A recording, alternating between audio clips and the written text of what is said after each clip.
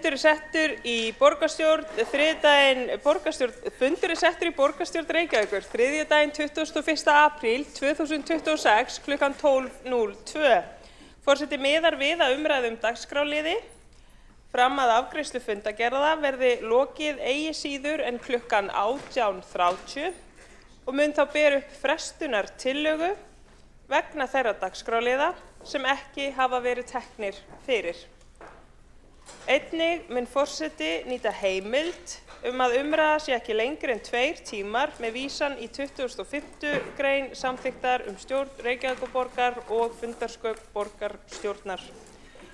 Forseta hefur borist dagskrárbreytingartillaga frá borgarfulltrúum Sjálfstæðisflokksins þar sem lagt til að mál númer 11 á dagskrá, tillaga borgarfulltrúa Sjálfstæðisflokksins breytta forgangsröðun samgönguverkefna í Reykjavík, færist upp og verði númer 2 á dagskrá. Tillaga borgarfulltrúa Sjálfstæðisflokksins betri álagsdreifingu umferðar færist í niður og verði tekin fyrir undir 11. lið og skoðast það samþykkt ef enginn hreyfir mótmælum. Og forseti mun einnig sameina umræðu dagskrárlið númer 2 og 6. Þannig að umræða dagskrárliði númer 2 og 6 verður sameinuð í einni umræðu. Þá gengið hefur borgarfulltrúinn Kjartan Magnússon óskað eftir að gera stutta athugasemd við fundarsköp forseta. Ég geri sjálfur sér enga athugasemd við það að það verði höfðu skipti á liðum 2 og 11. Þannig að tillaga breytta forgangsröðun samgönguverkefna fari á sem annað mál á dagskrá, en ég myndi jafnframt til að leggja til og hef sent það tillögu til ykkar í forsætinu að tillaga okkar Mörtu Guðjónsdóttur nýja samgöngustefnu Reykjavíkurborgar verði þá einnig rædd undir þeim lið. Þetta er sami málaflokkur og það er mjög líklegt að svipaðar ræður verði haldnar undir báðum liðum, þannig að eins og stundum hefur verið gert þá finnst okkur betra að sameina umræðurnar undir þessum lið og svo verður bara hægt að greiða atkvæði þessar tillögur sem sýnist báðar að vera ágætar. Kjartan Magnússon borgarfulltrúi hefur lokið að gera stutta athugasemd við fundarsköp. Forseti biður borgarstjórn að fylgjast vel með því sem forseti segir í upphafi fundar þar sem forseti tjáði að umræða lið númer 2 og lið númer 6 yrði sameinuð. Þá gengið til fyrsta liðar og útsendri dagskrá sem fyrri umræða stafræna stefnu. Kjartan Magnússon borgarfulltrúi hefur óskað eftir að gera stutta athugasemd við fundarsköp. Já, forseti, ég bara biðst velvirðingar, ég hef sennilega verið að skrifa tillöguna þegar að forsetin sagði þetta og þakka forseta fyrir atbeina hennar í málinu og þakka fyrir. Kjartan Magnússon borgarfulltrúi hefur lokið að gera stutta athugasemd við fundarsköp. Þá gengið til fyrsta liðar og útsendri dagskrá sem fyrri umræða stafrænu stefnu Reykjavíkurborgar 2026 til 2030.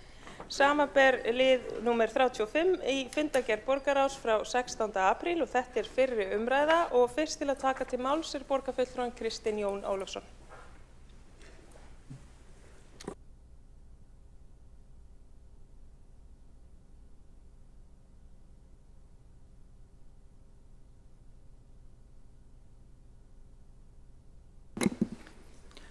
Virðulegi forseti, ágætu borgarfulltrúar og Reykvíkingar. Í dag tökum við til umræðu fyrstu stafrænu stefnu Reykjavíkurborgar fyrir árin 2026 til 2030. Leiðarljós hennar einfalt og öflugt. Reykjavík framsækin borg sem virkar.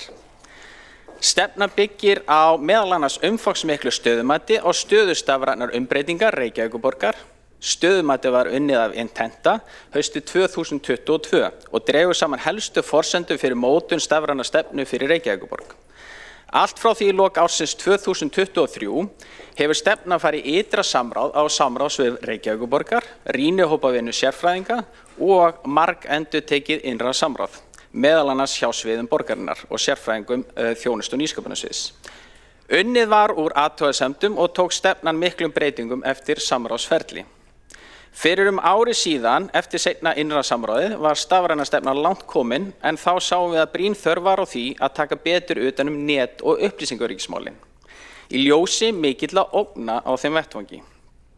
Því var ákveðið að setjast að stýrihóp þá vinnu og sáum við fljótt að sú vinna ætti heima með stafrænu stefnunni. Við kynnum því hér í dag stafrænu stefnuna með sérstaka áherslu á net- og upplýsingaöryggismál. Þakka ég Oktavíu Hrund Guðrúnar Jóns og Stýru H.B. Hán, borgarfulltrúanum Friðjóni R. Friðjónsssyni og Ástu Skjaldal Guðjónsdóttur fyrir mikilvæga vinnu. Auk félaga minna í stýruhópnum stafrænu stefnuna, borgarfulltrúanum Ragnhildi Öldu Maríu Vilhjálmsdóttur og Söru Björg Sigurðardóttur fyrir gefandi stundir og gott framlag. Stefnumótunin skapar heildarmynd af lykilmálaflokkum sem tilheyra undir stafrænt ráð og þjónustu og nýsköpunarsvið. Hún felur í sér að samhæfa ríkjandi strauma, stefnur og áherslur í tækniumhverfinu sem mikilvægt að borgin fylgi. Við áherslu borgarna sjálfarar og aðra gildandi opinbera stefnumótun eftir því sem kostur er. Jafnframt var lögð áhersla á raunhæfa markmiðasetningu og framsetningu aðgerðaáætlunar ásamt verk- og tímaáætlun til 5 ára, en aðgerðaáætlunin verður tekin fyrir í stafræna ráðinu á morgun og verður auk þess tekin inn undir annarri umræðu stafrænu stefnuna í borgarstjórn. Stafræna stefnan ekki bara stefna tækni. Þetta stefna fyrir framsækna borg sem setur íbúan, nútíma þjónustu og netöryggi í forgrunn. Framtíðarsýnin skýr. Árið 2030 verður Reykjavík meðal leiðandi borga á alþjóðavísu í mannvænni og traustri stafrænni þjónustu þar sem stafræn réttindi borgara eru tryggð. Við beitum notendamiðaðri hönnun, opnum stöðlum og gagnadrifinni nálgun. Þetta uppskrift sem borgin svo London, Tallinn, Kaupmannahöfn og Barcelona og fjölda annarra hafa notað til að umbreyta sinni þjónustu til íbúa.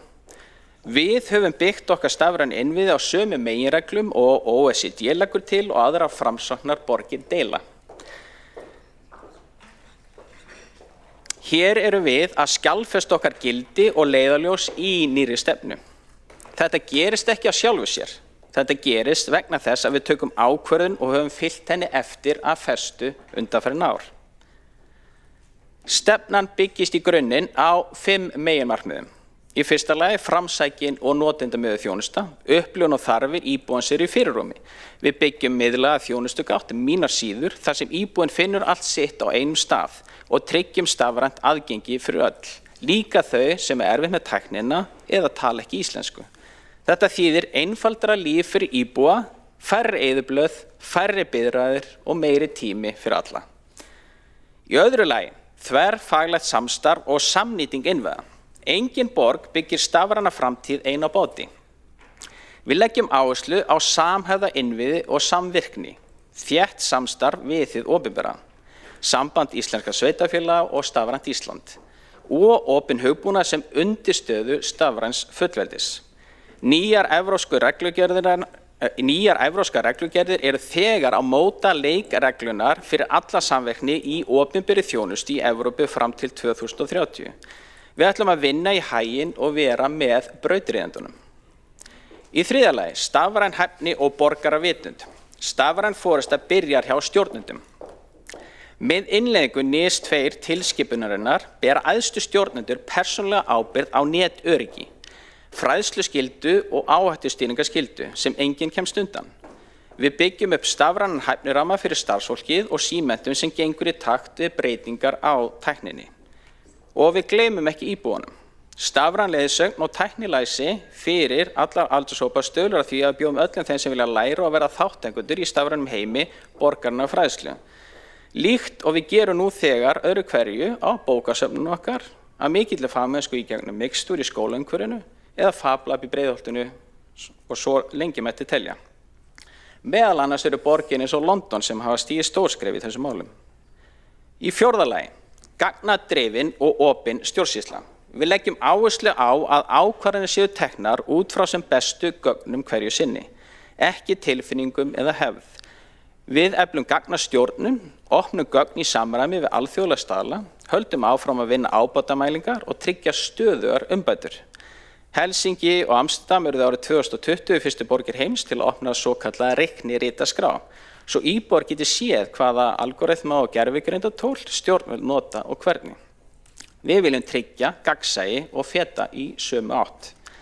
Í fimmta lagi, net- og upplýsingaöryggi sem burðarstólpi stafrænna innviða. Uppfært skipurit, öryggisráð og aukið rekstraröryggi. NIS 2 tilskipun Evrópusambandsins sem Ísland innleiðir á næsta ári gerir ríkari kröfur en nokkru sinni fyrr.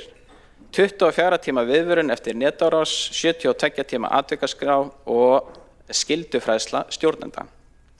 Það ekki ástæðulausu að við ákvaðum að sameina stýrihópa stafræna stefnu og net- og gagnaöryggi á síðasta ári. Öryggi og þjónusta eru tvær hliðar á sama peningi og við þurfum að tryggja öryggi af öllum mætti á tímum mikilla netöryggisógna og veldisvaxandi gervigreindar. Ábyrgðaraðili stefnunnar þjónustu- og nýsköpunarsvið í samvinnu við önnur fagsvið. Stafrænir leiðtogar og öllum fagsviðum borgarna brúa bilið milli þjónustu og tækni. Stafrænt ráð veitir svo pólitíska yfirsýn og aðhald.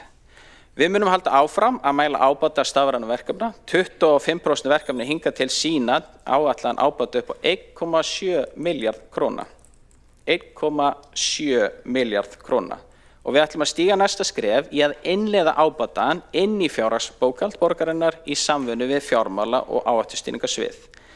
Reykjavík lítil borg á heimsmælikvarða, en við höfum sýnt að lítil borg getur verið í fararbroddi.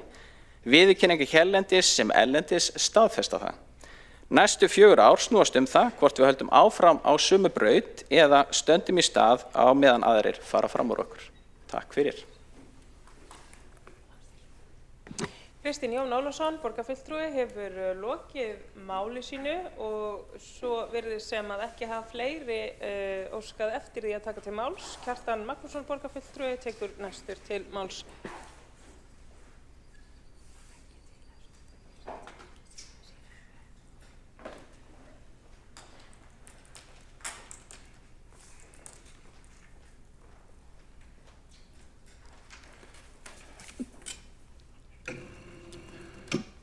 Forseti, góðir borgarfulltrúar, ég vil þakka Kristni Jóni Ólafssyni fyrir skörulegan flutning á ræðu sinni stafræna stefnu Reykjavíkurborgar. Þarna held ég séum ekki sammála. Það nú einu sinni þannig að það ekki síst í opinberum fjármálum þar sem hægt að hafa reikningskúnstir norður, suður, austur og vestur. Og við munum örugglega að fá, þetta kannski æfing fyrir umræðu ársreikningi í næstu viku, því að þar munum við örugglega að fá að heyra mjög mismunandi túlkanir á reikningum borgarinnar.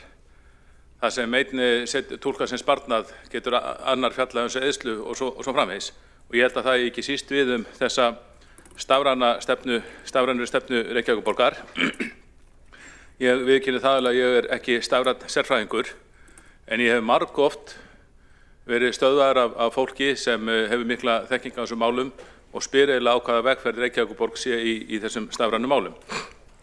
Af hverju í ósköpunum borgin hafi væntanlega fyrir að frumkvæði Pírata valið þá leið að stofna stórt svið sem hefur það megin hlutverk að gegnir hlutverki hálfgerð svona hugbúnaðarhús með öllum þeim kostnaðum sem því fylgir og það sé fjöldi fólk sem fær vinnu við það að skapa lausnir sem séu mikið til fyrir hendi hjá alþjóðlegum hugbúnaðarfyrirtækjum og þetta sé því algjör óþarfi og tímaeyðsla og peningaeyðsla að vera að skapa nýtt kerfi þegar að heimurinn fullur mikið úrval af slíkum kerfum í heiminum og jafnvel hér innanlands. Þarna held ég því miður þó að ég veit að það sé mjög góður hugur að baki, þá held ég að það sé mjög svona frjálsleg túlkun að segja að hér hafi verið sparnað að ræða. Ég held að það sé mjög auðvelt fyrir góða hugbúnaðarsérfræðingana að reikna út að hér hafi miklu verið til kostað en ávinningur auðvitað einhver en að sömu liti óljós og sömu liti ekki góður. Og ég hef ekki sögt mér ofan í einstöku atriði, hef spurt gagnrýnar spurningar þegar þetta verið borið fram í ráðum og nefndum.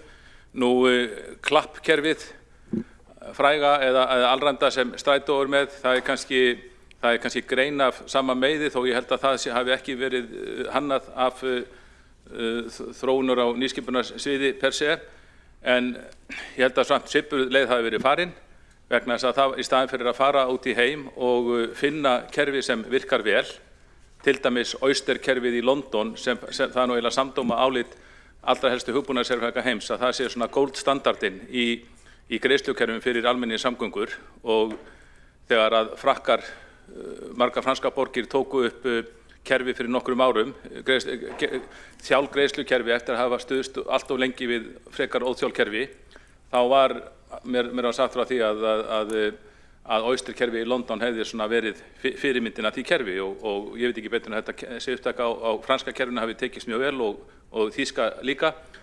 Þannig að það komið góð greiðslukerfi út allt sem auðvitað að fá held ég afleggjar af, en Reykjavíkurborg eða Strætó sem við erum meirihlutaeigandi henni tók þá ákvörðun að búa til nýtt kerfi með öllum þeim kostnaði sem því fylgdi og hanna það held ég öðru leit annars vegar í Noregi og hins vegar hér á Íslandi og það virkar ekki enn sem skildi. Það miklu betra það var þegar það fór í loftið held ég 2022, miklu betra núna, en það ennþá verið að glíma við barnasjúkdómana.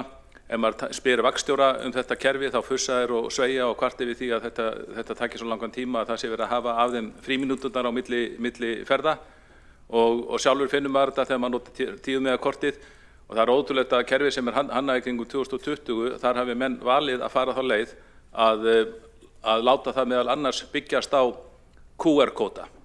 Þegar hugbúnaðarsérfræðingar fjalla þetta að það hefur verið kerfi byggt á QR-kóta árið 2020 í hönnun þá bara hlæja þeir. Nú hins vegar þá verð ég að segja að síma, sem sagt, sú lausn sem var gerð fyrir farsímana, hún virkaði allavega ekki á mér þegar að kerfið fór í loftið.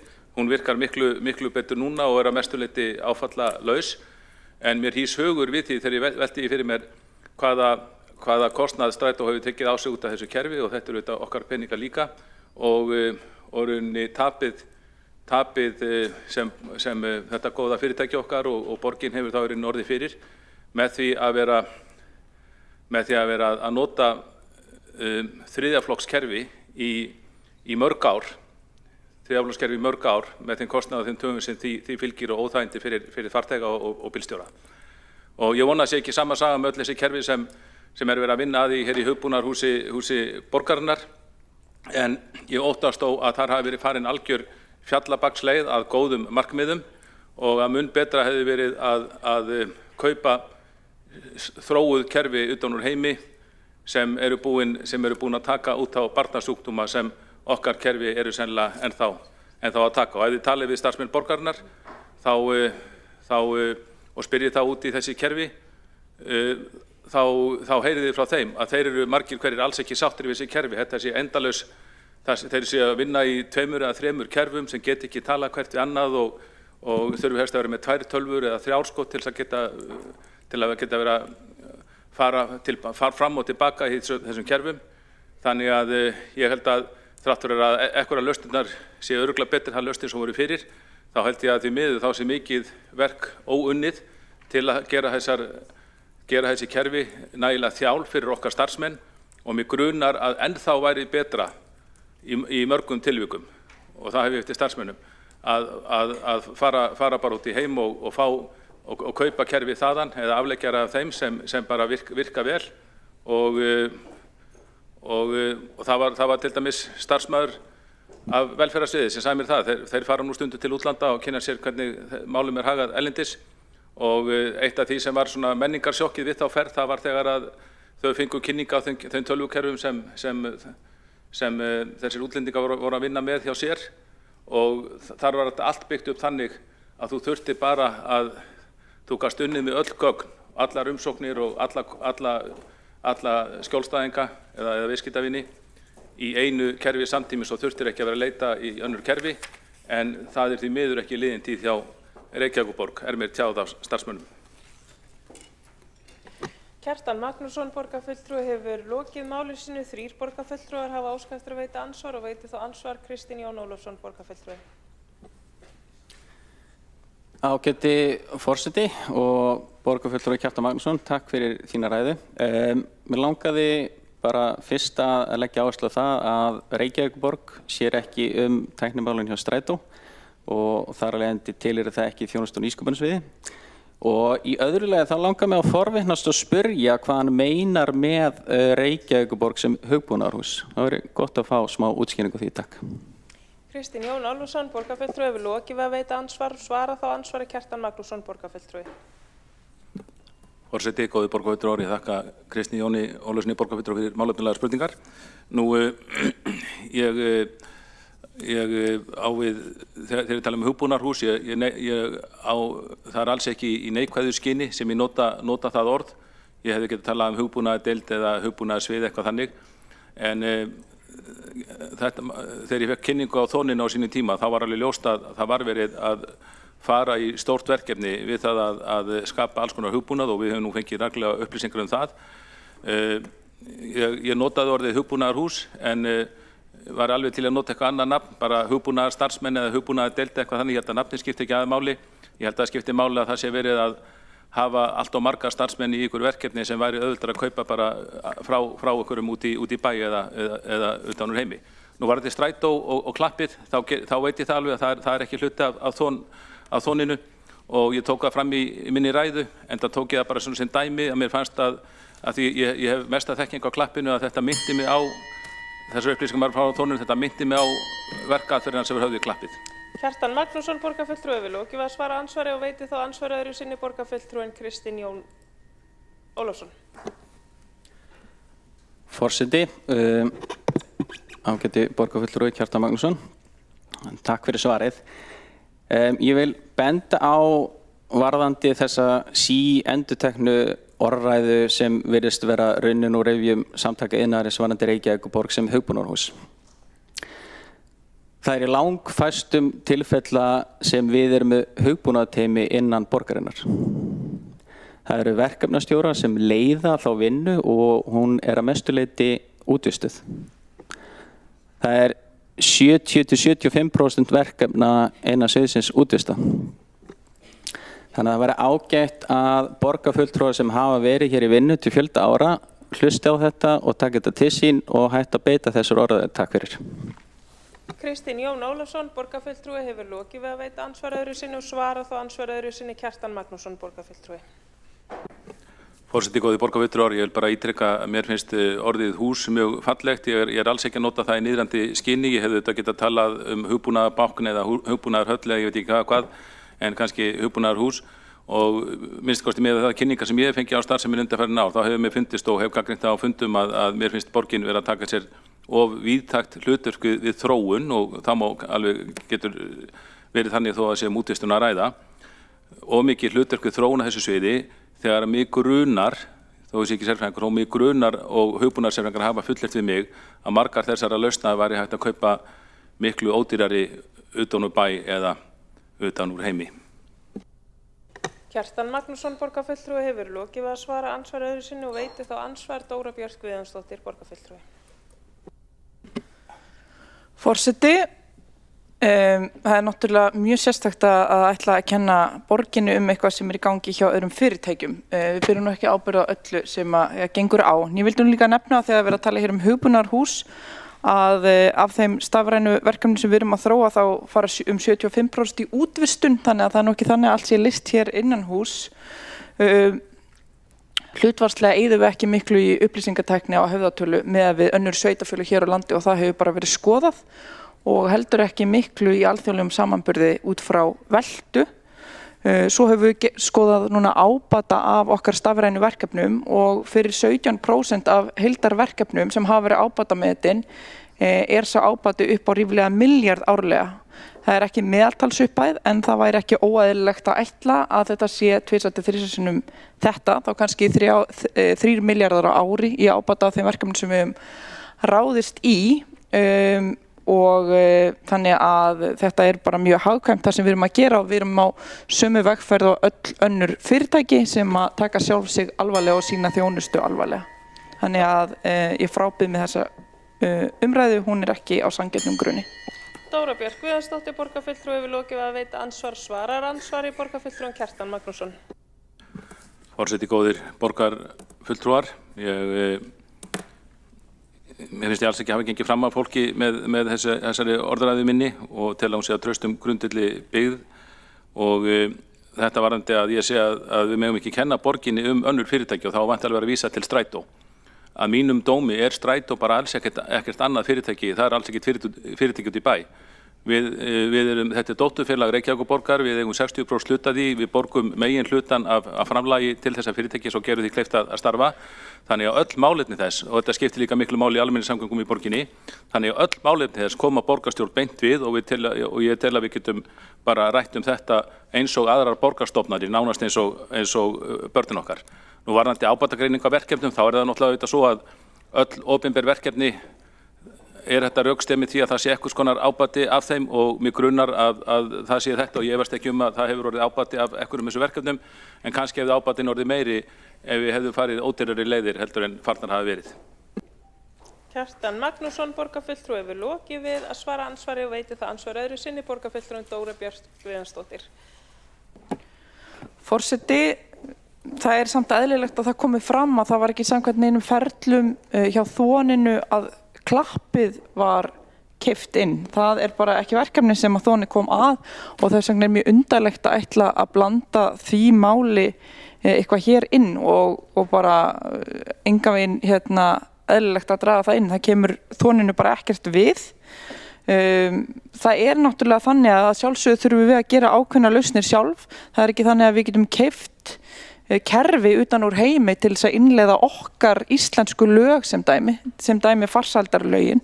Þau eitthvað sem að við þurfum auðvitað að hafa kerfi sem að virkar fyrir og þannig að bara þessi umræða hún svolítið gömul og þreytt og allir sem að hafa farið út og haldið þessu fram að við séum einhvers konar hugbúnaðarhús sem að gerðu hér árum áður eins og til dæmis samtök iðnaðarins hafa bara kynnt sér málin betur og myndi ekki tala svona í dag.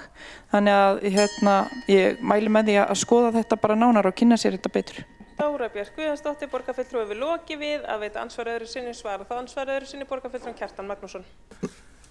Já, forseti góður borgarfulltrúar, ég þakka Dóru Björt Guðjónsdóttir bara fyrir ábendingarnar. Ég geti örugglega kynnt með mörg þessi verkefni sem hafi verið unnin á Þóninu betur en ég tók klappið sem dæmi af því að mér finnst það alveg koma okkur við, kemur öllum Reykvíkingum við og borgarstjórn líka og ég greip til þess sem líkingar vegna þess að ég sagði mér fyndist sami hugsunarháttur. Ég held að flestir viðurkenni að klappið hafi verið algjört fíaskó, vonandi það nú eitthvað að lagast og það sé ekki komið í lag og ég greip sem líkingu og mér finnst svipar hugsunarháttur vera kannski ástundaður á Þóninu og síðan varðandi eins og það verið varðandi klappið að í staðinn fyrir að finna bara eitthvað gott kerfi út í heimi og kaupa afrit af því eða eitthvað þannig að þá hefði þurft að búa til eitthvað nýtt kerfi frá grunni.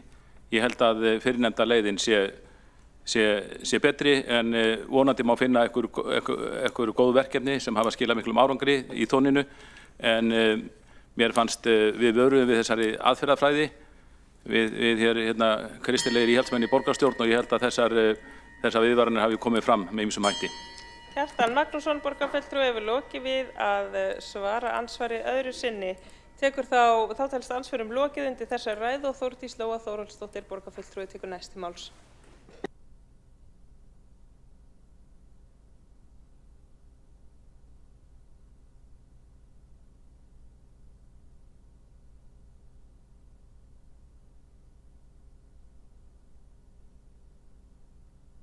Þetta náttúrulega áhugaverð umræða verð ég að segja.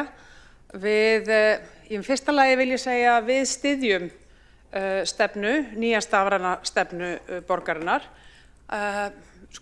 Förum aðeins tilbaka. Þetta náttúrulega eiginlega bara hálfhlægilegt að hér séum við að ranta tæknimál hjá B-hlutafyrirtækjum borgarinnar. Förum til ársins 2018, þar sem Píratar og Viðreisn sameinuðust í fyrsta skipti í meirihluta í borginni. Og hver var staðan þá? Hún var bara alveg ömurleg í stafrænni þróun.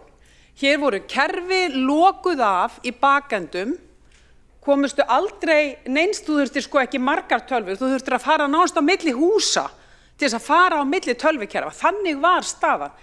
Ekkert að þessum kerfum talaði saman. Og hvað gerðum við? Við hófum þessa vegferð. Og hún búin að standa síðan 2018 og við getum þrætt hér og rifist það hvað á að úthýsa og hverju á ekki að úthýsa og hvernig við gerum þetta og einhverjir hefði gert þetta öðruvísi og það bara gott og gilt. En hér alveg gríðarlega mikilvægt mál að ræða fyrir sveitarfélög, fyrir notendur sem þá bæði íbúarnir og starfsmenn. Og þegar við hófum þessa vegferð, þessa stafrænu þróun, þá sáum við það fyrstu 2-3 árin, þau fóru í rauninni bara að moka skurðinn í bakendanum á öllum þessum kerfum. Og við skildum ekki helminginn af því sem fór fram í byrjun. Hvers vegna? Af því að þetta hafði ekkert með notendan sem íbúinn að gera. Þetta hafði með kerfin og allt þetta sem við sjáum aldrei, sem einhvern veginn undir yfirborðinu. Þetta var það sem við urðum að byrja á og auðvitað var þetta flókið og auðvitað var þetta torvelt. En við settum á stað verkefni, við settum í þetta pening, við urðum að gera það því að Reykjavíkurborg getur ekki setið eftir, langt á eftir í stafrænni þróun. Nú við erum stór og sterk, við hlupum hratt, urðum náttúrulega forsíðu frétt í blöðunum hvað eftir annað. En við urðum ekki bara forsíðu frétt í Morgunblaðinu, við urðum líka forsíðu frétt af því að þetta verkefni var stórkostlegt og það hefur unnið til verðlauna eftir verðlauna og fögnum því. Og ég verð að segja að þegar ég tek strætó að ég undir einhverju heillastjörnu af því að klappið hefur alltaf virkað. Það bara virkar alltaf þegar Þórdís Lóa Þórðarsdóttir gengur borð í strætó. Það hefur ekki einu sinni klikkað klappið. Ég ætla bara að klappa fyrir því. Mér finnst þetta frábær stefna, mér finnst hún pínu óskiljanleg af því að hún náttúrulega mjög niðurnjörfið í alls kyns aðgerðir, fæn. Mér finnst þetta frábær vinna, ég held að borgin ætti að vera alveg ótrúlega ánægð með sig, þannig að ég segi bara til hamingju Reykjavík, þetta skip sem farið á stað og verður að halda áfram að sigla og við getum aldrei hætt að setja peninga í stafræna þróun, fyrir stafræna þróun bara orðin einhver allt önnur þróun sem við kunnum ekki orðið yfir í dag. Takk fyrir. Þórdís Lóa Þórðarsdóttir, borgarfulltrúi, hefur lokið máli sínu og Kristinn Jón Ólafsson, borgarfulltrúi, tekur næstur til máls og lokar þar með umræðinni.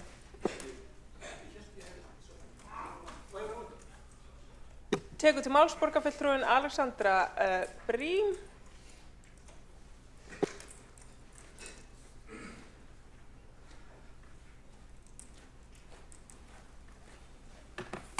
Forseti og borgarstjórn og góðir áheyrendur, afsakið, mér fannst ég hefði farið á mælendaskrá áðan, það getur verið að ég hef bara eitthvað. En mér finnst það gaman að vera hér í dag að ræða stafrænu stefnu Reykjavíkurborgar. Ég kann að meta umræðuna og eins og Kristinn Jón fór yfir hérna áðan, þá erum við nú þegar farin að sjá bara mjög mikinn ávinning af því að hafa farið í þessa vegferð. Það núna reiknast okkur að sé 1,7 milljarður í hagræði og bara minni rekstrakostnað árlega út af þeim verkefnum sem við erum búin að ráðast í. Og höfum svo líka í huga því að vissulega þetta kostaði fjárfestingu og við fórum í mjög öfluga fjárfestingu framan af sem var nauðsynleg til þess að koma okkur upp þessum innviðum og til þess að geta farið að ná þessu hagræði. Það borgar sig yfir lengri tíma að gera þetta og það fjárfesting sem að borgar sig fyrir okkur og þetta svona sem að ég vil reka borgina, það svona sem ég vil besta rekstur borgarinnar. Að fjárfesta í því sem að dregur úr kostnaði til framtíðar og eykur svigrúmið okkar síðar til þess að gera það sem okkur langar til að gera. Og höfum við það líka í huga að stór hluti af fjárfestingunni í þjónustuumbreytingunni sem stafræn hluti sem við hefðum hvort þið þurft að gera. Við myndum þurfa nýja málaskrá fyrir velferðarsvið hvort þið við myndum þurfa nýtt fjármálakerfi hvort þið Við myndum þurfa einhvers konar umsóknarferli fyrir fjárhagsaðstoð til framfærslu. Við myndum þurfa einhvers konar nemendaskrá, skrá yfir nemendur í skólunum. Það bara spurning hvort við ætlum að gera það vel, með nýjustu aðferðum, með góðu samráði út á sviðunum og við notendur, eða hvort við ætlum að halda áfram að gera það eins og í gamla daga og láta það vera eins og það var þegar við komum inn á 2018 og eins og Þórdís Lóa borgarfulltrúi fór yfir voru bara langt á eftir, meira sér bara innanlands. Við vorum bara á eftir öðru sveitarfélögum í stafrænni þjónustu og í þjónustuveitingu almennt. Og það var til skammar. Núna erum við komin í fremstu röð. Við erum raunverulega að veita góða þjónustu og við notum stafræn tól og við notum góða aðferðafræði til þess. Og þessi aðferðafræði sem við beitum hefur notið bara mjög mikillar og jákvæðrar athygli á heimsvísu. Þegar við tókum þátt í Bloomberg-verkefninu þá vorum við til fyrirmyndar og okkar fólk eftirsótt á ráðstefnum erlendis til að segja frá því hvernig við gerum þetta. Þegar ég fer á Smart Cities Expo í Barcelona þá ég beðin að segja frá því hvernig við högum samráði við svið og skrifstofu borgarinnar til þess að það séu allir sáttir og fólk sé að fá vöru sem að nýtist þeim. Það var ekki alltaf svona. Og þetta tók vissulega smástund alveg í upphafi að koma okkur að þennan stað því við þurftum að byggja verklagið. Og það voru alveg einhver væntanlega mistök gerð á allra fyrstu metrunum, en við erum komin með mjög gott verklag í dag. Af því að það er rangt sem að haldið hefur verið fram að við séum með einhvers konar hugbúnaðarhús þar sem við séum að þróa frá grunni forrit innanhús sem við gætum bara keypt eins og illufur. Það er ekki þannig.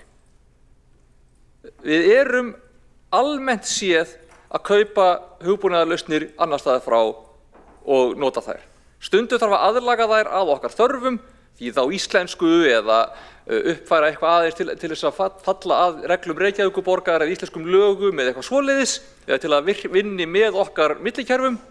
En við erum að kaupa forrit og kaupa aðlögun á þeim. Einstaka sinnum hefur við þurft að kaupa minni forrit, ég segi það ekki, það er ekki vinnulagið. Það sem við höfum innanhús er það sem er skynsamlegt að hafa innanhús. Það er samráðið á sviðunum og yfirsýnin svo að fólk viti hvað það er að fá, svo að starfsfólki sé með í því að ákveða hvað við erum að kaupa inn, bara svona notendaþróun og notendaprófanir. Það er yfirsýnin svo að við stöndum ekki í þeirri stöðu að það sé einhver ytri aðili að ákveða fyrir okkur hvað okkur vanti. Það væri til dæmis fáránlegt. Og yfirsýn yfir það hvað við erum með. Við viljum til dæmis ekki vera með eitthvað stórt kerfi sem að stór hluti af rekstri borgarinnar byggir á, sem að við getum lent í að bara allt í einu veit enginn neitt ef við segjum upp samningi við eitthvað rekstrarfyrirtæki. Þannig að við höldum yfirsýninni og við höldum þekkingunni og við höldum samráðinu og við höldum ákvarðanatökunni innanhús, en við kaupum sjálfan hugbúnaðinn og þróunin á honum. Það er bara mjög mikilvægt. Þannig að ég vil líka kannski nefna það því að það var talað að kerfin töluðu ekki saman. Allra fyrst þá var það rétt og við vissulega þurftum að vinna upp bara mjög harkalega innviða skuld í stafrænum kerfum, en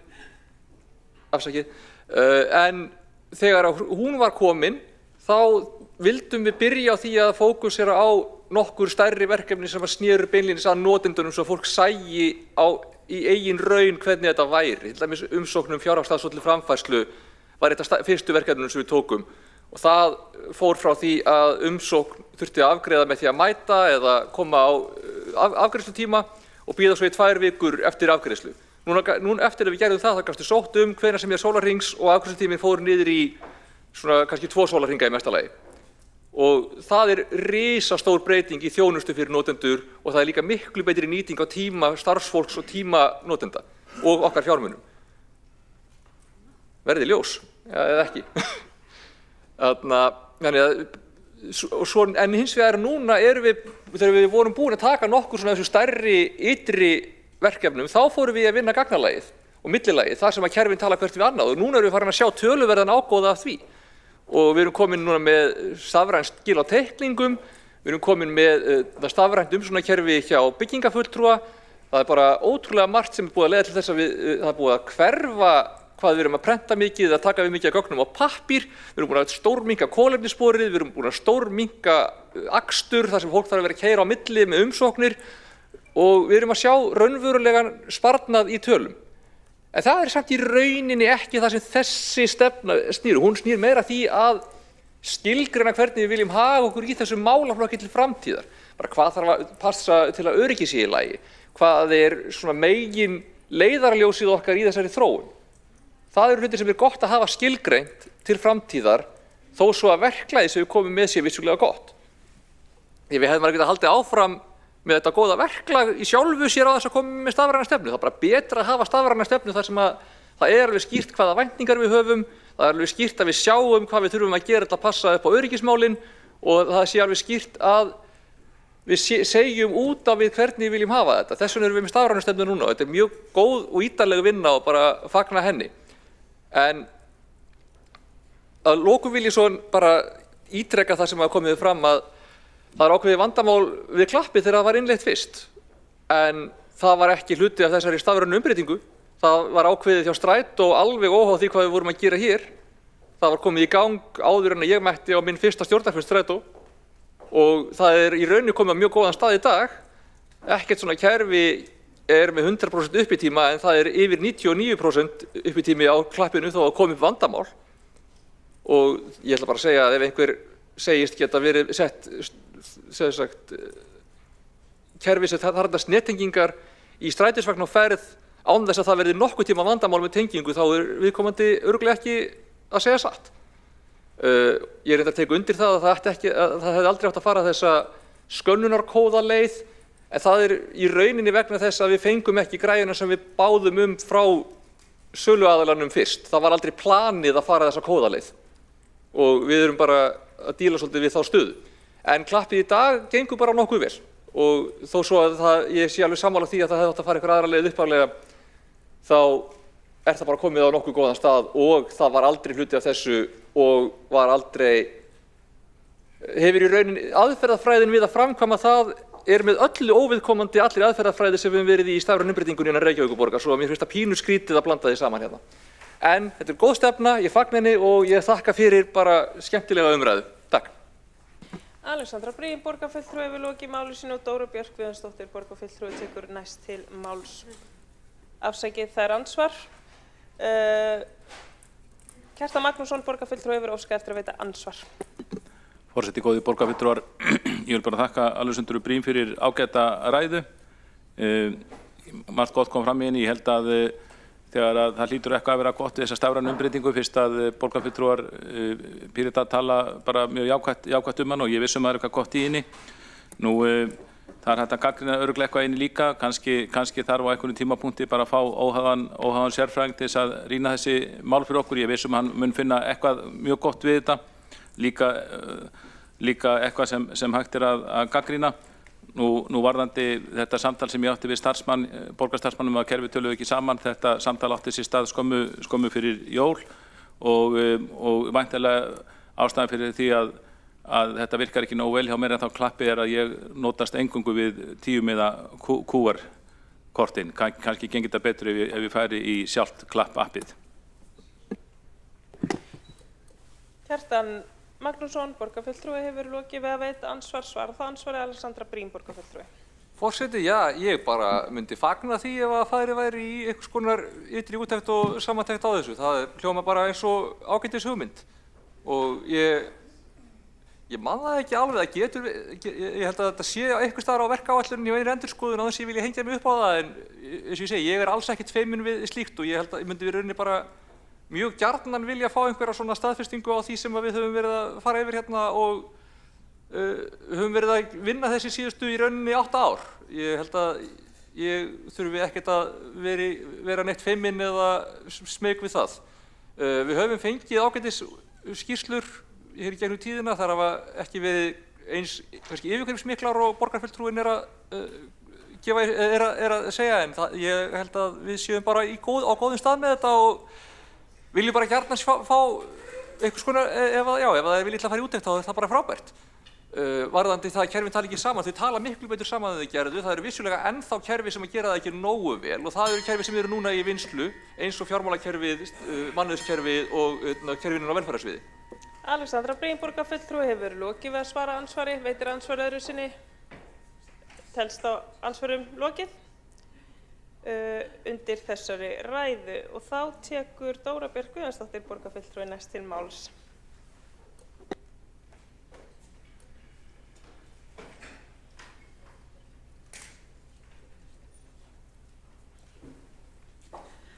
Forseti, ég fagna þessari stafrænu stefnu sem hér liggur fyrir. Það bara mjög gott að hafa slíkt akkeri í okkar störfum við það að bæta þjónustu fyrir borgarbúa. Og þetta snýst auðvitað það að við erum að bæta líf fólks, einfalda líf fólks, hvort sem það eru íbúar úti í samfélaginu sem við erum að vinna fyrir eða starfsfólki okkar sem að við viljum auðvita að þurfi að nota færri handtök í sín verkefni þannig að sérfræðingar geti þá betur varið sínum tíma í sín verk. Og þannig förum við vel með peninga, þannig förum við vel með tíma og þannig förum við vel með auðlindir. Og það það sem við erum að gera.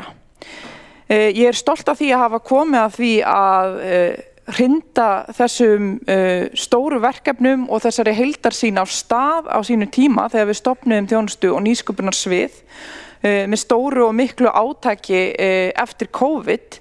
Það var hárrétt að gera það og það var hárrétt að setja mikið af fjárfestingu í þetta vegna þess að við vildum á þeim tíma vaksa út úr þeirra áskorun sem að COVID færði okkur og við gerðum það. Og nú erum við búin að gera hér ábatamat á stórum hluta af verkefnunum og það sýnir okkur að fyrir 17% af verkefnunum ábatinu milljarður. Mér skilst að það sé búið að ábata meta enn meira í dag. Það þýðir að við séum þá kannski að tala 3 milljarða á ári hverju. Ef við uppreiknum það fyrir 4 ár þá það 12 milljarðar á 4 árum. Og þetta segir okkur að stafræna vegferðir búin að borga sig mjög vel fyrir okkur. Og bæði fjárhagslega en líka bara í því að við erum að taka alvarlega þau tækifæri sem felast í tækninni, sem felast í hugvitinu sem að við höfum og við erum að nýta okkur það. Og þrátt fyrir að fólk komi stundum og tali eins og hér var gert áðan, að þá finnst mér mikilvægt að við gerum okkur grein fyrir það að Reykjavíkurborg að standa sig óboðslega vel í þessu og fyrirmynd allra annara sveitafélaga á Íslandi þegar kemur að nútímavæðingu þjónustu og stafrænni þjónustu. Og það staðreynd, sama hvernig einhverjum getur svo sem liðið með það. Það staðreynd að það litið til okkar.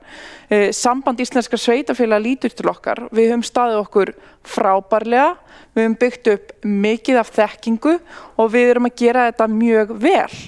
Og við erum að gera þetta þannig vel að þau kerfi sem að við höfum byggt upp, sem að við höfum þurft að byggja upp, byggt á til dæmis einhverjum lögum eða einhverju góðri ástæðu fyrir því eins og alltaf þegar við byggjum kerfin sjálf, að ríkið hefur tekið jafnvel kerfin okkar og vilja byggja á þeim á landsbasis, á landsvísu. Þannig að við erum að gera hér góða hluti.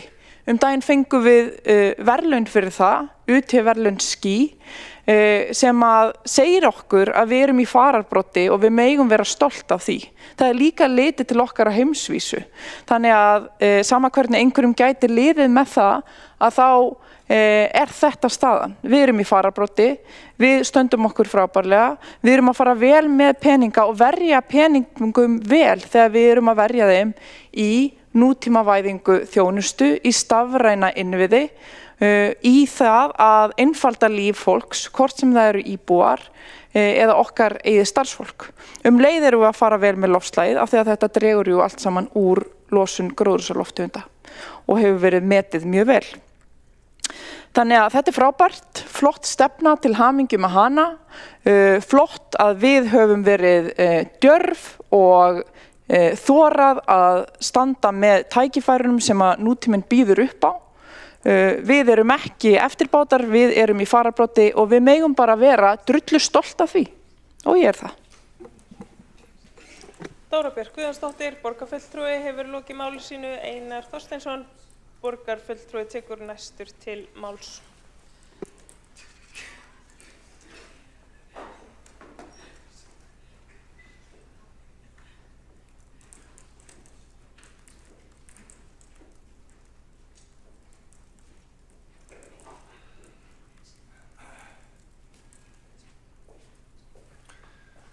Forseti, ágæta borgarstjórn. Ég tek undir með Dóru Björk Guðjónsdóttur borgarfulltrúa þegar hún nefnir það að Reykjavíkurborg að mörgu leyti mjög framsækin og öflug þegar kemur að stafrænni þróun. Og margt hefur verið vel gert á undanförnum árum og það samstarf sem við lögðum upp hér í síðasta meirihluta í upphafi kjörtímabilsins með Sambandi íslenskra sveitafélaga og Stafrænu Íslandi hefur þróast á mjög jákvæðan hátt og í því felast mikil tækifæri bæði fyrir borgina, sveitafélögin í landinu og ríkið.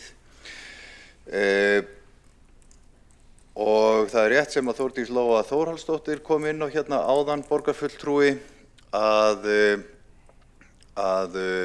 hér framan af þessu fjárfestingaverkefni á síðasta kjörtímabili og reyndar svona framan af á þessu kjörtímabili líka, þá var mjög verið að fjárfesta í undirvagninum, því sem var undir húddinu og ég held að við hér í borgarstjórn og eflaust almenningur líka hafi verið kannski frekar óþreyjufullur og óþreyjufull að fá að sjá fleiri svona frammendalausnir sem að blasa við notandanum, íbúum í borginni, að þær litu dagsins ljós. En svona á þessu kjörtímabili hafa hins vegar svona ýmsar lausnir litið dagsins ljós og þær eru allar til bóta.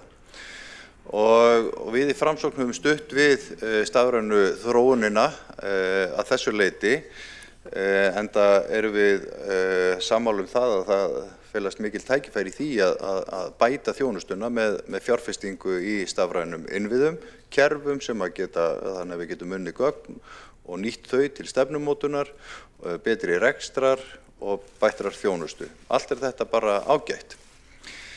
Hins vegar verð ég eiginlega að segja það að þessi stefna hér, stefnur eiga að vera einfaldar. Það eiga að vera skýrar og það eiga að vera leiðarljós, bæði fyrir kjörna fulltrúa en alveg sérstaklega starfsmenn, starfsfólki sem vinnur eftir stefnunni. Við myndum hana og þeim ber að fylginni. Og ég held að ég taki nú ekki djúpt í árunni þegar ég segi að þessi stefna sé ekkert sérstaklega aðgengileg.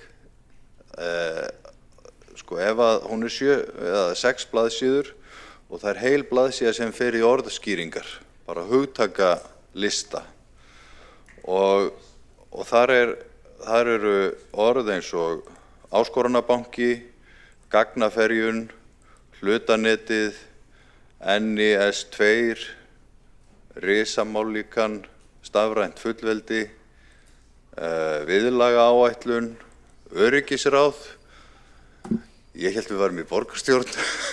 Mér finnst þetta rosalega tæknilegt og ég vil ekki tala hana niður af því að hún í grunninn verið að segja við viljum hafa hlutina með þessum hætti og eflaust þetta allt saman til bóta, en ég held að almenningur hann átti sig ekkert á því hvað þessi stefna felur í sér.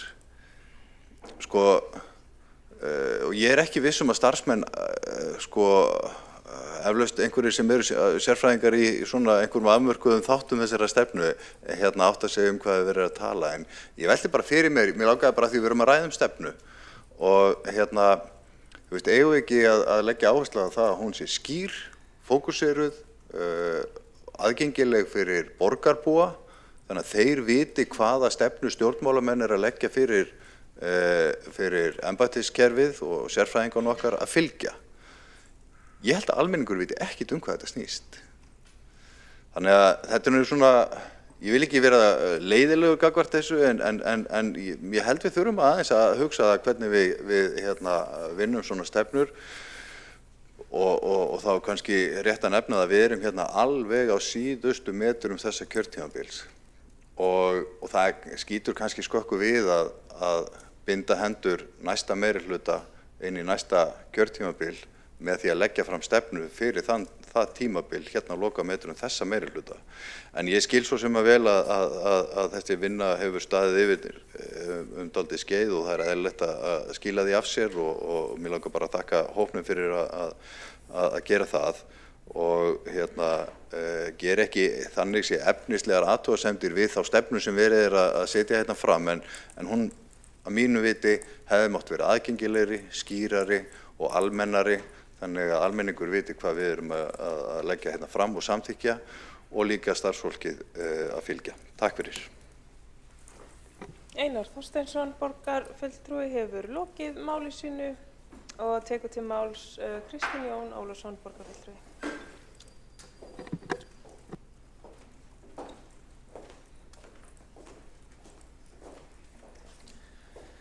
Virðulegi forseti og ágæta borgarstjórn. Ég vil byrja á því að þakka borgarfulltrúum fyrir mjög góða umræðu og það má alltaf finna hluti sem má bæta og gera betur og teki glaður við ábendingum borgarfulltrúar hafa tillögur að því. Því við erum nú bara að taka stefnuna fyrir hér í fyrri umræðu og munum taka hana síðan fyrir í seinni umræðu, þannig að endilega sendið punta á okkur. Í október síðastliðnum beindi bandaríska viðskiptaritið Forbes sjónum sínum að Íslandi. Þau voru hvorki að skrifa náttúru né Eldfjöll, heldur stafræna þjónustu Reykjavíkurborgar. Greinin snerist það hvað aðra borgir út í heimi gætu lært á okkur. Það ekki sjálfgefið að íslenskt sveitarfélag veki slíka alþjóðlega athygli. En það gerist þegar við höfum kjark til að gera hlutina vel og þorum að brjóta upp gömul kerfi. Fyrir okkur Pírata þessi árangur engin tilviljun. Við lögðum upp í þessa vegferð af miklum þunga árið 2019. Markmiðið var aldrei tæknin sjálf. Markmiðið var alltaf og enn fólkið í borginni, þjónustan. Við vildum einfalda líf fólks, uppræta tilgangslösa skriffinsku og sína dýrmætustu auðlind fólks tímonum þá virðingu sem hann á skilið. Töluna ljúga ekki, heimsóknum í þjónustuver hefur fækkað 50%. Fólk getur afgreitt sig sjálft á sínu forsendum heim í stofu og það sem enn mikilvægara, rafræn fjárhagsaðstoð hefur stytt biðtíma alltaf 90%. Hugsaðu ykkur það, 90%. Styttri bið eftir úrlausn fyrir fólk sem oft í sinni dýpstu krísu. Að stytta biðtíma svona gífurlega snýst ekki bara skilvirkni, þetta snýst mannúð. Þetta hefur tekið svo vel að fjöldi annarra sveitarfélaga hefur tekið upp sömu lausn. Ekki nóg með það, heldur við þessa dagana einlega fyrsta stafræna aðgengiskort Reykjavíkur í Sund, Ylströnd, fjölskylduhúsdýragarðinn og söfnborgarnar. Allt í einu korti í síman eða úrið. Við skulum hafa eitt á hreinu.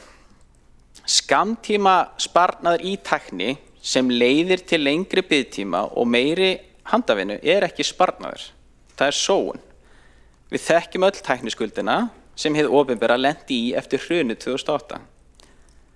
Stafræna umbreytingin skilar sér beint í betri nýtingu og skattfé. Í dag sparar Reykjavíkurborg yfir 100.000 vinnustundir á ári. Nýtt fjárhagskerfi eitt og sér áætlað að spara 30.000 vinnustundir á ári.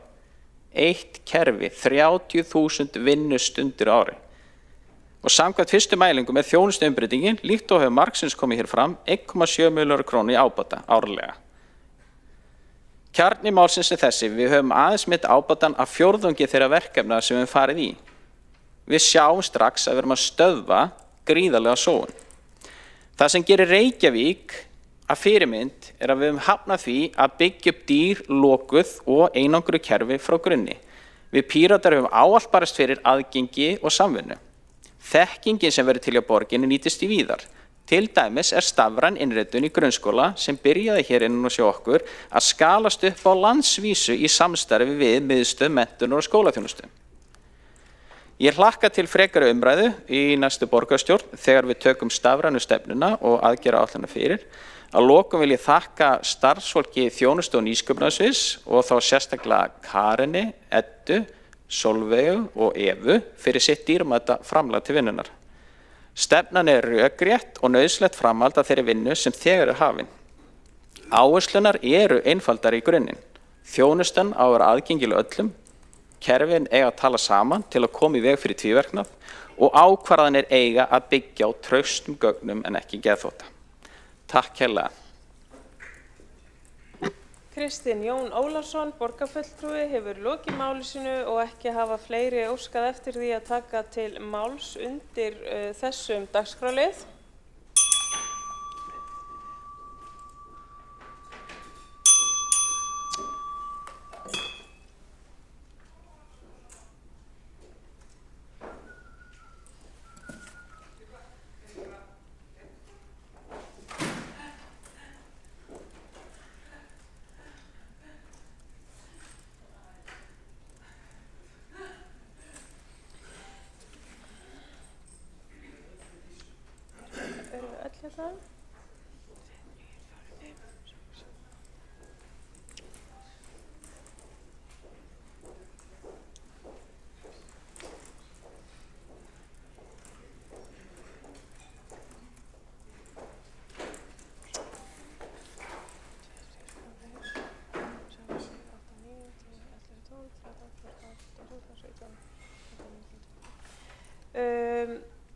Þá fyrri umræðu stafrænu stefnu 2026-2030 lokið og það lagt til að henni verði vísað til síðari umræðu og skoðast það samþykkt ef engin Mótmælir?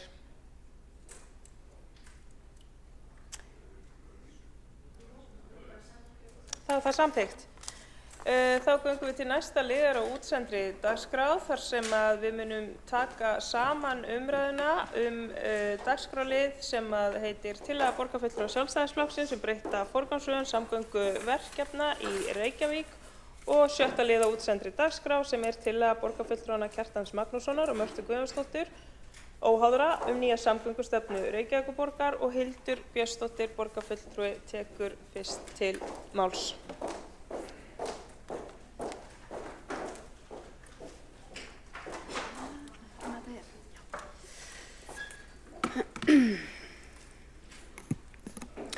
Forseti, ágæta borgarstjórn, ég flyt hér tillögu okkar sjálfstæðismanna breytta forgangsröðun samgönguverkefna í Reykjavík. Og tillagan gerir ráð fyrir því að borgarstjórn samþykki að fela borgarstjóra að hefja viðræður við ríki og nágrannasveitarfélög breytingar á forgangsröðun og fjármögnun verkefna í samgöngusáttmálanum. Markmiðið væri að setja brýnustu og arðbærustu samgönguverkefnin í forgang og tryggja skjótan og mælanlegan árangur fyrir borgarbúa. Við leggjum til 7 áhersluliði í þessum efnum og ég ætla að fara yfir þá í réttri röð, en fyrsti áhersluliðurinn snýr að snjallvæðingu umferðarljósa. Að þessi snjallvæðing verði sett í algeran forgang og innleitt verði á öllu höfuðborgarsvæðinu miðlægt stýrikerfi sem lágmarkar biðtíma og tryggir forgang almenningssamgangna og viðbragðsaðila.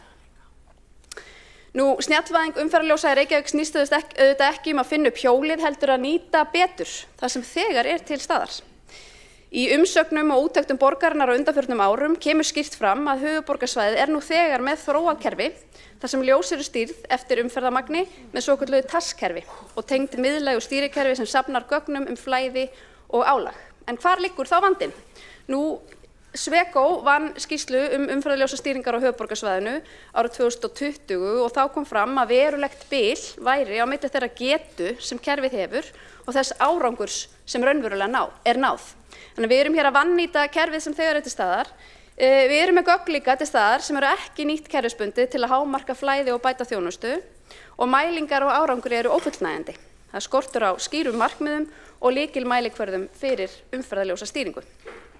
Þannig að það stórt tækifæri fólki í því að nýta kerfið sem við þegar höfum miklu betur, nýta gögnin markvisst og setja skýra mælikvarða á árangur. Með þessu getum við auðvitað náð skjótum og mælanlegum umbótum í umferðarflæði, ferðatíma og rekstri án mikils tilkostnaðar. Og þetta hlýtur að vera ein hagkvæmasta leiðin til að bæta samgöngur og koma fólki hraðar á milli staða í Reykjavík til skemmri tíma. Tillaga númer 2 snýr að forgangsaðgerðum fyrir almenningssamgöngur. Þær verði endurskipulagðar og styrktar. Þar leggjum við áherslu á uppbyggingu hraðvirks og hagkvæms leiðakerfis á séragreinum þar sem það á við. Ég held að við séum öll hér í salnum sammála að byggja upp öflugt hraðvagnakerfi sem ferðast á séragreinum, en við erum ósammála þegar kemur að því hvort eigi að þrengja að umferð þegar þetta gert og hvort alltaf þurfa að vera þessi áhersla á að akreinarnar séu fyrir miðju. Við leggjum auðvitað skýra áherslu á það að hér verði ráðist í uppbyggingu á þessu hraðvagnakerfi án þess að þrengja að umferð og viljum draga úr áherslu á miðjusetningu séragreina. Og það hefur komið fram í máli Vegagerðarinnar þegar Vegagerðin hefur verið að teikna hér upp tillögur að legu borgarlínu og tiltekinna gatnamóta hér í Reykjavík að það nær ómögulegt og óhugsandi jafnvel að hafa þessar almenningssamgöngur alltaf fyrir miðju. En ég held að það sem við erum sammála öllu ef ég dreg það aftur saman, það að ráðast í úrbætur á leiðakerfinu, biðskilunum og skiptistöðunum og tryggja notendavænna greiðslukerfi. Við viljum líka nýta gervigreind og tæknilausnir til að telja innstig og greina ferðir strætó strax á næsta kjörtímabili til að tryggja öflugra leiðakerfi og gera strætó snjallari. Og hér langar mig að taka Helsinki sem dæmi. Það borg sem við getum notað sem fyrirmynd, en þau nota gervigreind og snjalllausnir til að spá fyrir farþegafjölda, mæla bestu leiðirnar í rauntíma og gefa nákvæmar upplýsingar strætó, sporvagna og aðrar samgöngur, þannig að hægt sé að auka nýtingu, þar hefur nýting verið aukin 20–25% með þessari tækni. Við gætum líka innleitt, eins og ég fjallaði áðan, auðvitað snjallstýrð umferðarljós og þá í þágu strætisvagna til að tryggja í auknum mæli forgang fyrir strætisvagna. Þetta hefur Helsinki gert og náð að stytta ferðatíma 15% án þess að trufla almenna umferð. Og svo það Králóftvinnan í Helsingi. Þar voru farsímagögn notuð til að spá fyrir eftirspurn. Og það getur verið frábær fyrirmynd líka fyrir borgina og almenningssamgöngur höfuðborgarsvæðisins til að hámarka tíðni og leiðir á höfuðborgarsvæðinu. Nú þriðji liðurinn snýr að því að ráðast í tafarlausar úrbætur og helstu flöskuhálsum, gatnamótum og tengingum, þar sem hægt að bæta umferðarflæði með einföldum og hagkvæmum aðgerðum. Og hér vísum við sérstaklega á Sprengisandsgatnamótin, gatnamót Reykjanesbrautar og Bústaðavegar, að þeim verði hraðað eftir fremsta megni. En við vorum ósátt við hvernig þessi gatnamót voru færð aftur í röðina við endurskoðun samgöngusáttmálans. Nú, gögn frá umferðargagnafyrirtækinu TomTom sýna að umferðarteppan í Reykjavík að versna og þá finnum við öll á eigin skinni. Árlega tapar hver ökumaður að jafnaði 92 klukkustundum í umferð, sem jafngildir nær 4 sólarhringum. Eða tæpum 3 vinnuvikum fyrir fólk með stytta vinnuviku. Gögnin frá TomTom sýna að umferðarteppa í Reykjavík 42% rúmlega, sem verulega hærra en í Stavanger, Trondheimi og Gautaborg. Og þetta þýðir að ökumenn í Reykjavík eyða hlutfallslega mun meiri tíma í tafir en í þessum samanburðarborgum. Þannig við sjáum að á annan tíma þá fyrir umferðarteppan upp í 64,3% á morgnana og alltaf 87% síðdegis, sem þýðir að stór hluti ferðatímans fer í bið, frekar en akstur, þar sem við erum að koma fólki á milli staða. Þannig við sjáum að hér vandi á höndum, það hægt að ráðast í úrbætur. Við erum ekki stærri eða flóknari en þessar samanburðarborgir sem ég nefndi hér áður, en við erum með verri niðurstöður og það undirstrikar að hér þarf að ráðast í úrbætur. Fjórða aðgerðin snýr að því að falla skal tafarlaust frá fyrirhuguðum breytingum á deiliskipulagi við Suðurlandsbraut og þetta höfum við fjallað ítrekað Hér vísað til þess að hér á að taka 2 akreinar á almennri umferð og stóran hluta bílastæða af Suðurlandsbrautinni með tilheyrandi afleiðingum fyrir umferðarflæði en líka atvinnurekstur á svæðinu. Fimmta aðgerðin, Reykjavíkurborg lýsir því yfir að ráðist verði í undirbúning Miklubrautarganga með það að markmiði að þau verði framkvæmd í einkaframkvæmd utan samgöngusáttmála. Nú, við getum litið til Norðurlanda eftir reynslu af jarðgangagerð en reynslan á Norðurlöndum og Færeyjum sýnir að framkvæmdatími jarðganga vel innan þeirra marka sem þarf fyrir Miklubrautargöng. Við getum litið á verkefni á borð við Lærdalgöng í Noregi, þau yfir 24 kilometrar og voru byggð á rúmum 5 árum. Og fjöldi annarra ganga á Norðurlöndum hefur verið kláraður á 4 til 6 árum. Í samanburði þá eru fyrirhuguð Miklubrautargöng töluvert styttri, 2,8 kilometrar sem gerir slíkan tímaramma en raunhæfari. Svo hafa Færeyingar líka sýnt hvernig hægt að vinna hratt og markvisst þar sem ný göng hafa verið byggð á 4 til 5 árum. Þrátt fyrir mjög krefjandi aðstæður. Þannig ef við hefjum undirbúning strax og setjum verkefnið í skýran farveg í einkaframkvæmd, þá teljum við vel raunhæft að ljúka framkvæmdum á 6 árum. Sjötti liður og svo næst síðasti að framkvæmda áætlun samgöngusáttmálans verði endurskoðuð í heild, þannig að tryggt sé að tímasetningar standist, kostnaður sé undir stjórn og forgangsröðun verkefna í samfellu og tryggi greiðar samgöngur á höfuðborgarsvæðinu. Og síðasti liðurinn, verkefni samgöngusáttmála verði fjármögnuð án flýti og umferðargjalda í samræmi við stefnu Sjálfstæðisflokks að draga úr álögum á borgarbúa. Nú, innleiðing tafa á flýtigjalda á höfuðborgarsvæðinu myndi í reynd kalla á umfangsmikið kerfi stafrænna tollahliða sem næði yfir alla helstu stofnvegi og tengingar milli sveitarfélaga. Reynslan til dæmis frá Bergen, sem 2-falt stærri en Reykjavík, sýnir að slíkt kerfi verður ekki afmarkað við miðborg, heldur yrði miklu stærra net tollhliða sem næri yfir daglegar ferðir íbúa. Í Bergen eru 29 hlið, en sambærileg útfærsla á höfuðborgarsvæðinu myndi líklega krefjast 15 til 25 tollahliða á lykilstöðum og þetta getur verið Ártúnsbrekkan, Vesturlandsvegurinn, Öskjuhlíðin og víðar. Þetta þýðir að stór hluti daglegra ferða yrði gjaldskyldur í Reykjavík. Þannig að það að ríkið ætli sér að fá almenning í borginni til að fjármagna stærstan hluta af ríkisframlaginu inn í samgöngusáttmálann auðvitað óásættanlegt. Ekki síst vegna þess að við erum að tala hér það svæði á landinu þar sem flestir búa og flestir starfa og við höfum ekki séð að sveitarfélög á landsbyggðinni þurfi að greiða fyrir sína samgöngubætur með sama hætti. Það auðvitað að vera góðar samgöngur land allt, en hér gríðarlega mikil innviðaskuld og hér þarf alvöru hagsmunagæslu fyrir höfuðborgarsvæðið. Hér þarf fólk að standa í lappirnar gagnvart ríkisvaldinu og tryggja að hér komi inn eðlilegt fjármagn í samgöngubætur á okkar svæði. Nú, þessar 7 tillögur sem ég búin að fara yfir hafa það að markmiði að greiða úr umferð á höfuðborgarsvæðinu og koma fólki hraðar á milli staða. Og það til mikils að vinna því þetta auðvitað lífsgæðamál fyrir okkur öll. Þá hefur borgarfulltrúinn Hildur Björnsdóttir lokið máli sínu og hafa 2 borgarfulltrúar óskað eftir að veita andsvar. Fyrst veitir borgarfulltrúin Marta Guðjónsdóttir andsvar. Forseti, ágætu borgarfulltrúar, borgarfulltrúinn Hildur Björnsdóttir talar að draga úr miðjusetningu akreina. Felur það í sér að borgarfulltrúinn vilji þá alfarið hætta við öll áform borgarlínu? Var hún ekki að fara í ræðu? Varst ekki í ræðu? Þá hefur Marta Guðjónsdóttir lokið að veita ansvar, svarar þá ansvari borgarfulltrúinn Hildur Björnsdóttir.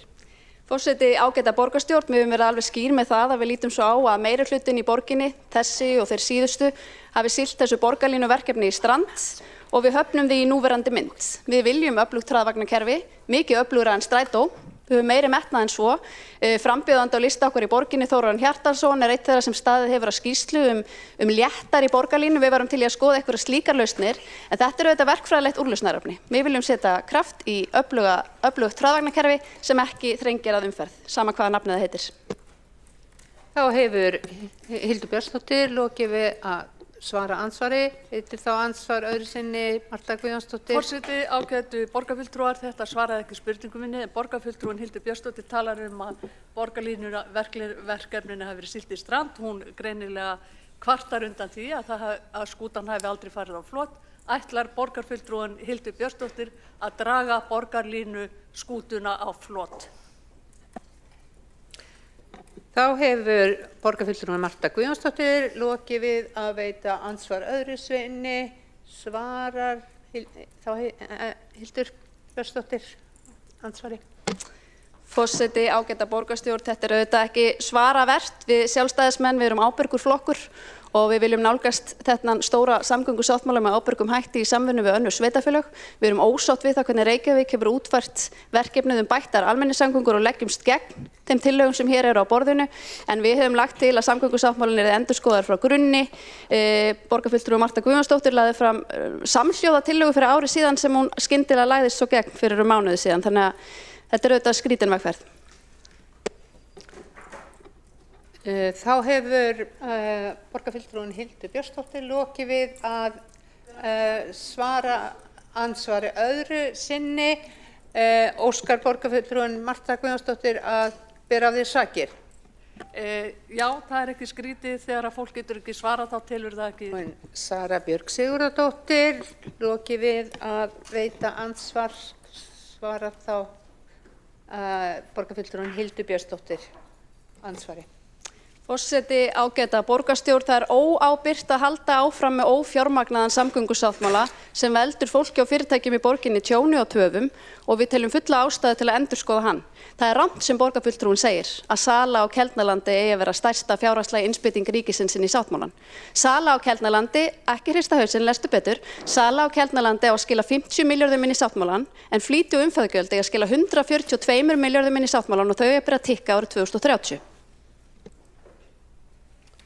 Þá hefur borgarfulltrúin Hildur Björnsdóttir lokið við að svara ansvari. Veitir þá Sara Björg Sigurðardóttir ansvar öðru sinni.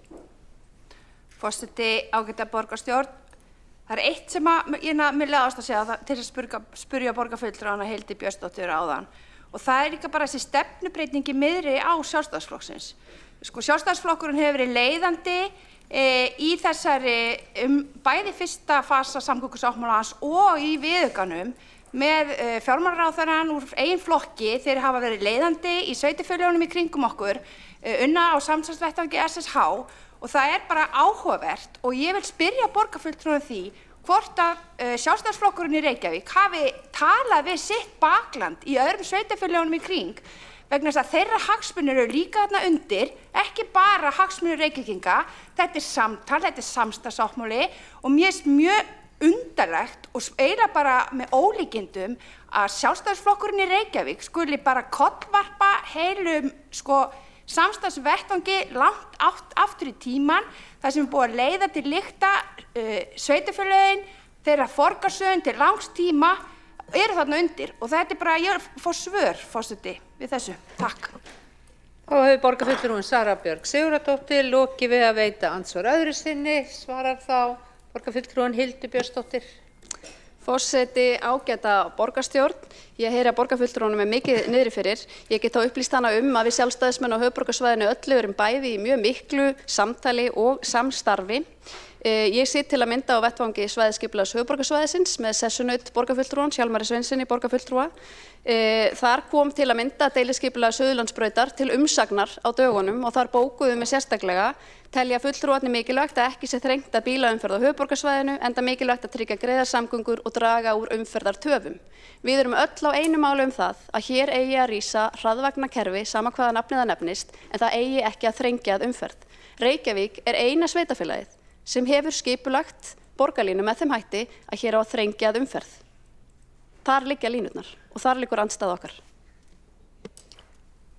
Þá hefur borgarfulltrúin Hildur Björnsdóttir lokið við að svara andsvörum. Næst til að veita andsvar er borgarfulltrúin Pétur Marteinn Urbansik. Já, forseti, ágæta borgarstjórn. Í tillögu Sjálfstæðisflokksins er í tvígang talað að koma samgöngum innviðum fyrir án þess að þrengja almenna umferð. Ég geri ráð fyrir að þar sé verið að tala bílaumferð. Innviðir sem taka ekki pláss, það er nokkuð metnaðarfullt.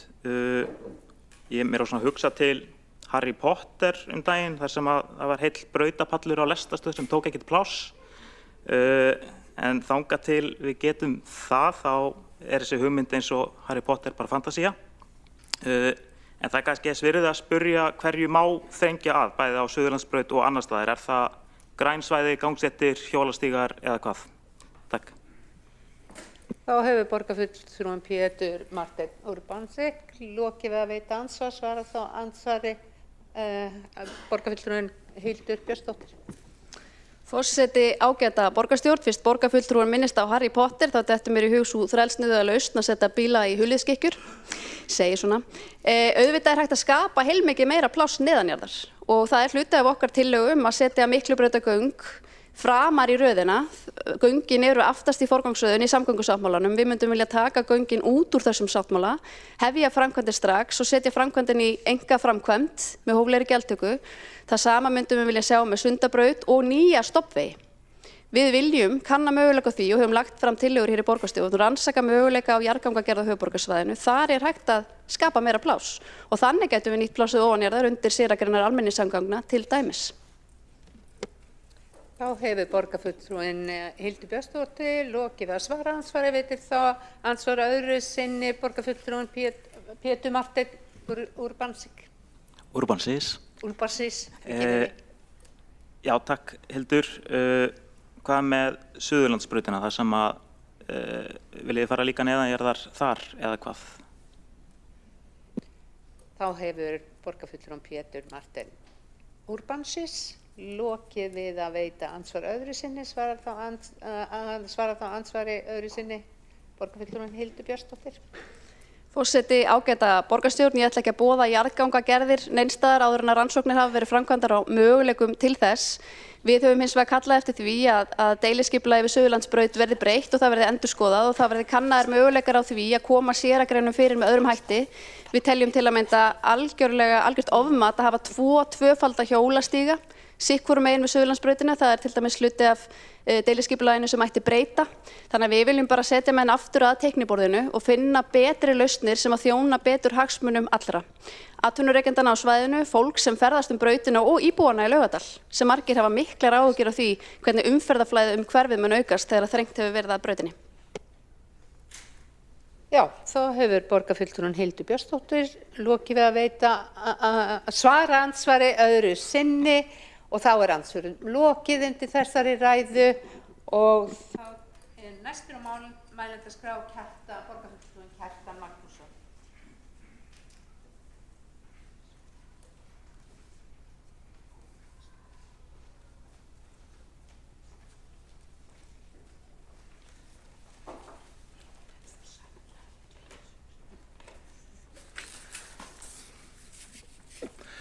Forseti, góðir borgarfulltrúar. Of lengi hafa Reykvíkingar þurft að þola vinstri meirihluta í borgarstjórn hvern á fætur öðrum sem hafa þá stefnu í samgöngumálum að þrengja að umferð. Umferðartafir á höfuðborgarsvæðinu hafa aukist mjög undanfarin ár og má ætla að kostnaður einstaklinga vegna þeirra sé ekki undir 70 milljörðum króna árlega. Þjóðhagslegur kostnaður bætist síðan við og það má reikna með því að þessi kostnaður sé samtals vel á annað 100 milljarða króna. Það er því ljóst að mikill ávinningur fælist í því fyrir almenning ef látið yrði af þessari tafastefnu vinstri flokkana. Og við teljum við flutningsmenn tillöguna, við teljum að það þurfi að koma til algjörlega ný samgöngustefna fyrir Reykjavíkurborg sem hefur það að markmiði að greiða fyrir öllum samgöngumátum, greiða leið þeirra. Og við höfum við flytjum tillöguna þá vegna þess og hún felur auðvitað í sér miklar breytingar á samgöngumálum í Reykjavík ef hún er fram að ganga. Og má skipta, takk. Og nú megininntakið í þessari tillögu er að það verði fallið frá áformum svokallaða borgarlínu. Þetta þarf að vera skýrt. Þess í stað verði þegar hafist handa við að stórbæta almenningssamgöngur með eflingu núverandi strætisvagnakerfis. Og svo eru nefndar til fleiri atriði eins og hraða framkvæmdum við Miklubrautargöng og endurgerð gatnamóta Reykjanes Bústaðavegar sem og síðast en ekki síst og snjallvæðingu umferðarljósa í borginni. Það var sagt hér áðan og nýtt í oddvita Sjálfstæðisflokksins hvað það varðaði að það var einhvers konar ábyrgðarleysi að óska eftir endurskoðun á þessum samgöngusáttmála. Nú það vil ég bara segja að samgöngusáttmálinn hann er bara eins og önnur mannanna verk. Hann hlýtur auðvitað sífellt að vera í endurskoðun og hlýtur að breyta honum. Það eru mörg dæmi samninga sem hafa verið gerðir milli aðila, ekki síst opinbera aðila, sem taka síðan breytingum en svona í fyllingu tímans og þessi samgöngusáttmáli nú orðin meir en hálfs áratugs gamall. Þannig að ég held að það var engin góð gá að hvort sem eftir í hvaða tillagan fram að ganga, hvort sem að tillaga nýja samgöngustefnunar fram að ganga eða tillaga Sjálfstæðisflokksins að það var engin góð gá þó að borgarstjóra væri falið að hefja viðræður við ríkisstjórnina og nágrannasveitarfélögin að breyta stefnunni. Ég veit ekki að það sé bara hlutverk okkar stjórnmálamanna að vera sífellt í breytingastjórnun og tala fyrir breytingum og reyna að gera það sem best úr garði. Og skipta takk. Nú það er mikið verið fjallað á borgarlínu. Hún er óhagkvæm, hún er skólabókardæmi óhagkvæma opinbera framkvæmd sem skila takmörkuðum árangri en hefur ýmsar neikvæðar afleiðingar í för með sér. Það eitt hlutverk að þrenga umferð, annað dæmi er bara þessi mikli kostnaður sem verður ekki undir 200 milljörðum króna að mínu áliti og ég held að flestir ættu að vera sammála að Reykvíkingar nú þegar nógu skattbindir. Við erum að borga, bara Íslendingar að borga einhverja hæstu skatta en OECD, einhver skattbindasta þjóð í heimi. Nú við skulum ekki halda peningandi fyrir borgarlínu detta heimnum ofan. Það þarf að kreista þessa peninga úr launaumslögum landsmanna og þá sérstaklega borgarbúa því að það er fyrirhugað að leggja á svokallaðan borgarlínu skatt sem ég síðan kalla flýtið umferðargjöld í þessu skyni. Ég kalli þetta bara borgarlínu skatt og þetta er skattur vegna þess að ökumenn borga skattinn sem eru nú þegar búin að borga fyrir göturnar í borginni en eiga að borga aukagjald sem á síðan renna inn í annan hlut þó að það sé líka samgöngukerfi. Þannig að og svo er það bara heilbrigð skynsemi í verkfræði að við erum með ágætis strætisvagnakerfi. Það er samt ekki nema 5% borgarbúa eða 5% ferða sem það er notað fyrir í borginni og það er þess vegna verið furðuleg ráðstöfun skattfjár að ætla að byggja upp annað kerfi við hliðina á en í stað þess að bæta strætókerfið og ég fullyrði það er að laga strætókerfið með mjög skilvirkum aðferðum fyrir aðeins brota þeim kostnaði sem þessi þessi borgarlína myndi kosta. Og já, ég var nú búinn að segja hluta af þessu, en þetta nýja gjald, borgarlínuskatturinn, kemur auðvitað viðbótar öðrum gjöldum og það nú meira hvað menn halda Reykvíkingar séu múraðir að þeir geti bara bætt við sig hverjum skattinum á fætur öðrum, en mér finnst mjög líklegt að ef þessi skattur bætist við, þá verði Íslendingar kannski komnir yfir í efsta sæti því OECD yfir svona skattpyndustu þjóðir í heimi. Ég held að við séum í næst efsta sæti núna. Þannig að þeir flokkar sem styðja 100 milljarða króna borgarlínu leið að leggja til mikla skattahækkun á okkur Reykvíkinga. Nú í tillögunni einnig fjallað Miklubrautargöng, það er sjálfst að hraða þeim. Hins vegar verði ég held að kostnaðurinn fyrir þau áætlun sé 60 milljarðar sem ég held að sé mjög bjartsýn, en það er ljóst að þau myndu gera gagn. Ég held hins vegar, ég vona að ríkisstjórninni sé alvara með að reyna að ná hallalausum fjárlögum og ríkisreikningi. Ég held að fjármálaráðherra honum sé alvara með það og hvað sem segja maður það, þá held ég að þar sé mjög góður hagfræðingur á ferð sem sjái ríkisfjármálin í réttu ljósi. Við þurfum bara að sjá framkvæmdir áætlað 2033 til 2040. Sjálfstæðisflokkurinn vill hraða þessum framkvæmdum og við viljum það líka. En það verður bara að sjá hvað ríkið verður í miklum færum með að ráðast í þessa framkvæmd fyrr og auðvitað líka bara spurning hvert því veggjaldið ef þetta fer í einkaframkvæmd, þið þá rukkað og hver þá kostnaðurinn. Og svo velti ég líka bara fyrir mér að hvort að göngin verður þröng, það eru efasemdir að 2+2 lausn dugi, það þurfi frekar 3+3 lausn sem gerir þetta aðeins dýrara, því að með bara 4 akreinum og þá myndi umferðin áfram leita upp á yfirborðið, en eitt helsta markmiðið með þessum göngum að koma umferðinni undir yfirborðið. Nú gatnamót, Reykjanesbrautar og Bústaðavegar, þetta er bara gamalt mál en ekkert þreytt. Það þarf að hraða framkvæmdu þessi gatnamót líka, þau eru kostnaðarsöm, bæði í slysum og töfum og Vegagerðin hefur sýnt okkur fram á að það eru mjög góðar lausnir þarna fyrir hendi og í sjálfu sér alveg hægt að drífa í þessu og hraða þeim lausnum. Nú, snjallvæðing umferðarljósa er stórmál. Mjög margar borgir í Evrópu, sumar að sömu stærð og við, eru komnar langt á undan okkur í þessari þróun, en þetta geti fært okkur mikinn ávinning. Þetta væri auðvitað aðallega á umferðarljósum, þetta myndi auka umferðaröryggi, þetta myndi bæta umferðarflæði og jafnvel draga úr mengun.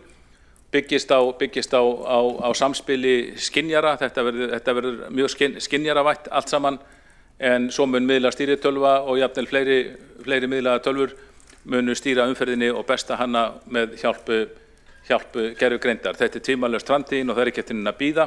Að sumu leyti, það er rétt sem kom sér fram áðan, að sumu leyti þá er þessi tækni fyrir hendi, það þarf bara að nýta hana betur. En í staðinn, við viljum líka stórefla strætisvagnakerfið, það þarf að ná þessu markmiðum öllum fyrir árið 2030, það verður sjálfsagt að ná því á einu ári ef það verður vilji fyrir hendi, en auðvitað kostar þetta eitthvað. Nú, við tölum það eru núna 4 kílómetra af forgangsakrinum í borginni og vagnstjórar segja að þetta sé að besta sem borgin hafi gert fyrir strætó. Það vantar 3-4 kílómetri viðbót til þess að strætó lendi ekki lengur í stíflum. Þarna sjáum við í Kringlumýrarbraut, þetta myndi var tekin hindi rétti árin, viðbótarakrein var lögð þar. Borgin vildi hafa þetta miðjusetta akrein, verkfræðingar Vegagerðarinnar hlustuðu ekki á vitleysu og höfðu hana bara hægri setta og hún var sett upp, hún var malbygguð síðasta sumar, hefur reynst mjög vel, hefur greitt fyrir umferð og það þurfti ekki að loka Kringlumýrarbraut einn dag út af lagningu þessara góðu forgangsakreinar. Við viljum meira svona. Umferðarljósa forgangurinn, þetta er víða komið í Evrópu og hefur sannað gildi sitt. Við viljum fá þetta hér líka. Ég hef nú flutt tillögur, þetta er í borgarstjórn, stórbæta biðskýli og skiptistöður í borginni, uppbyttu biðskýli verið sett upp á fjölförnum stöðum, þetta er mjög algengt í Kanada til dæmis. Það þarf auðvitað að bæta leiðakerfið, það þarf að bæta þjónustunni í Eysturhverfum Reykjavíkur eins og ungmennaráðin eru óþreytandi við að benda okkur á og tengja, bæta tengingar. Og það þarf að hraða endurnýjun vagnaflota Strætó BS sem forstjóri Strætó hefur verið óþreytandi líka að minna á.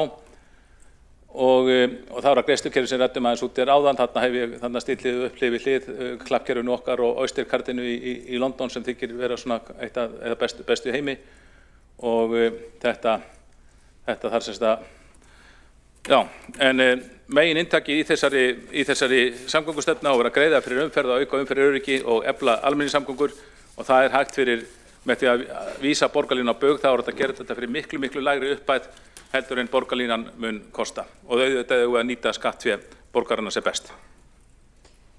Þá hefur borgarfulltrúinn Kjartan Magnússon lokið máli sínu. 2 borgarfulltrúar hafa óskað eftir að veita ansvar. Veitir þá ansvar fyrst borgarfulltrúinn Sara Björk Sigurðardóttir. Forseti, ágæta borgarstjórn, ágæta þakka hafa fyrir þessa ræðu og fínt glærisjó. Mig langaði að spyrja borgarfulltrúan varðandi þennan borgarlínuskatt. Það er svolítið gaman að sjá svona korter í kosningar, hægri menn tala með kosningaskatta áræðurinn að sterk og góð samneysla sé vond.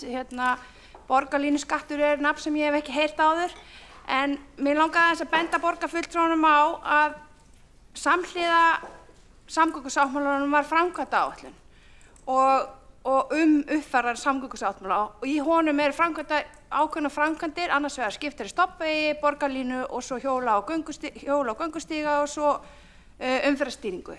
Ef að sáttmálinn er tekin upp og hann endurskoðar, að þá breytist þessi forgangsröðun sem samstæða búin að nást saman um. Og ég vildi spyrja borgarfulltrúan Kjartan Magnússon hvaða stofnvegaframkvæmdir hann myndi vilja sjá, hvaða borgarlínu myndi hann vilja fresta, hvaða svæði myndi annað en í Reykjavík.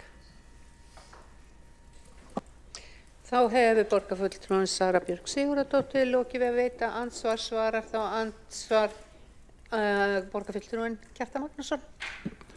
Forseti, góði borgarfulltrúar, ég þakka Söru Björk Sigurðardóttir fyrir spurningarnar og það er að létt endurskoðun mun felist einhverjar breytingar og ég held að dýrasta verkefni í borgarlínunni í samgöngusáttmálanum myndi við vilja sjá að færi út sem er borgarlínan.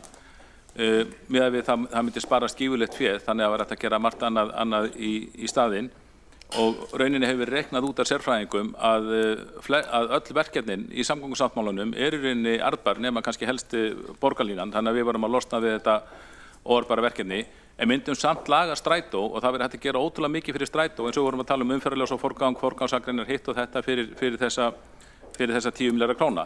Nú síðan eru þetta aðrar framkvæmdir í þessum samgöngusáttmála sem eru náttúrulega snjalljósa stýringarnar sem þarf að hraða og svo bara göngu- og hjólastígar sem ég held að sé mjög gott verkefni og ég myndi ekki vilja sjá fresta og ég get ekki ímyndað mér að nokkurt annað sveitarfélag myndi vilja fresta því því að það eru að mörgu leyti göngustígarnir eru arðbærar framkvæmdir því að ef þeir eru vel lagðir þá endast þeir í 75 ár þannig að það er nánast einskiptiskostnað að ræða. Forseti óskar að borgarfulltrúar fylgi fyrirspurnartíma eða ræðutíma en þá veitir borgarfulltrúinn Sara Björk Sigurðardóttir ansvar öðru sinni. Forseti, ágæta borgarstjórn, borgarfulltrúinn svaraði ekki spurningunni minni hvaða stofnvegaframkvæmdir myndi borgarfulltrúinn vilja skipta út. Við erum hérna með Bæjarháls Vesturlandsvegur, Skarhólsbraut Hrafnsvegur, Kaldranarsvegur, Krýsuvíkurvegur, Norðlingavað, Bæjarháls, gatnamót við Bústaðaveg, Reykjanesbraut, Sæbraut, Holtavegur. Ég get talið endalaust áfram. Þetta snýst ekki bara Reykjavík, þetta snýst allt höfuðborgarsvæðið. Við erum ekki eyland. Við erum partur af samfélagi þar sem yfir 80% þjóðarinnar býr. Og það væri ótrúlega óábyrgt að bara kasta vinnu samgöngusáttmálans, margra ára vinnu og samningum á glæ, myndi bara ávarpa það við borgarfulltrúan. Það er mjög óábyrgt hvernig borgarfulltrúinn talaði og það er bara dapurlegt að við séum stödd hérna á þessum stað. Þá hefur borgarfulltrúinn Sara Björk Sigurðardóttir lokið við að veita ansvar öðru sinni. Svarar þá ansvari borgarfulltrúinn Kjartan Magnússon. Forseti, góði borgarfulltrúar, mér finnst það alls ekki dapurlegt, mér finnst það bara mjög gleðilegt ef menn sjá að sér og eru til í að endurskoða óraunhæfan samning. Þessi samningur felur í sér 100 milljarðar króna skattahækkun á borgarbúa og ég held við ættum að vera sammála um að við viljum ekki dempa slíkri skattahækkun yfir fólkið okkar vegna óarðbærar framkvæmdar sem hefur verið sýnt á að borgarlínan sé. Nú hvaða framkvæmdir myndi ég vilja sleppa? Ég held nú að bara eins og ég held ég að svara því áðan. Mér finnst bara flestar framkvæmdir í þessum samgöngusáttmála eiga rétt af sér. Það hefur verið reiknað út að flestar þeirra eru arðbærar með einum öðrum hætti nema þá helst borgarlínan. Þannig að ég hef ekki, ef að eitthvað stofnbrautarframkvæmd var í sannu að það væri óarðbær framkvæmd eða myndi auka slysahættu eitthvað slíkt myndi við kasta inn út, en ég veit ekki neina slíka stofnbrautarframkvæmd inn í þessum samgöngusáttmála sem því marki brennd. Þannig ég held að ég geti bara sagt að ég styðji bara alla stofnbrautarframkvæmdir í sáttmálunum þangað til annað kemur í ljós, og svo styðjum við líka stóreflingu almenningssamgangna en bara ekki með borgarlínu.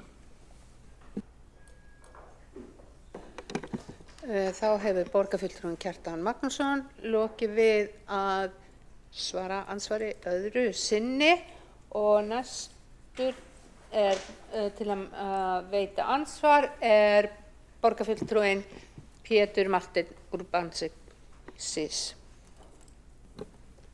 Forseti, ágætu borgarfulltrúar, hér heldur svona áfram hinn skemmtilegi samkvæmisleikur að vera mótin nafninu borgarlína en styðja hugmyndina. Ef við förum svona aðeins yfir þessar tillögur, forgangsakreinar, það partur af borgarlínuverkefninu og þar á meðal eru þær hægrasettar á köflum. Snjallstýring umferðarljósa, þetta partur af samgöngusáttmálanum og það mætti alveg ganga hraðar. Biðskýli og skiptistöðvar, þetta hluti af borgarlínuverkefninu að gera þær metnaðarfulli og bæta úr. Umbætur á leiðakerfi, 4. punkturinn, þetta hluti af borgarlínuverkefninu.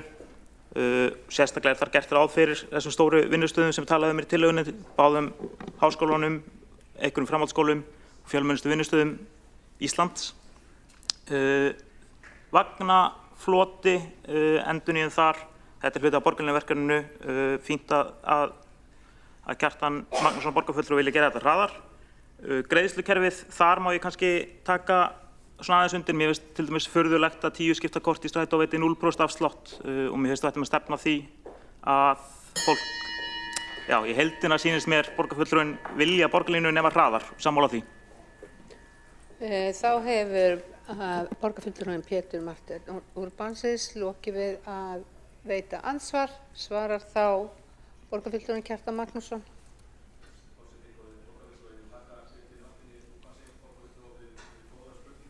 Fyrir góðar spurningar og fyrir að leggja áherslu á það sem sameinar okkur frekar en sundrar okkur, sem ég held að sé fjölmargt, og það meðal annars það við viljum öll heldur stórbæta almenningssamgöngur.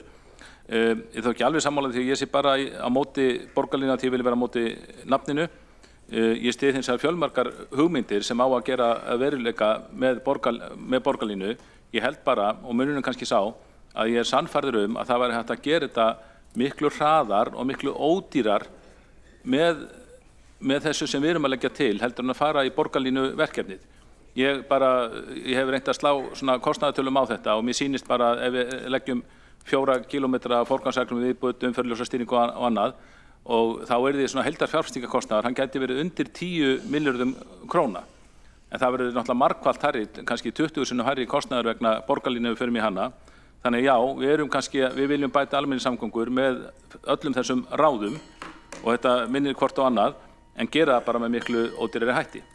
Og svo ég líka sammála þessu með 10 miðakortinu. Við erum eina borgin í Evrópu sem veitir engan afslátt á kaupum á 10 farmiðum. Forseti endurtekur virðið ræðutíma. Þá hefur borgarfulltrúinn Kjartan Magnússon lokið við að svara andsvari. Veitir þá borgarfulltrúinn Pétur Marteinn Urbanskis ansvar öðru sinni. Já, þakka borgarfulltrúnum Kjartan Magnússoni fyrir málumlegt svar. Ég á erfitt með að trúa því að við séum sammála gott sem allar hugmyndir en að kostnaðinum var hægt að deila með 20 með því að breyta nafn. Sko. Það helsta sem ég sé ennþá sem okkur steytir á. Það gott við erum sammála. Ég held að besta leiðin til að koma þessu hratt í verk sé ekki að hætta við verkefnið. Það einfaldlega þannig. Besta leiðin að halda áfram. Þá hefur borgarfulltrúinn Pétur Marteinn Urbanskis lokið við að veita ansvar öðru sinni. Svarar þá ansvari borgarfulltrúinn Kjartan Magnússon. Forseti, góðir borgarfulltrúar, við flutningsmenn tillögunnar við viljum hætta við borgarlínuverkefnið en fara þess í stað í annað verkefni sem miklu fljótlegra og ódýrara. Í staðinn fyrir að bíða í hálfan áratug í viðbót eftir þessari blessuðu borgarlínu, þá viljum við bara fara í að laga strætó strax, því að margt af þessu er svo bara ódýrt í framkvæmd og væri hægt að gera bara eins og forgangsakreininga, væri hægt að gera bara núna næstu 2 árum eða vilji væri fyrir hendi. Það er ekkert mikið mál að malbika eins og menn vita í borginni. Þannig að þetta yrði fljótlegra, þetta yrði ódýrara og þetta myndi skila ekki síðri árangur en borgarlínan á að gera og svo bara rauninni, strætókerfi er dýrt og það er svo skrítið þegar við erum með eitt kerfi sem er mörgulítið mjög gott en það er hins vegar alltof vannýtt að ætla að setja annað kerfi upp við hliðina á. Þetta er bara eins og ef Icelandair ætla að fara að koma sér upp flota af jumboþotum við hliðina á 737-vélunum sem þeir eru að kaupa núna eða nota núna. Það er eitthvað skakt í þessari hugsun svona út frá verkfræðinni eins og margir verkfræðingar hafa reynda bent á. Já, þá hefur borgarfulltrúinn Kjartan Magnússon lokið við að svara andsvari öðru sinni og þá er andsvörum lokið undir þessari ræðu og næstur á mælendaskrá er borgarfulltrúinn Björn Gíslason.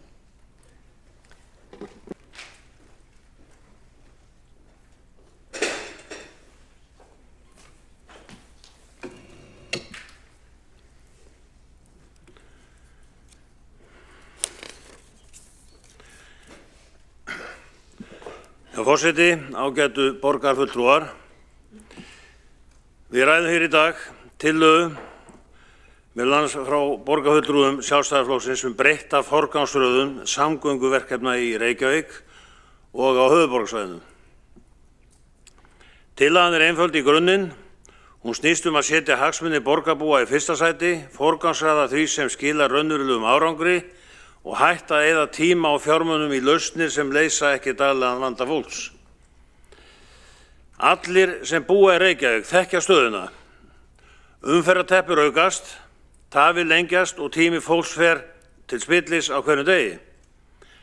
Foreldrar sitja fastir á leið með börn í skóla og tómstundir. Starfsfólk kemst seinna til vinnu, framleiðni fyrirtækja minnkar, viðbragðsaðilar mæta hindrunum. Þetta er ekki aðeins samgöngumál, þetta er lífsgæðamál. Þess vegna leggjum við til nýja forgangsröðun. Í fyrsta lagi þarf að ráðast strax í snjallvæðingu umferðarljósa á öllu höfuðborgarsvæðinu. Og það er nú búið að koma hér fram áður í dag. Með nútímalegu stýrikerfi má stytta biðtíma, bæta flæði og tryggja forgang almenningssamgangna og neyðaraksturs.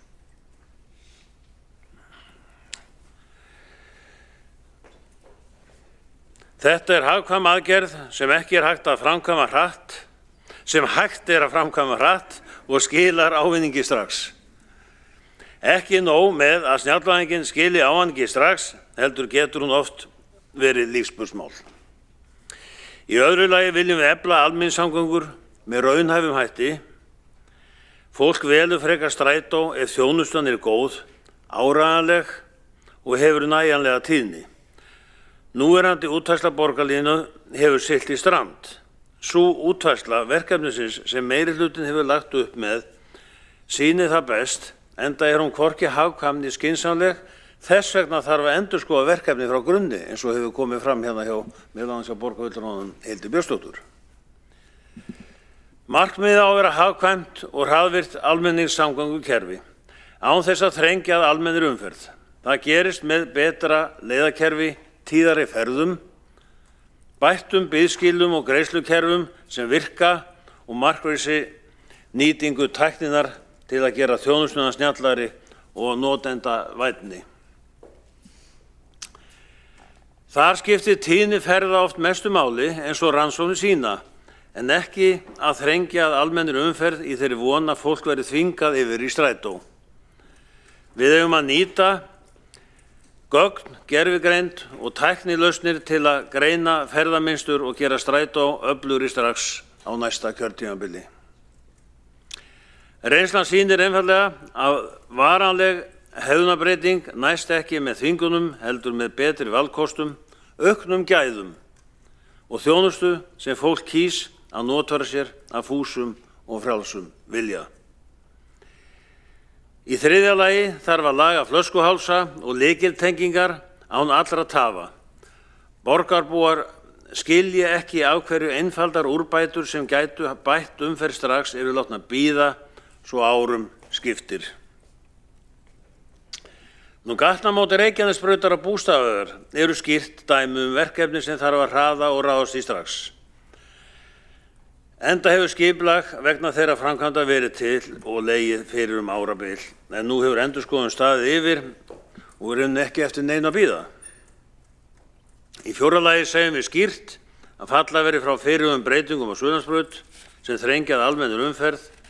Þar má ekki fækka akreinum né bílastæðum með þeim afleiðingum að umferð tefjist enn frekar og aðgengi að atvinnustarfsemi, verslun og þjónustu skerðist. Við viljum bæta almenningssamgöngur á svæðinu án þess að gera öðrum umferðarmátum erfiðara fyrir. Jafnframt þarf að tryggja öruggar og skilvirkar göngu- og hjólatengingar. Í fimmta lagi leggjum við áherslu á framtíðarsýn. Miklubrautargöng eru dæmi verkefni sem gætu umbreytt umferðarkerfi borgarinnar til lengri tíma, aukið öryggi og dregið úr umferð á yfirborði. Þess vegna viljum við hefja undirbúning strax, skoða svokallað Hvalfjarðarganga módel við fjármögnun. Undirbúningur hefjist á þessu ári og stefnt verði að verklokum árið 2032. Í sjötta lagi segjum við að það sé kominn tími á allsherjar yfirhalningu á framkvæmdaáætlun samgöngusáttmálans. Borgarbúa eiga það skilið að hagsmunir þeirra séu settir í forgang, að dagsetningar standist, kostnaður séu undir stjórn og fari sér vel með almannafé. Verkefnum þarf að raða í rétta samfellu og forgangsraða eftir raunverulegum ávinningi. Þau eiga að fara fremst sem bæta flæði mest, stytta ferðatíma mest og nýtast flestum borgarbúum.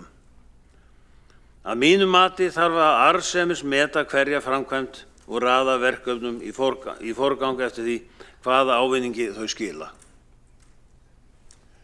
Forseti, eðli máls samkvæmt eiga þau verkefni að fara fremst sem bæta flæði mest, stytta ferðatíma mest og nýtast flestum ökutækjum og borgarbúum. Það hlýtur að vera lágmarkskrafa skattgreiðenda í höfuðborginni og loks segjum við nei við flýti og umferðargjöldum. Lausnin við slæmum samgöngum er ekki að rukka fólk meira fyrir að komast til vinnu, skóla eða heim til sín. Lausnin felst í því að laga kerfið. Forseti, þessi tillaga byggir á skynsemi, ábyrgð og virðingu fyrir tíma fólks. Hún sameinar betri almenningssamgöngur, greiðar umferð, tækniframfarir og langtíma hugsun. Hún er tillaga fyrir alla borgarbúa, sama hvernig þeir ferðast. Ég hvet borgarstjóra til að samþykkja tillöguna.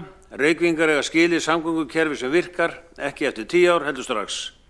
Það er hægt að bæta umferðarflæði nú þegar, ef viljinn er fyrir hendi. Byrjum á byrjunni, byrjum á snjalljósastýringunni, strax. Það er nefnilega svo margt sem hægt er að gera strax. Forseti, ég loki máli mínu. Þá hefur borgarfulltrúinn Björn Gíslason lokið máli sínu og næstur á mælendaskrá er borgarfulltrúinn Marta Guðjónsdóttir.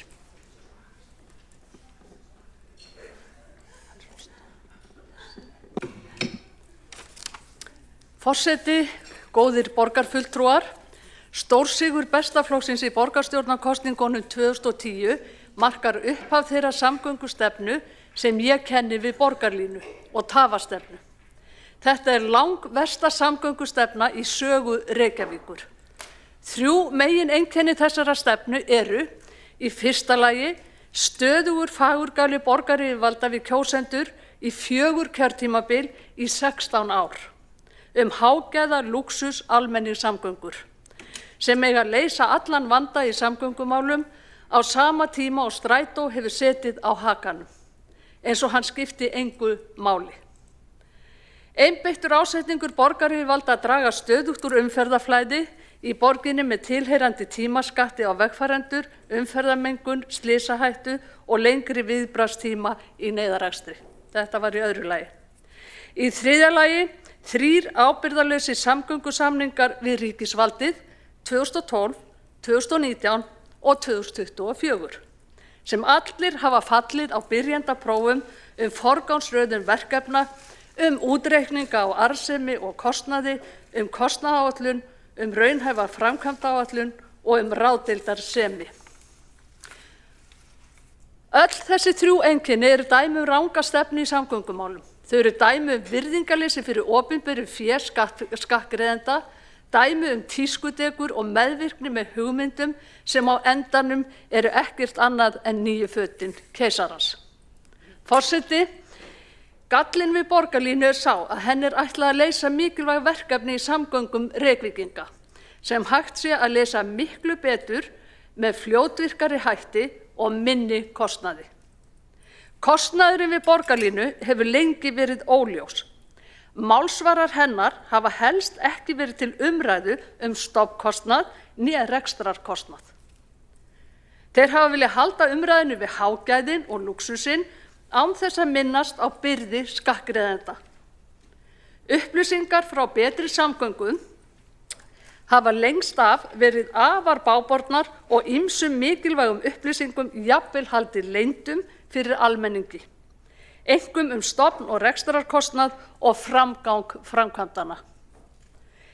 Ef við viljum sinna þeirri grunnskyldu okkar sem borgarfulltrúar að standa vörð hagsmuni Reykvíkinga, þarf að hafa hugfast að þeir sem mest hafa komið að þróun borgarlínu kunni að sjá sér hag í því að vinna verkefninu brautargengi óháð hagsmunum þeirra sem á endanum borga brúsann. Það skýlaus siðferðileg skylda okkar og hlutverk sem stjórnmálamanna að gæta ýtrustu ráðdeildarsemi með annarra fé í þessum efnum.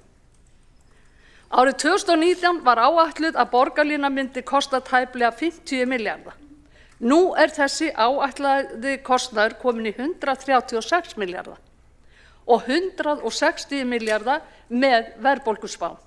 Hann hefur því meira en þrefaldast á 6,5 ári. Brú yfir Fossvoginn, sem ekki ætluð almennri umferð, átti fyrir örfáum árum að kosta rúma 2 milljarða en nú komin í 12 milljarða. Það voru ekki liðin 3,5 ár frá undirritun samgöngusáttmálans 2019 þegar að Betri samgöngur uppfærðu kostnaðinn, sem þá hafði hækkað 50%, farið úr 120 milljörðum í 180 milljarða. Hann hafði með öðrum orðum hækkað 1.500 milljónir á mánuði eða 50 milljónir á dag. Einhver virkilega í þessum sal hér inni sem telur að hægt sé að bjóða skattgreiðendum upp á slíka skattheimtu? Þrátt fyrir þennan stjórnlausa fjáraustur mun svo borgarlínan alls ekki leysa samgönguvanda Reykvíkinga. Hún mun þvert á móti þrengja enn frekar að þeim samgöngumáta sem Reykvíkingar hafa kosið sér og auka vandann til muna. Sú hugmynd að umferðarteppan á stofnbrautum muni minnka við það að hugsanlega fjölgi farþegum almenningssamgangna úr 4% í 12% þegar að borgarlínan á loks að vera komin í notkun árið 2040 fullkomin fásinna. Forseti, tafastefnan felst í því að leggja stein í götu vegfarenda. Tafastefnan nýr skattur sem lagður hefur verið á vegna borgarlínu. Skattur sem við höfum verið að greiða í sívaxandi mæli síðustu 16 ár. Samkvæmt úttekt Samtaka iðnaðarins samfélagið líklega búið að greiða 200 milljarða í þennan tímaskatt á 16 árum. Þessum kostnaði verðum við því að bæta við annan kostnað borgarlínunar. Tafastefnan felst í því að koma í veg fyrir mislæg gatnamót, fjölga umferðarljósum og hraðahindrunum á tengibrautum, tefja fyrir umferð á stofnbrautum með handstýrðum gönguljósum, koma í veg fyrir nútíma snjalljósavæðingu, sóa 11 til 12 milljörðum í Fossvogsbrú sem annars færu í alvöru samgöngubætur og tefja fyrir Sundabraut. Gallinn við tafastefnuna felst meðal annars í því að hún leggur sífellt hærri tímaskatt á atvinnulífið og alla vegfarendur, lengri ferðatíma, eykur gegnum umferðum íbúðahverfi þar sem börn að leik, eykur umferðamengun, tefur almenningssamgöngur, tefur neyðarakstur og orðin alvarleg ögrun við almannavarnir og öryggishagsmuni.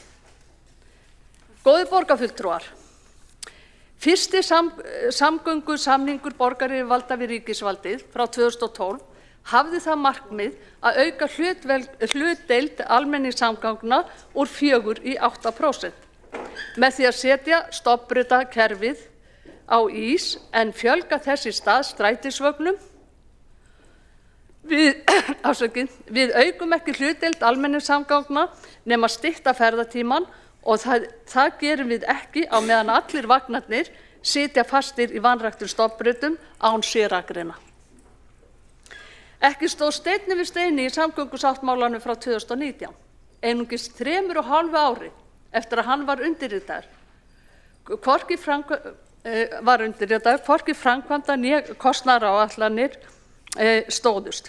Uppfærður samgöngusáttmálinn var svo hálfu verri en sá upphaflegi því hann tafastefnan holdi klædd eins og hann snýr við Reykvíkingum. Tafastefnan og allir þessi 3 samningar eru afleiðingar af draumórum borgarlínu. Afleiðingar þess að hér endar ekki saman, endar arðsemi og kostnaðar, endar draumóra og veruleika. Við þurfum því nýja samgöngustefnu í Reykjavík. Við þurfum tafarlausa uppbyggingu á hraðvagnakerfi með jaðarsettar sérakreinar, ekki miðjusettar eins og borgarlínan gerir ráð fyrir. Við þurfum að forgangsraða framkvæmdum með hliðsjón af auknu umferðarflæði á sem skemmstum tíma og með sem minnstum tilkostnaði. Við þurfum samgöngustefnu Miðflokksins. Hann eini flokkurinn sem hafnar borgarlínu og setur því fólk í forgang, ekki útópíur. Því legg ég til að borgarfulltrúar samþykki tillögu okkar nýja samgöngustefnu fyrir Reykjavík og það felst í því að borgarfulltrúar samþykki það að fallið verði alfarið frá öllum áformum borgarlínu. Takk fyrir. Þá hefur borgarfulltrúin Marta Guðjónsdóttir lokið máli sínu. Borgarfulltrúi óska eftir að veita andsvar. Forseti vill benda borgarfulltrúanum á að andsvörum hefur búin með andsvör en forseti vill bjóða borgarfulltrúanum að koma upp í ræðu. Þá næstur á mælendaskrá borgarfulltrúinn Hjálmar Sveinsson.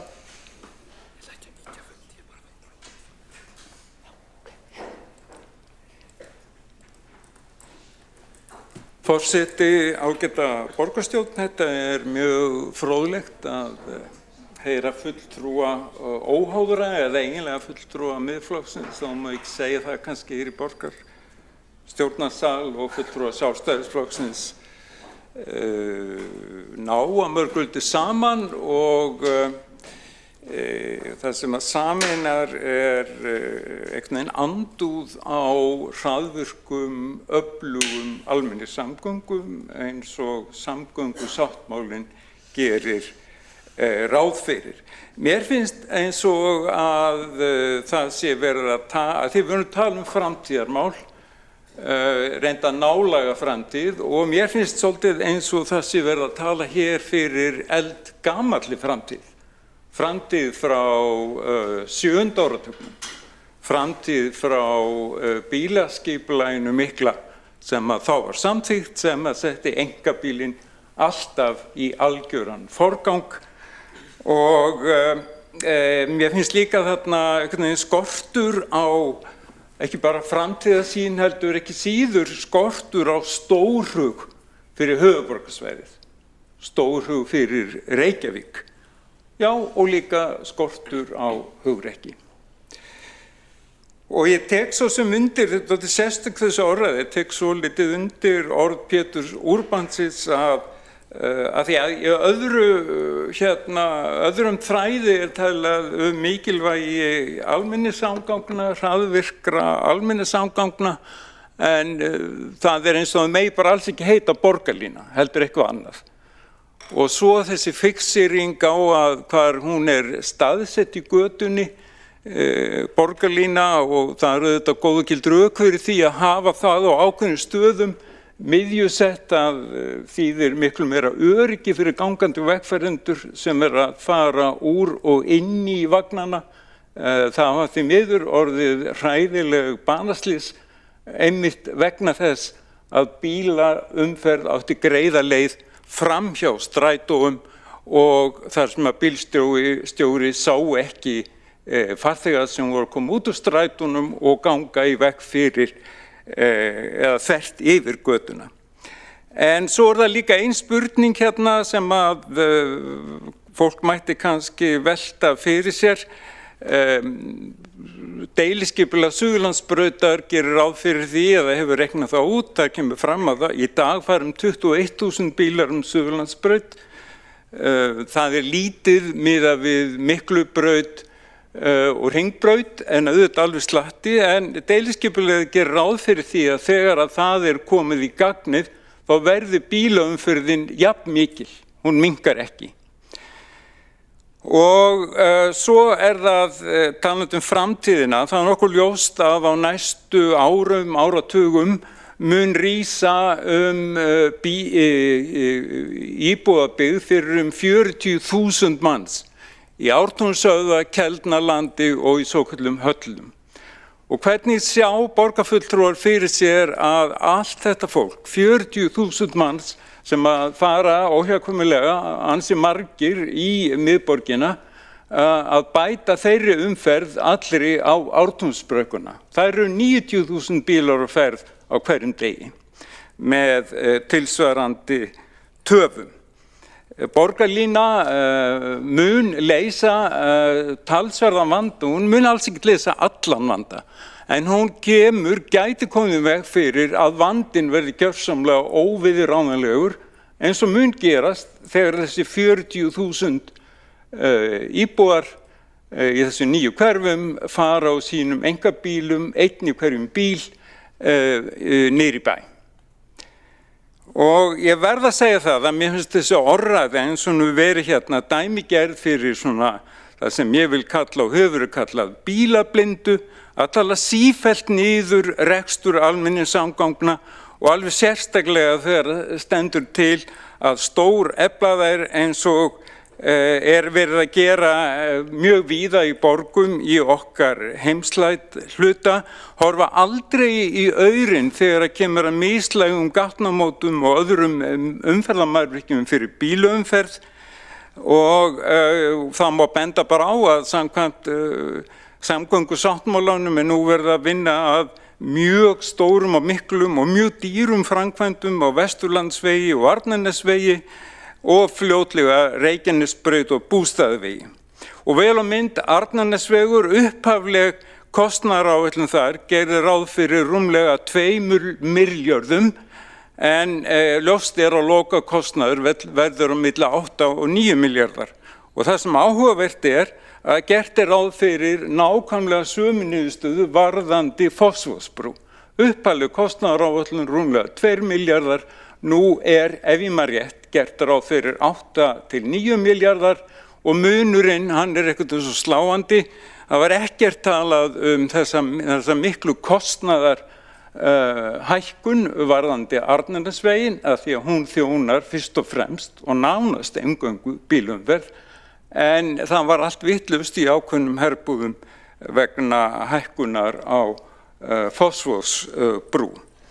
Ég kalla eftir alvöru framtíðarsýn, ég kalla eftir framtíðarsýn 2026 og það bara má rifja þau upp að þessi samgöngusáttmáli sem að fólk vill núna fara að endurskoða og ég benda á það að haustið 2024, það ekki nema 1,5 ár síðan, að þá var skilað rauninni endurbættum samgöngusáttmála, samningum hann og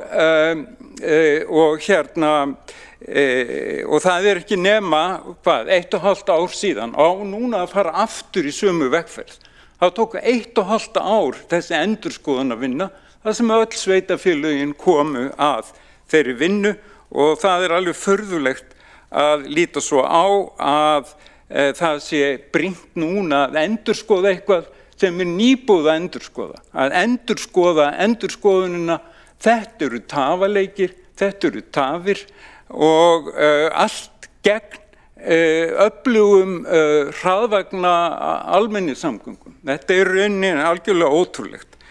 Ég minni á það að samgöngusáttmálanum þar gert ráð fyrir að 42% framkvæmda fari í stofnvegi, 42% í borgarlínu og strætóleiðir og 13% í hjóla- og göngustíga og í umferðarstýringu 3%.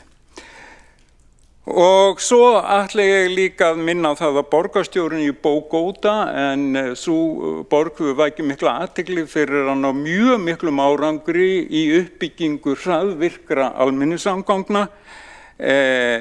Hann sagði einu sinni að langur strætó sem að tekur alltaf 100 manns ætti að fá 100 sinnum meira pláss heldur en bíll með aðeins einum bílstjóra.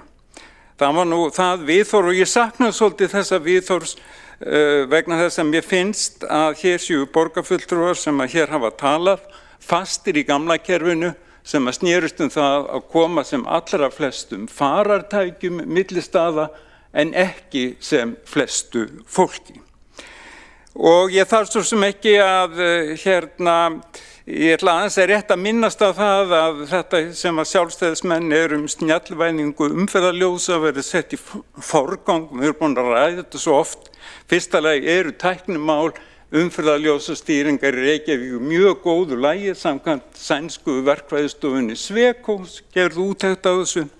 Það fullt af snjallvæddum umferðarljósum í borginni. Hvað var það meira sem ég hnautaði í tillögum sjálfstæðismanna og það talaði uppbyggingu hraðvirks og hagkvæms leiðakerfis og séragrunum. En það nákvæmlega það sem að borgarlínan gengur út á og ekkert annað.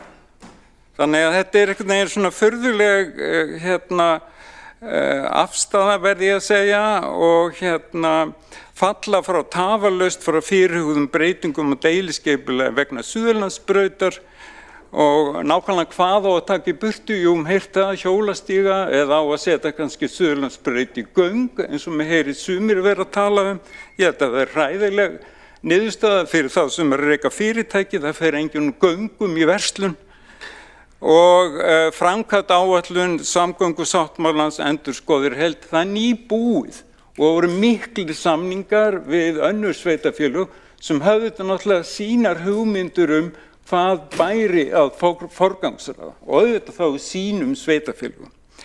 Þannig að mér finnst þetta vera gömul tugga, gömul framtíðarsýn og ég legg til að við fellum báðar þessar tillögur.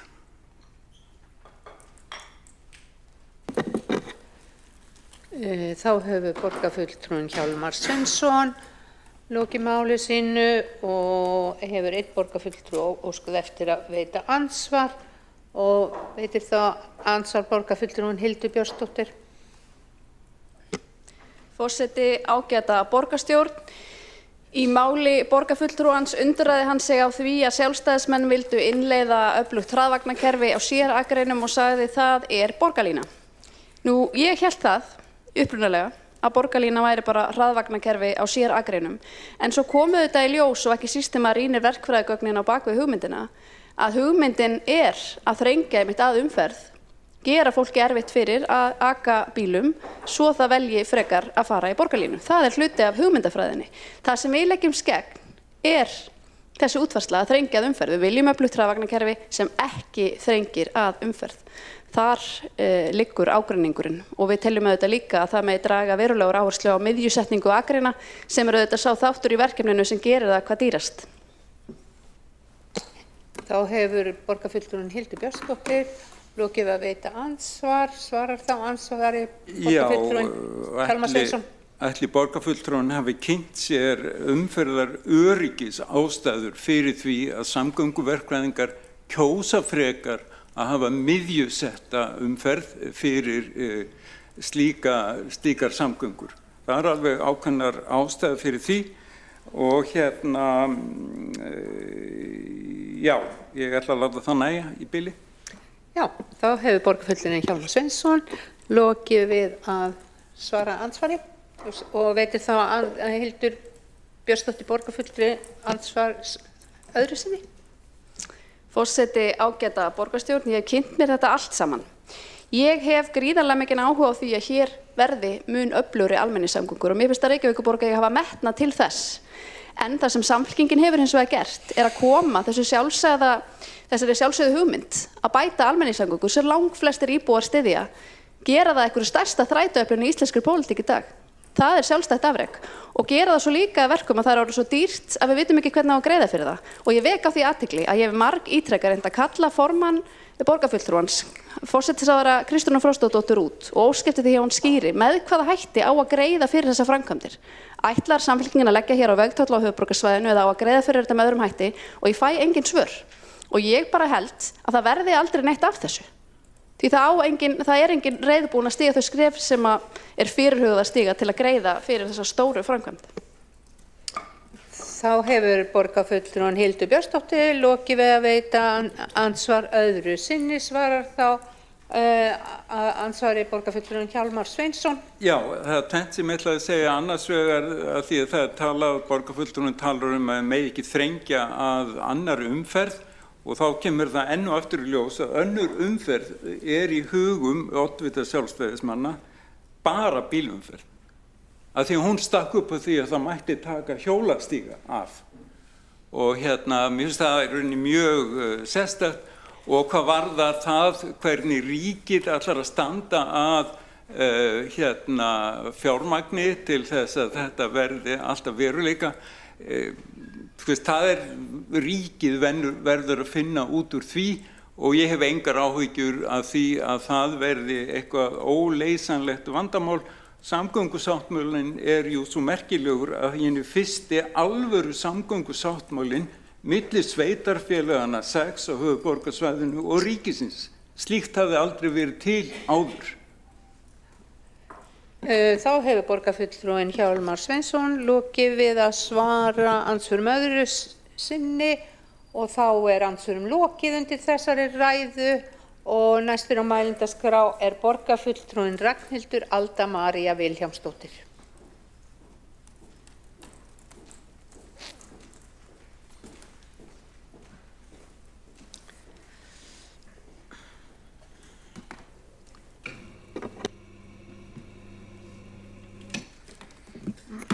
Ágæti forseti og borgarstjórn.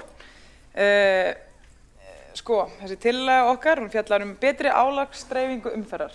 Ég ætlaði nú bara að byrja ræðinu á því en svo æstist ég svo upp við að hlusta á hann Hjálmar Sveinsson, hann er svo æsandi. Þannig að ég bara ætla að fara strax í að ræða þetta allt. Og ekki bara, það er ekki bara hann borgarfulltrúinn Hjálmar Sveinsson sem er æsandi, heldur líka Sara Björk. Sem og ég mun sakna þeirra mikið á þessum vettvangi, við hvern annan á ég að þræta hér í hvert einasta sinn, ég veit það ekki. Allavega, ég segi því línan hér er svo að með því að tala fyrir því að endurskoða samgöngusáttmálann, svona í ljósi þess að enginn vill borga fyrir hann, að þá sé bara verið að leika einhverja tafarleiki. Ég segi bara tefja hvað? Það er ekkert í gangi. En nákvæmlega ekkert í gangi. Jú, það er hellinga verkfræðistofum í gangi, það er búin að vera í gangi í mörg ár. En það er ekkert í gangi, það er ekkert verið að múra neitt, steypa neitt, byggja neitt. Það er ekkert í gangi. Það eru engin peningar til í þetta, það engin að reyna að finna neina peninga.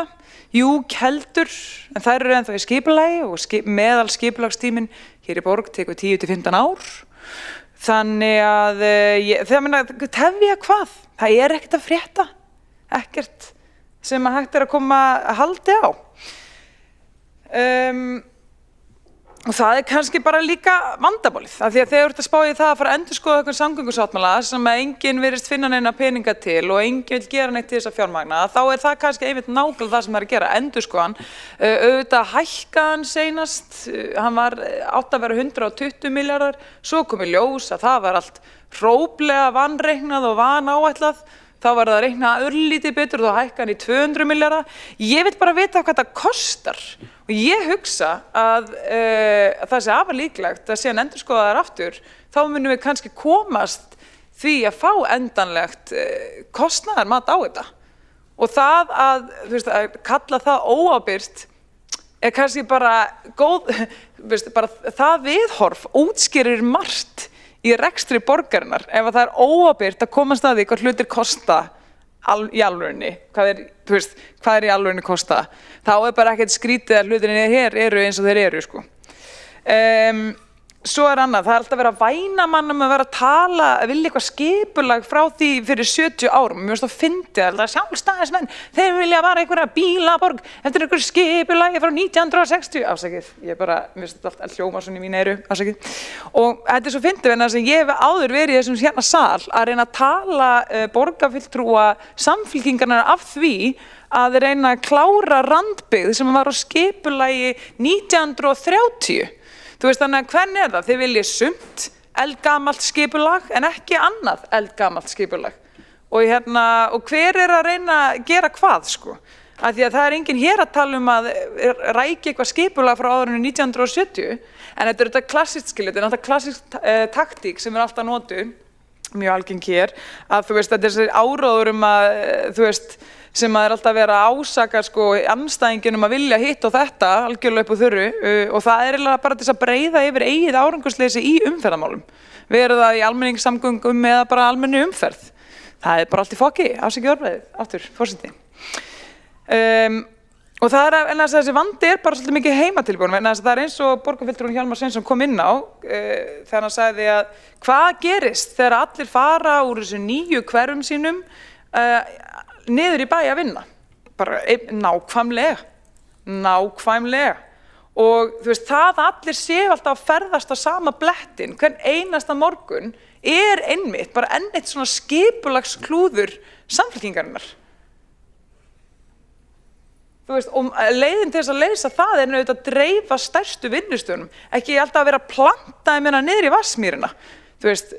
Og þú veist, ég meina, þetta er náttúrulega alveg fáránlegt við sem komin á annan stað, af því þetta var eitthvað sem var löngu fyrir sig að myndi gerast. Þarlendi myndi ég segja hvað er bara svona stórgóð byrjun í því er að reyna að fjölga stórum vinnustöðum utan Vatnsmýrinnar og miðborg, þú veist, sem er ekki beint nákvæmlega sem sama blett. Það myndi bara strax hafa mikil áhrif. En svo líka eitt annað, því að það var verið að tala að hér var víst bara allt komið og fleiri ferð með snjallvætt umferðarljós og svona fleiri gaslýsingar og málið þetta fyndi verðan að ég man eftir þegar við vorum í Portland þeirri alræmdu ferð borgarráðs og þar vorum við að kynna okkur svona hraðvagna eða borgarlínu útgáfunni þar og þar var einn starfsmaður umferðardeildarinnar þarna í Portland með okkur og fyrir borgarstjóri Dagbjörg Eggertsson kom með frábæra spurningu af því að þar var sem sagt borgarlínan, ef við köllum það bara það, hún var ekkert alltaf á sér atgreinum og raun og veru ekkert að þessu hlutfalli sem á að vera til þess að vera eitthvað, þessi stjörnulína eða whatever. Og eða gullína eða eitthvað og þá spyr hann Dagur Eggertsson hvernig er það, ég meina ef þið er ekki með allt kerfið á sér akrinum er þið ekki þá alltaf bara föst í umferð og þá svaraði starfsmaðurinn nei, af því að við erum með snjalljósastýringu öllu þessu, bara öll í allri borginni þannig að strætó er aldrei fastur í umferð, bara ljósin stilla þannig að strætó og neyðarbílar eru aldrei seinir og eru alltaf með grænt ljós þegar þið þurfa þannig að í ljósið er oft strætó er hér fastur í umferð er þokkalega ljóst af öllum þeim sem vilja sjá það að það er ekkert að frétta með þessa snjalljósastýringu. bara ekki neitt. Það búið að neglinu upp á hérna stökum gatnamótum og hrella íbúa með því að svo það náttúrulega ekkert inn í samstillingu við 1 og allt í rugli. Og það bara ógeðslega leiðilegt að þetta séu fyrstu kynni íbúa af því sem getur verið frábær tækni fyrir umferðina og umferðarskipulag í Reykjavík. En svona það. En allavega, núna ég búin að fara yfir þessa svona helstu punkta sem langaði að yppa gogg vegna í ræðinu minni og þá ætla ég að koma svona því sem ég ætlaði aðalega að tala og það þetta með að tillaga okkar sjálfstæðismanna, hún lítur á því að hefja undirbúning aðgerða til þess að dreifa betur umferði við daginn og draga úr umferðarþunga á háannatímum. Og burt séð frá samgöngusáttmálum og öllu þessu að þá bara margt sem hægt að gera til þess að aðeins létta á álaginu hér, á þessum helstu umferðarásum sem að allir ferðast á Vatnsmýrina og svo tilbaka. Það til dæmis hægt að gera helling til þess að bæta og auka fjarvinnu eða þá bara fjarkennslu. Þetta eitthvað sem að nemendur Háskóla Íslands hafa mikið verið að kalla eftir og ég veit að nemendur í HR eru mjög spenntir fyrir því líka að auka fjarkennslu og þetta myndi stórlega létta umferðarþunga hérna niður í Vatnsmýrina. Annað sem að ég líka svolítið hrifin af, það að vera með breytilega byrjun vinnudags, mér finnst það að vera mjög sniðugt, en ég held að við þyrftum þá að skoða líka breytilega byrjun vinnudags hjá leikskólastiginu og skólastiginu og svona, bara upp á það að þetta gangi allt upp fyrir foreldra sem og aðra. Og ég held að það sé bara ýmislegt sem hægt að gera til þess að tækla kjarna eða rót vandan sem bara ástæður þess að fólk þarf að ferðast á bíl á ákveðnum tímum, á ákveðna staði, skilji. Af því að leið og við erum að hugsa með okkur, ok, hvernig mætum við bara fólki þar sem það þarf ekki að kosta 300 milljarða, það hægt að gera hellinga hluti fyrir mun minna strax. Eins og þið vitið þá erum við svo hrifin að gera hluti strax, hér í Sjálfstæðisflokknum. Við viljum bara árangur strax og aðgerðir strax, hætta þessu endalausa slóri hjá biðflokkunum hérna í meirihlutunum. En allavega, þannig að ég væri endilega til ef það ykkur annar sem ætlar að skella sig inn á Mæló. Þá væri ég til að heyra hugmyndir fólks varðandi þetta, hvaða aðgerðir mætti gera til þess að draga úr umferð strax. Verið það fjarvinna eða fjarkennsla, verið það breytilegt upp af vinnudagsins, eða það að bara hvað getum við gert til þess að hjálpa fólki að draga úr þörf fólks til þess að keyra öll á sama staðinn á sama tíma á hverjum einasta morgni og hverju einasta eftirmiddi. Það væri gaman að heyra hvort að fólk hefur eitthvað hugmyndir það. Takk fyrir.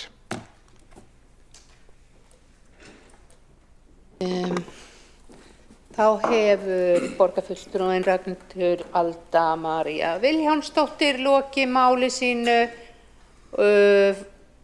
Forseti vill benda borgarfulltrúanum á að var ansi mikið rætt tillögu 2 sem það var sameinuð umræða 11 og 6. 11 verður eiginlega 2 þegar Ég var sko að borgarstjórn í hérna. Ég var bara í tillögu 2, erum við 11 og 6? Það útskýr margt. Ég skildi ekki akkur alltaf að það var svona.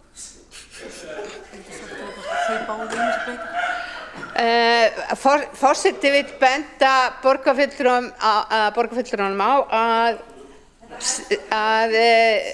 að Sjálfstæðisflokkurinn bað þessa breytingu. Já, ég bara veistu hvað, sko það bara í mig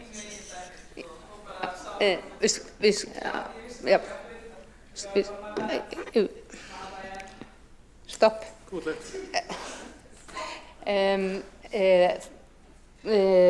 Borgarfulltrúinn Hjálmar Sveinsson hefur óskað eftir að veita andsvar. Já, fyrst alveg ætla að segja að mér finnst nú tillögur Sjálfstæðisflokksins í 7 liðum vera svona tiltölulega greinilegar og skýrar hvað ýmislegt varðar, ekki síst gegn borgarlínunni. Þannig að ég ekki alveg sammála að þessari túlkun borgarfulltrúans þetta snúist bara álagsdreifingu.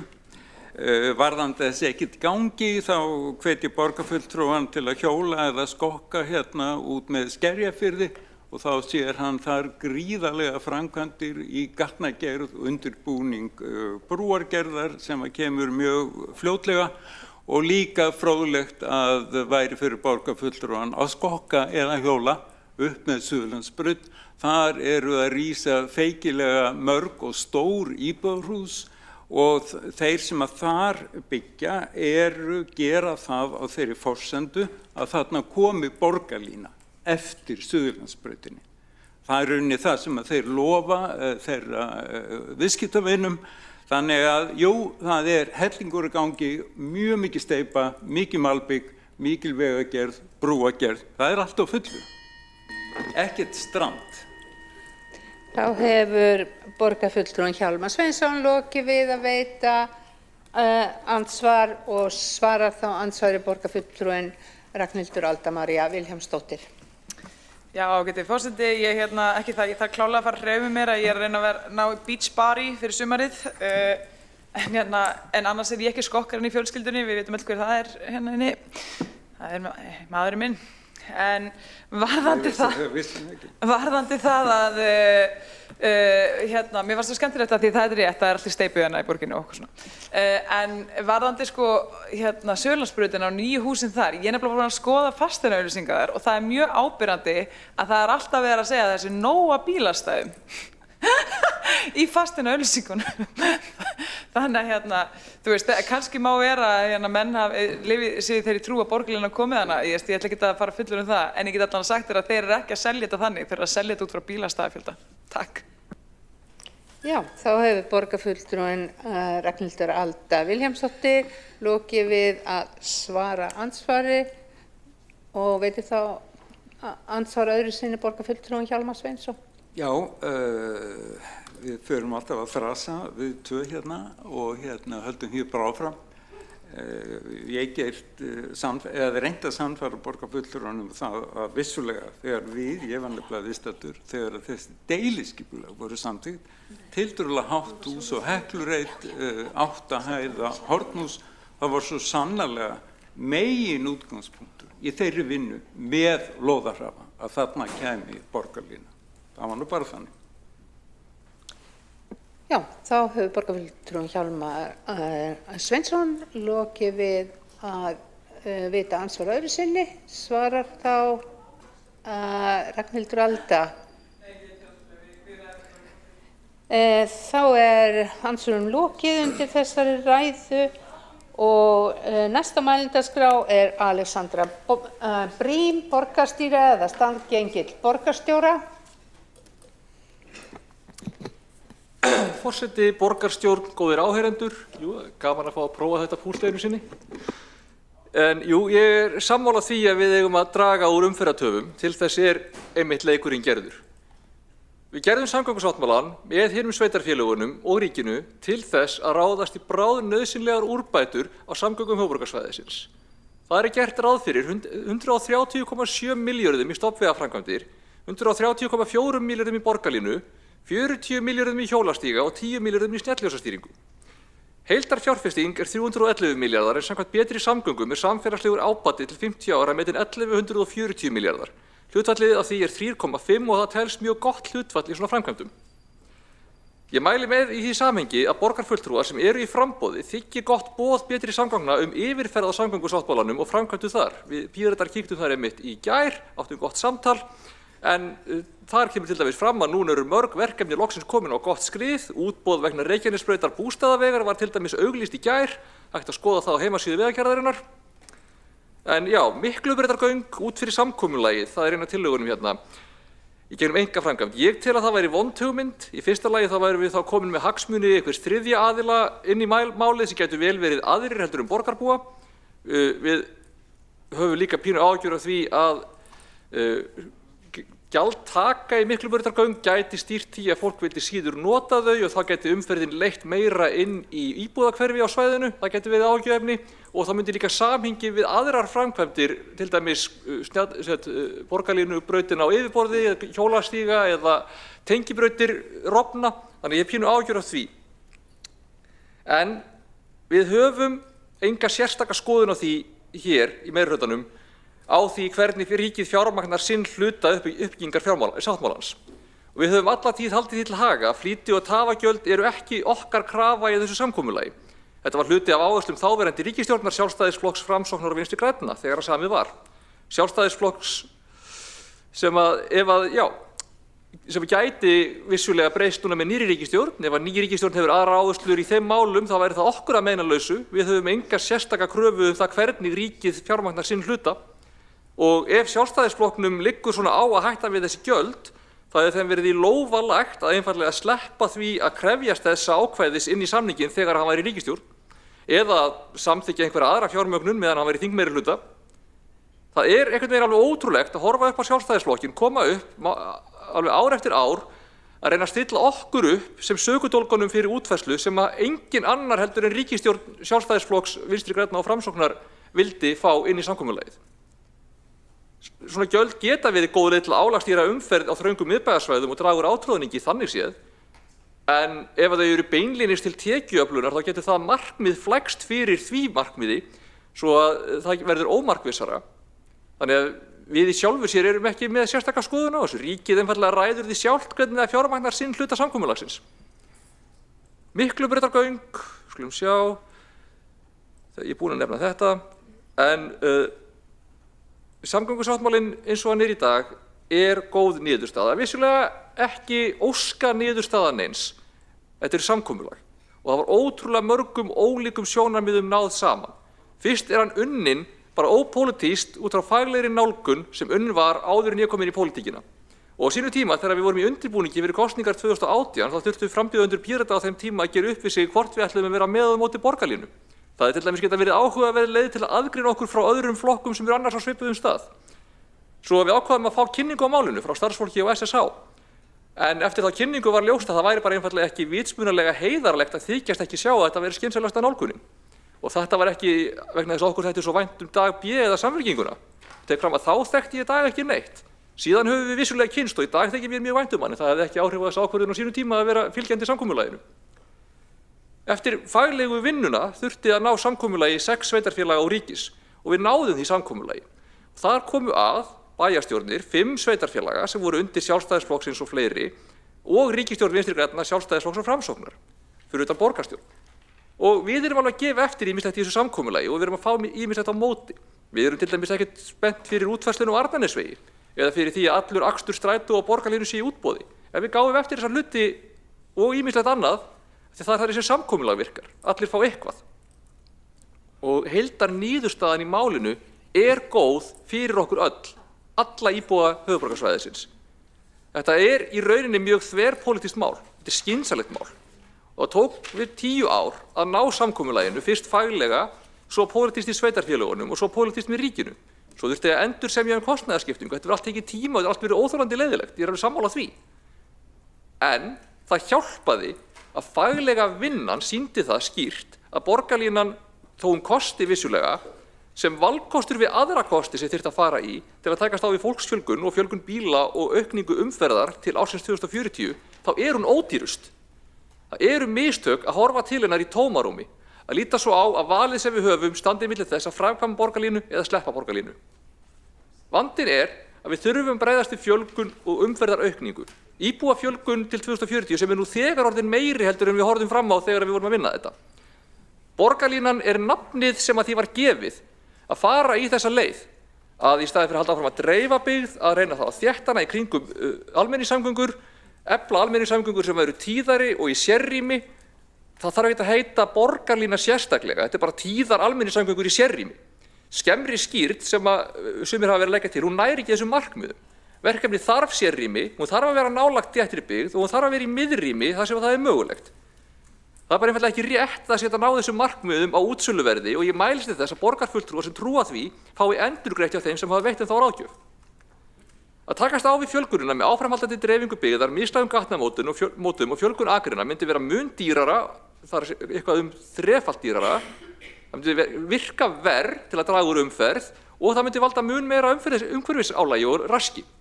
Þetta sáu allir. Samfylkingin, VG, Sjálfstæðisflokkurinn, Framsókn, Viðreisn, Píratar, þetta hafa líka flokkur fólksins og sósíalistar séð síðan að þau koma að borðinu. Þetta er nefnilega bara frekar augljóst ef maður skoðar gögnin og þess vegna tókst að semja. Niðurstaðan er góð. Nú erum við komin á þann stað að það er hægt að klára þetta. Eða verður hægt við úr þessu, eða verður farið einhverja lélega skemmri skýrn þar sem að borgarlínan eða hvaða verður í blönduðum akstri eða fjær byggð, þá mun það eyðileggja verkefnið, árangurinn mun ekki nást. Öll vinnan og kostnaðurinn sem búið að fara til að ná þessu er mikils virði. Samkomulag 6 sveitarfélaga og ríkis, það er einsdæmi á Íslandi. Ef flokkar sem ekki skilja þetta komast til valda og við hættum við núna, þá eru áratugir í að hægt verði að ná aftur viðlíka samstöðu ef það verður nokkuð tíma. Þá getum við gleymt því að koma upp almennilegum nútíma almenningssamgöngum á okkar líftíma. Þessi útfærsla snýst ekkert sérstaklega við það að þrengja viljandi að umferð til að refsa fólki fyrir að vera á bíl. Þetta snýst ekki við það að þvinga fólki ferðamáta sem það vill ekki. Það snýst að bjóða upp á valmöguleika. Alveg sama hvað fólk reynir ofta að halda því fram að við hötum bara fólk fyrir að vera á bíl, það er ekki satt. Þetta er besta leiðin fyrir alla ferðamáta.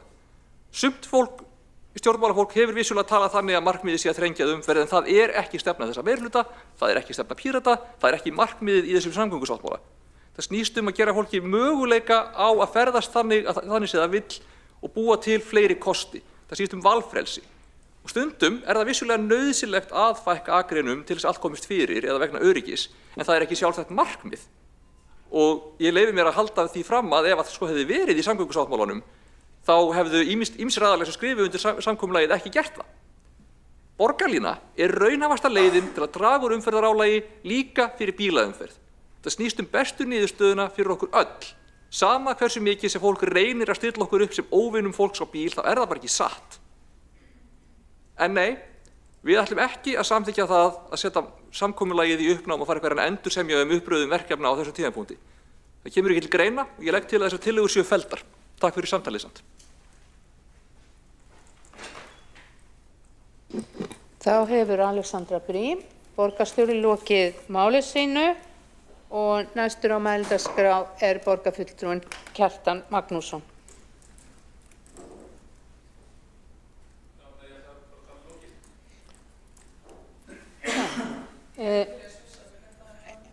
Næstur á mælendaskrá er Einar Þorsteinsson, borgarfulltrúinn Einar Þorsteinsson.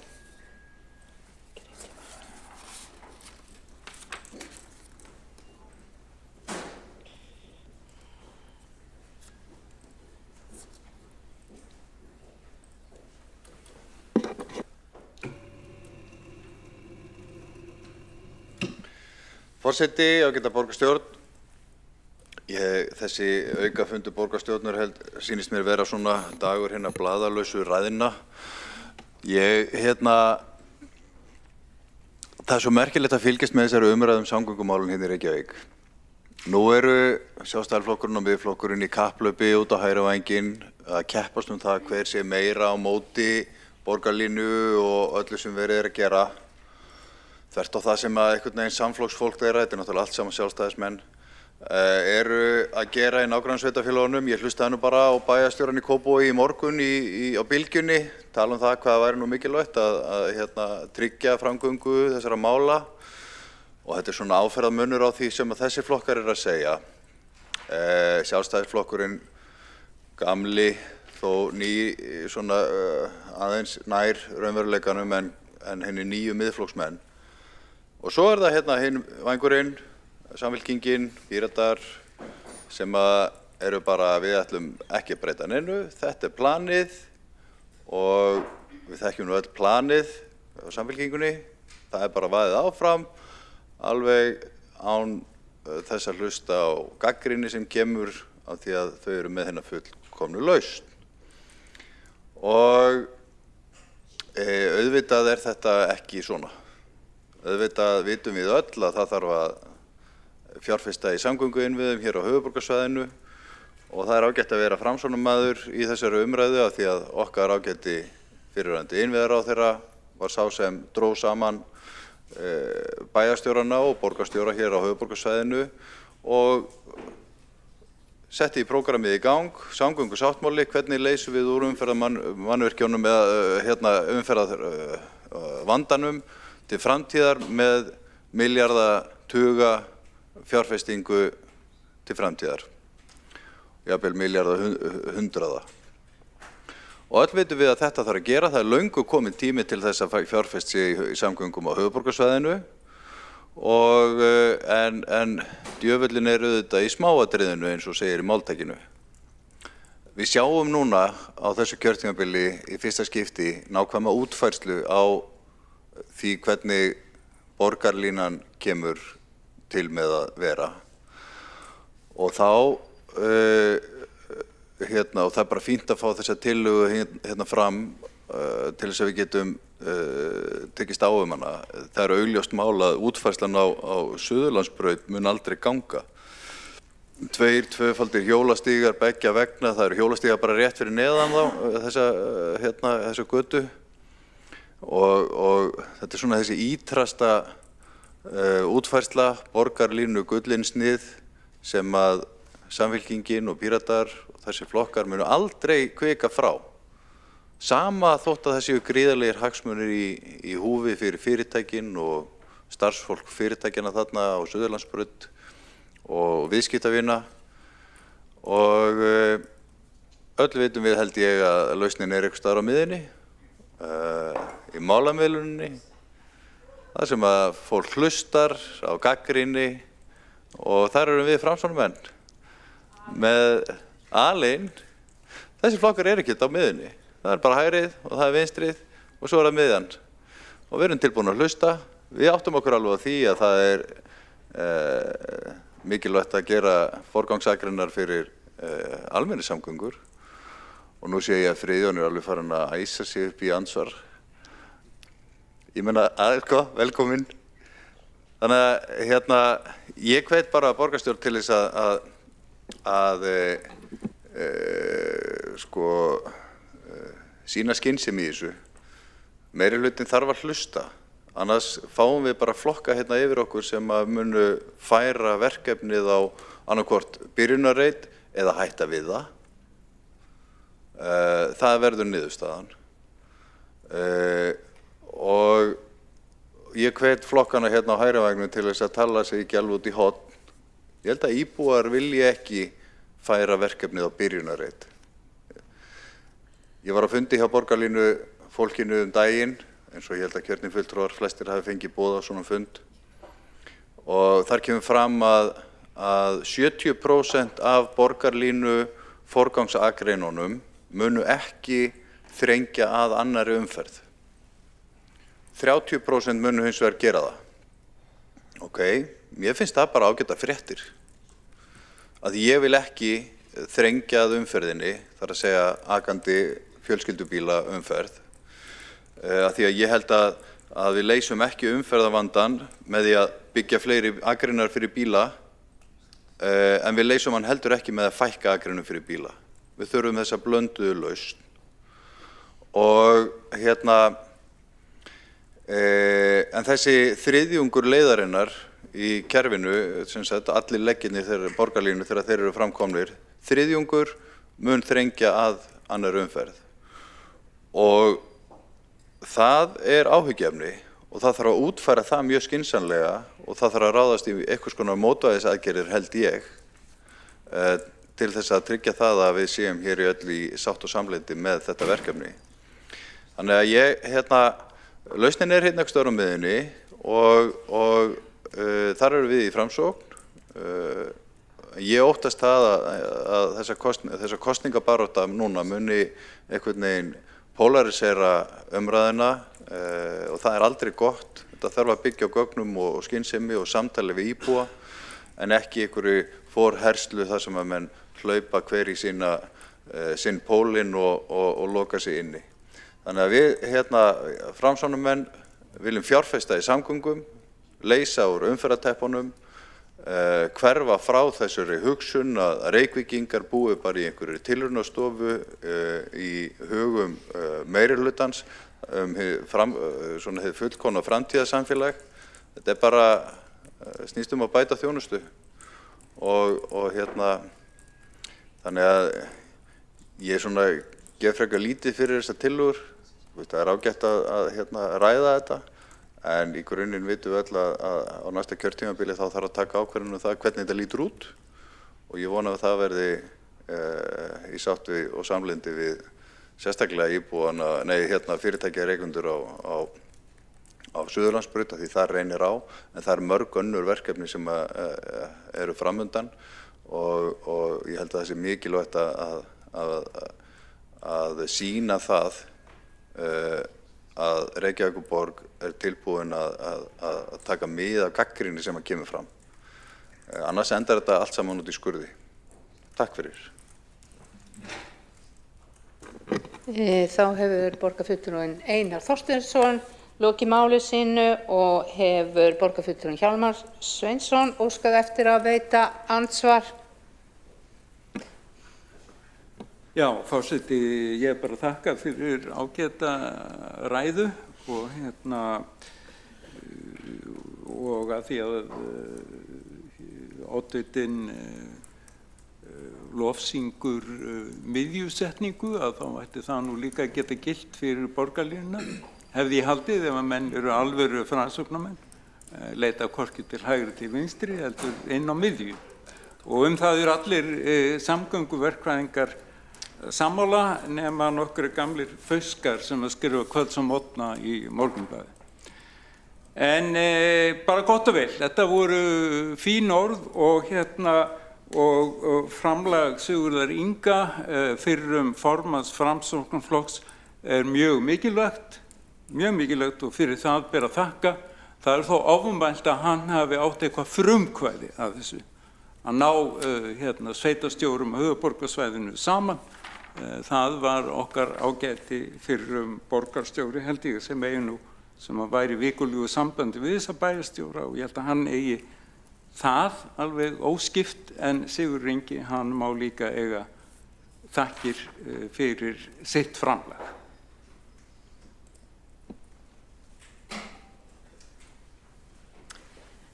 Þá hefur borgarfulltrúinn Hjálmar Sveinsson lokið við að veita andsvar. Svarar þá andsvari borgarfulltrúinn Einar Þorsteinsson.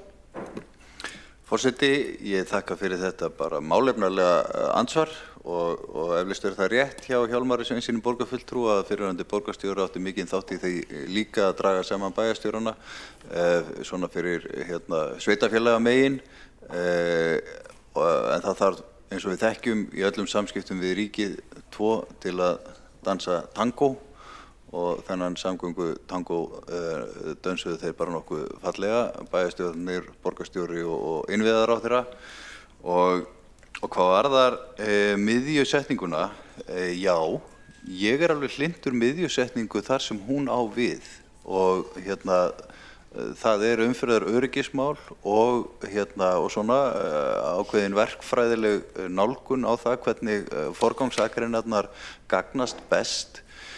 En hún, eins og við vitum, ekki skynsamleg allstaðar. Þannig að þetta bara útfærsluatriði og skynsemin þarf bara að ráða. Já, þá hefur borgarfulltrúinn Einar Þorsteinsson lokið við að svara andsvari, veitir þá andsvar öðru sinni, borgarfulltrúinn Hjálmar Sveinsson. Með fullri virðingu fyrir hinum miðjusetta Framsóknarflokki að þá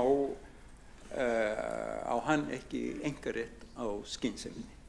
Allir flokkar hafa einhverja í sínum röðum sem hafa nóga skynsemi. Þá hefur borgarfulltrúinn Hjálmar Sveinsson lokið við að veita andsvar öðru sinni og svarar þá borgarfulltrúinn Einar Þorsteinsson andsvari öðru sinni. Já, sannarlega. Það gott fólk í öllum flokkum og skynsamt. Það bara misdjúpt á henni. Já, þá hefur borgarfulltrúinn Einar Þorsteinsson lokið við að svara andsvari öðru sinni og þá andsvörum lokið undir þessari ræðu og næstur á mælendaskrá borgarfulltrúinn Ragnhildur Alda María Vilhjálmsdóttir og forseti vill benda borgarfulltrúum á að ég mun loka mælendaskrá eftir ræðu borgarfulltrúans. Þannig að þeir sem ætla í ræðu tilkynni það núna.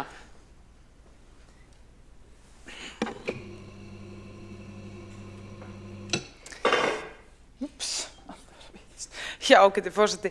Ég eins og kom í ljós talaði fyrir röngu máli seinast, en ég talaði alltaf bara með réttu máli, þannig að þetta bara kom allt heim og saman á endanum þannig lagað. Sko, varðandi tillöguna sem er til umræðu, að þá það bara í raun og veru margt annað sem átti við í fyrri ræðu sem á við hér, nema það sem ég vildi hins vegar líka bæta við að í raun og veru kjarninn af þessu það að við viljum búta verkefni niður í bita sem eru raunhæfir að gera, svona actionable eins og Karin segir, og það raun og veru það sem við erum að leggja til. En það líka eitt annað sem ég finnst ætti að taka með í reikningin þegar menn að fella þessa tillögu frá okkur, sem það að annað hver flokkur, svona í anda þess sem hann var að koma inn hann Einar, að öll þessi mál sem við Sjálfstæðisflokkurinn höfum verið að tala fyrir allt þetta kjörtímabil og líka það seinasta, hver og einasti flokkur alltaf komin með á stefnuskránuna sína í dag.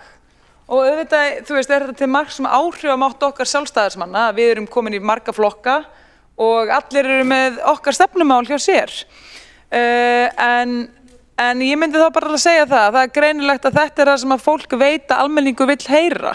Þannig að bara kem þessu til ykkar áður en ég fara að fella enn eina tillöguna sem verður væntanlega komin á stefnuskrá og ef hún ekki komin til með sér flokki fólksins held ég. Sumt að þessu, ekki margt bara. Þannig að ég ætlaði bara aðeins að brýna þetta.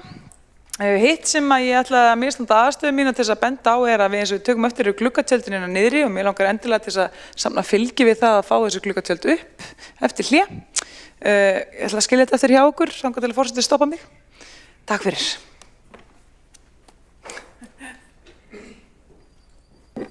Þá hefur borgarfulltrúinn Ragnhildur Alda María Vilhjálmsdóttir lokið máli sínu og borgarstjóri hefur óskað eftir að veita andsvar.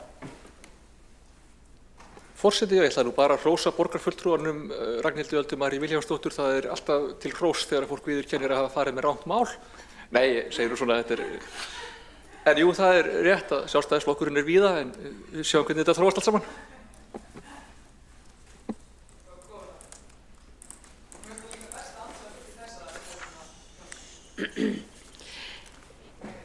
Já, þá hefur Alexandra Brím borgarstjóri lokið við að veita andsvar. Óskar.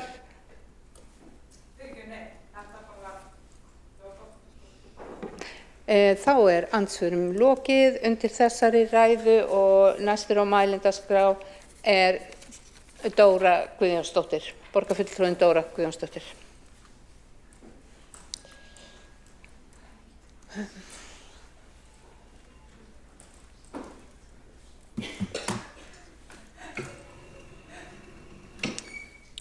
Forseti, ágæta borgarstjórn. Miðjumoð sem fyrir hvorki fram né aftur kallast stöðnun. Það ekki jafn slæmt og afturhaldið, en það samt engin framför. Hér talað harðlínu og málamiðlanir. Það hefur verið gerð málamiðlun þegar kemur að Suðurlandsbraut í útfærslu. Í ýtrustu hugmyndum eru tekin í burtu mun fleiri bílastæði. En það var bakkað til að skapa meiri sátt verkefnið. Á sama tíma ekki vilji til að ganga á dalinn. Haldið að það yrði vinsælt. Hvernig haldið þið að það sé að senda börn yfir Suðurlandsbraut í íþróttir? Haldið þið virkilega að íbúar á svæðinu muni ekki njóta góðs af og sérstaklega þá börn? Ef við gerum meiri málamiðlanir og bökkum með gæði borgarlínu, þá náum við ekki þeim árangri sem við þurfum að ná. Þversnið borgarlínu með miðjusetningu eins og hægt öruggasta útfærslan og kemur í veg fyrir að gangandi þurfa að ganga langar leiðir. Þetta ekki tilviljunum háð, þetta byggir á reynslu og þetta byggir á þekkingu annarra þjóða sem að hafa farið sömu leið. Við erum að auka umferðarrýmd við Miklubraut, við Sæbraut og svo vera að undirbúa Sundabraut. Það verið að losa beltið víða. Og þá koma fleiri bílar. Spurt á þá ekki að draga neitt saman á móti. Það bara eðlilegt í þessu samhengi að gera breytingar á Suðurlandsbraut. Ekki bara til þess að koma borgarlínu vel fyrir heldur í stóra samhenginu. Því hvar á að koma öllum þessum bílum fyrir? Það er verið að losa beltið víða í þessum aðgerðum. Kannski of víða, segi ég. Og ef við ætlum að fara að endurskoða samgöngur á höfuðborgarsvæðinu, þá vil ég kannski frekar gera það tillögu minni að skoða það að Sundabraut verði einungis fyrir almenningssamgöngur, gangandi og hjólandi. Því aftur verð ég að spyrja, hvar eiga allir þessir bílar að vera? Þá hefur borgarfulltrúinn Dóra Björk Guðjónsdóttir lokið máli sínu og næstur á mælendaskrá er borgarfulltrúinn Kristinn Jón Ólafsson.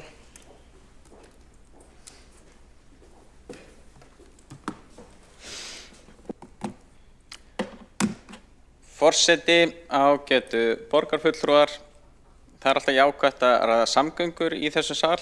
Í samgöngur eru mannréttindi, aðgengismál, frelsismál og umhverfismál allt í senn. En förum aðeins yfir nokkra tillögur sem hér hafa komið fram. Kallað er eftir snjallvæðingu umferðarljósa í algjörum forgangi.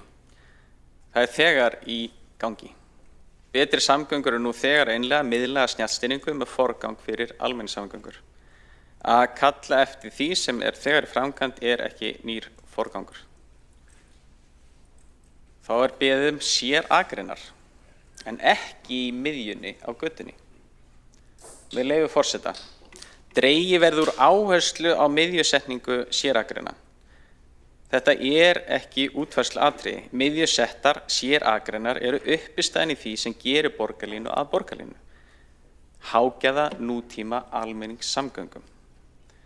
Þær eru ástæða þess að borgarlínan kemst fram hjá bílum sem bíða eftir að beygja til hægri, fram hjá sendibílum sem stoppa til að losa vörur, fram hjá öllu því sem gerir hefðbundna hægri setta sérakrein óáreiðanlega.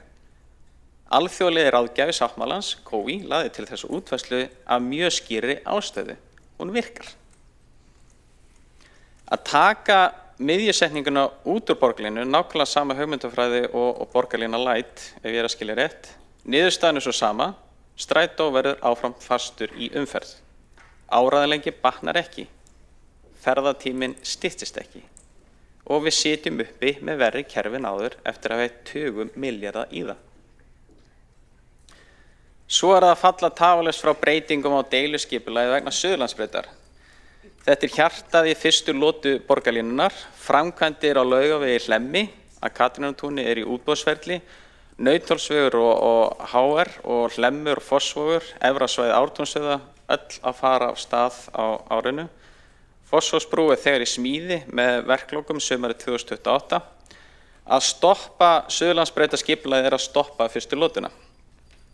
Og hver eru skilaboðin til þeirra sem hafa fjárfest við þróunarás borgarlínunnar?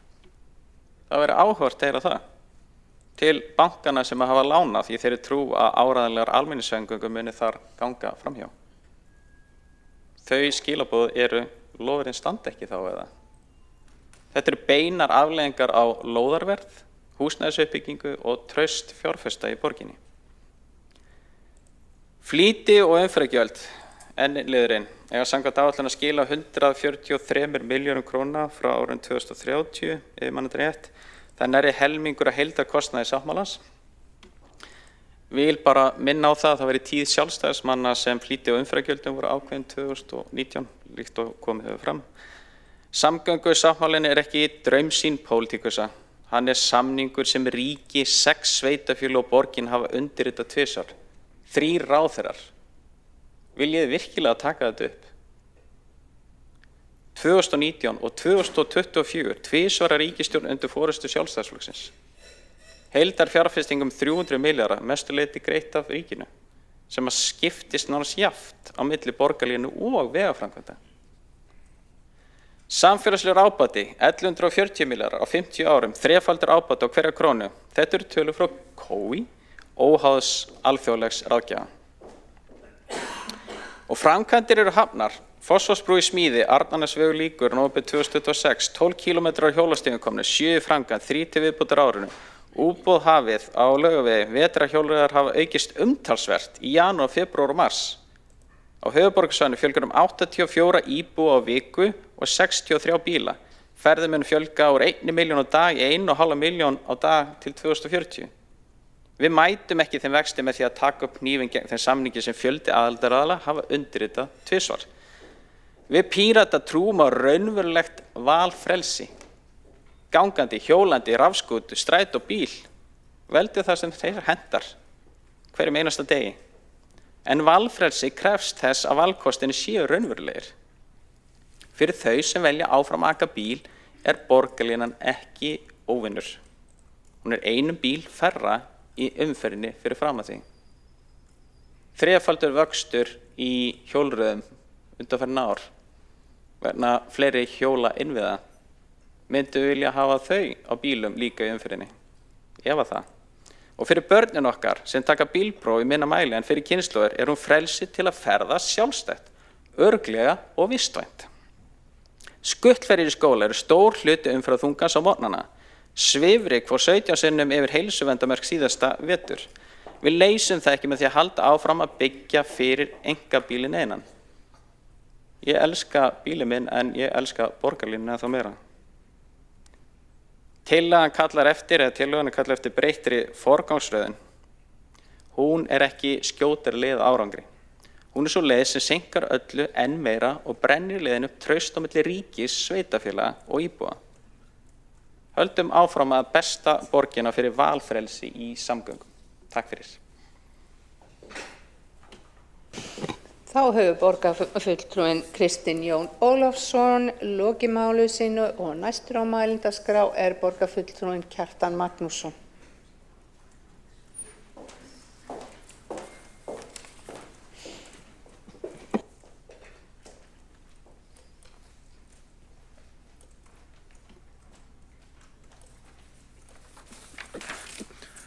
Forseti, góðir borgarfulltrúar, umræðurnar hér í dag hafa verið mjög gagnlegar að mínu áliti. Þær hafa enn og aftur fært mér heim sanninn það að það verður að breyta samgöngustefnunni hér í borginni. En ég átta mig líka á því að fulltrúar vinstri flokkana, þeir eru jafn sannfærðir áður og jafnvel forhertar en áður í því að það þurfi ekki neinu að breyta þessari samgöngustefnu.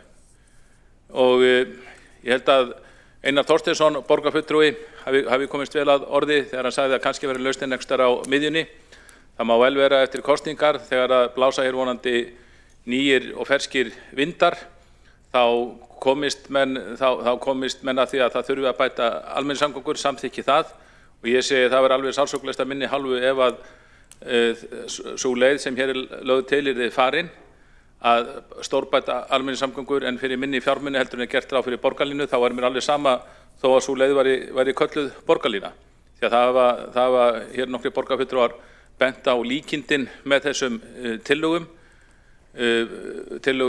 tillögu okkar Mörtu Guðjónsdóttur borgarfulltrúa annars vegar og þeim tillögum sem að finna í borgarlínuverkefninu hins vegar, og það rétt, það eru líkindi með þeim, en stóri munurinn sá, það bara meðferð fjármuna.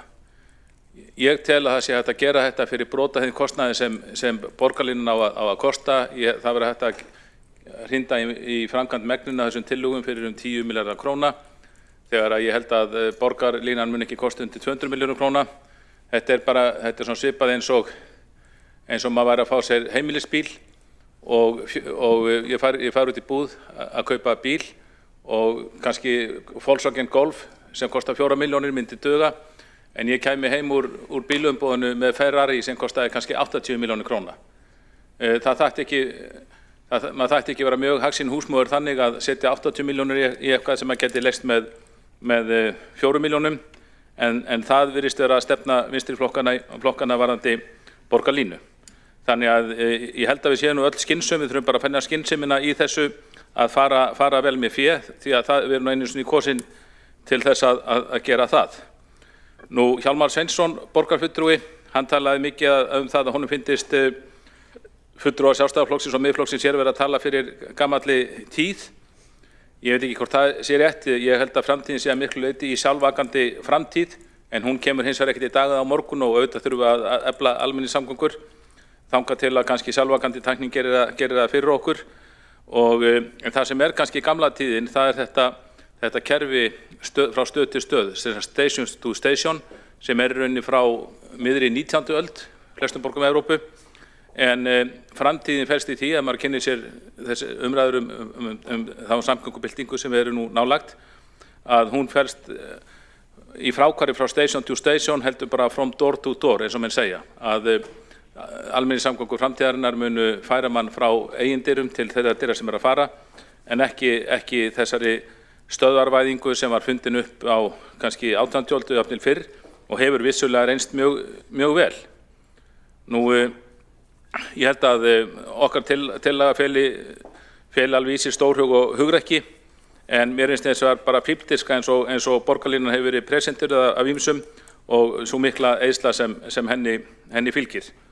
Og svo verði ég að segja að þegar menn eins og borgarfulltrúinn gerði talaði að hann var að tala hverjir styttu borgarlínu og hverjir ekki, og talaði að það verið helst gamlir karlfauskar sem skrifuðu í Morgunblaðið sem styttu borgarlínuna. Ég veit ekki hvort ég að taka þetta til mín, en ég held að menn séu komnir niður á okkar furðulegt plan þegar að menn eru farnir að nota aldursfordóma til að gera lítið úr öðrum.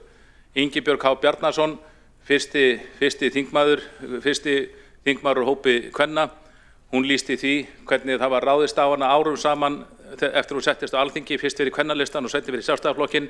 Þá réðust Jónas og Hriflu og fleiri menn á hana endalaust og notuðu kynferði gegn henni. Hún væri kona og þess vegna var ekkert að marka hana.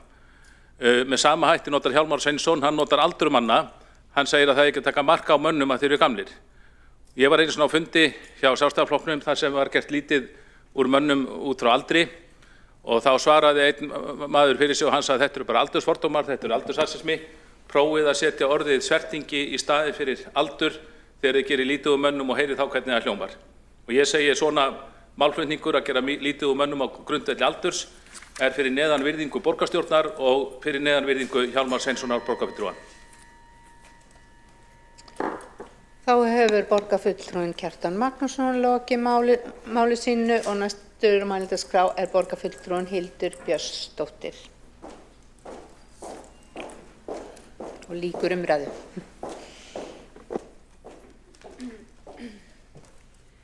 Forseti, ágæta borgarstjórn, ég þakka umræðuna hér í dag. Hún hefur verið lífleg og það ljóst að hér eru ekki allir á sama máli. Hér spurði einn borgarfulltrúa meirihlutans: viljið þið virkilega endurskoða samgöngusáttmálann? Já, svarið já. Við viljum virkilega endurskoða þennan sáttmála. Við teljum áætlanir hans ekki í þágu Reykvíkinga, við teljum forgangsröðun verkefna ekki í bestu þágu Reykvíkinga og við teljum mörg verkefnana óraunhæf, illa ígrunduð og augljóslega ekki verða fjármögnuð að endingu. Það var líka spurt og er oft spurt, ekki bara á þessum fundi heldur öllum fundum og öllum umræðum, þá látið eins og vissuð þið ekki að sjálfstæðismenn undirrituðu sáttmálann, vissuð þið ekki að bæjarstjórar Sjálfstæðisflokksins undirrituðu sáttmálann og vissuð þið ekki að ríkisstjórn sem Sjálfstæðisflokkurinn sat í undirritaði sáttmála, eins og þetta sé eitthvað verst geymda leyndamálið. Af þessu eru margar myndir og þetta vitum við allt saman. Það sem sjálfstæðismenn gerðu hins vegar ekki.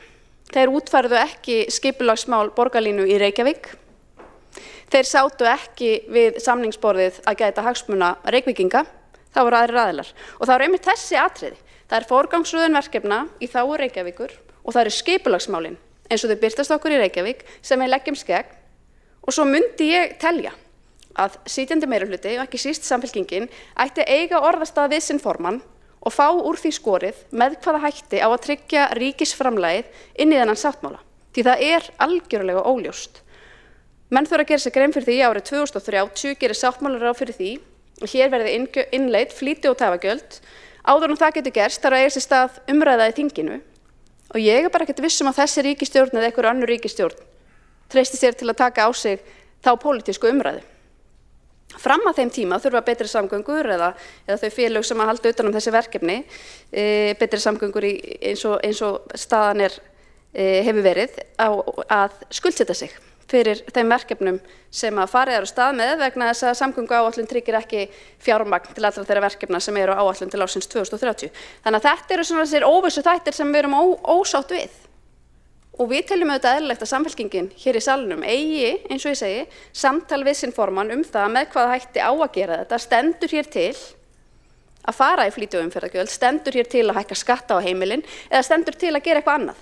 Og þegar Bjarni Benediktsson undirritaði upprunalegan samgöngusáttmála, þá sagði hann alltaf að það kæmi til greina hans vegna, og það stóðu líka í upprunalegum sáttmála, það var möguleiki að hér myndi til að mynda sala á Íslandsbanka geta fjármagnað samgönguverkefni í sáttmálanum. Þannig að við þurfum að fá svör við þessu, en eins og ég kom inn á í upphafi að þá verja höfuðborgarbúar samkvæmt umferðargreiningafyrirtækinu TomTom 92 klukkustundum í umferðartöfum árlega.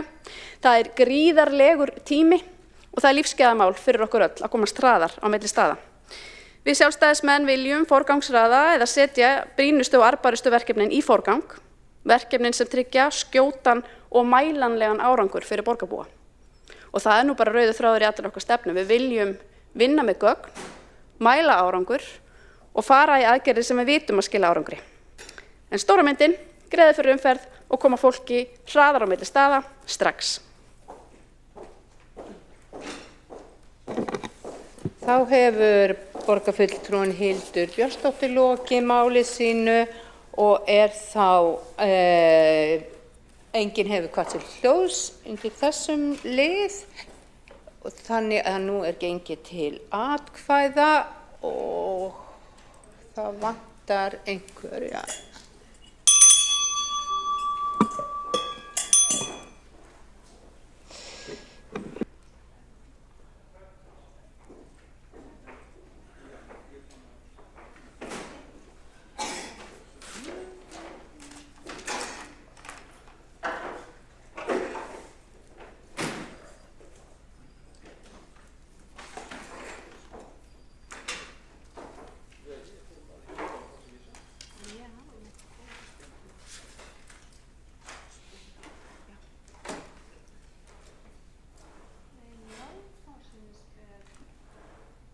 Allir eru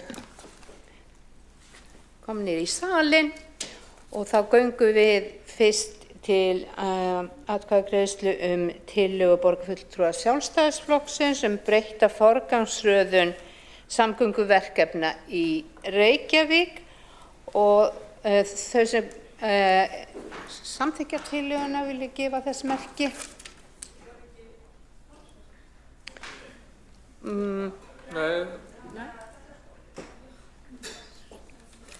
Ekki rugla mig. Það eru við borgarfulltrúa sína vel merki Magnea Gná. Já, það eru þá fulltrúar óháðra sem eru sammála, sem eru 2 og fulltrúar Sjálfstæðisflokksins og Framsóknarflokksins. Og þeir sem eru á móti sýna það. Það eru 12 fulltrúar samstarfsflokkana, þannig að tillagan er felld og fulltrúi Viðreisnar, borgarfulltrúi Viðreisnar situr hjá. Þá er gengið næst til atkvæða tillögu borgarfulltrúanna Kjartans Magnússonar og Mörtu Guðjónsdóttur, óháðra, nýja samgöngustefnu Reykjavíkurborgar. Og þá vil ég sjá hverjir eru sammála þeirri tillögu, greiðum atkvæði það. Það eru 2 borgarfulltrúar óháðra sem eru samþykkja þessa tillögu og hverjir eru á móti, gefið þess merki. Það eru borgarfulltrúar samstarfsflokkana 12 ásamt borgarfulltrúa Viðreisnar og borgarfulltrúar Sjálfstæðisflokks og Framsóknarflokks sita hjá. Já, þá er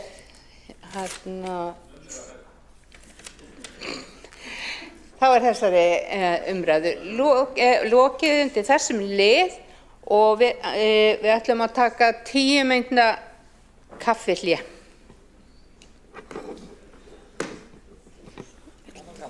Já.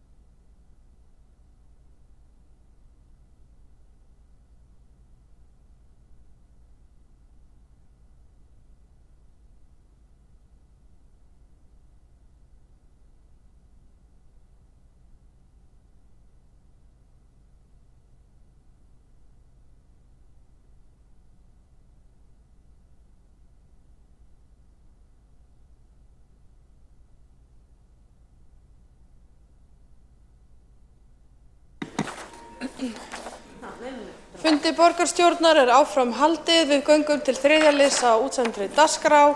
Það stefna áætlun gönguvæna borg, samanber 20. lið fundargerðar borgarráðs frá 16. apríl fyrri umræða. Forseta biður borgarfulltrúa sem í salnum að fara með samtölu sín fram, því hér á einungis þeirra að tala sem forseti hefur gefið þess leyfi. En þá tekur til máls fyrst borgarfulltrúin Dóra Björt Guðjónsdóttir.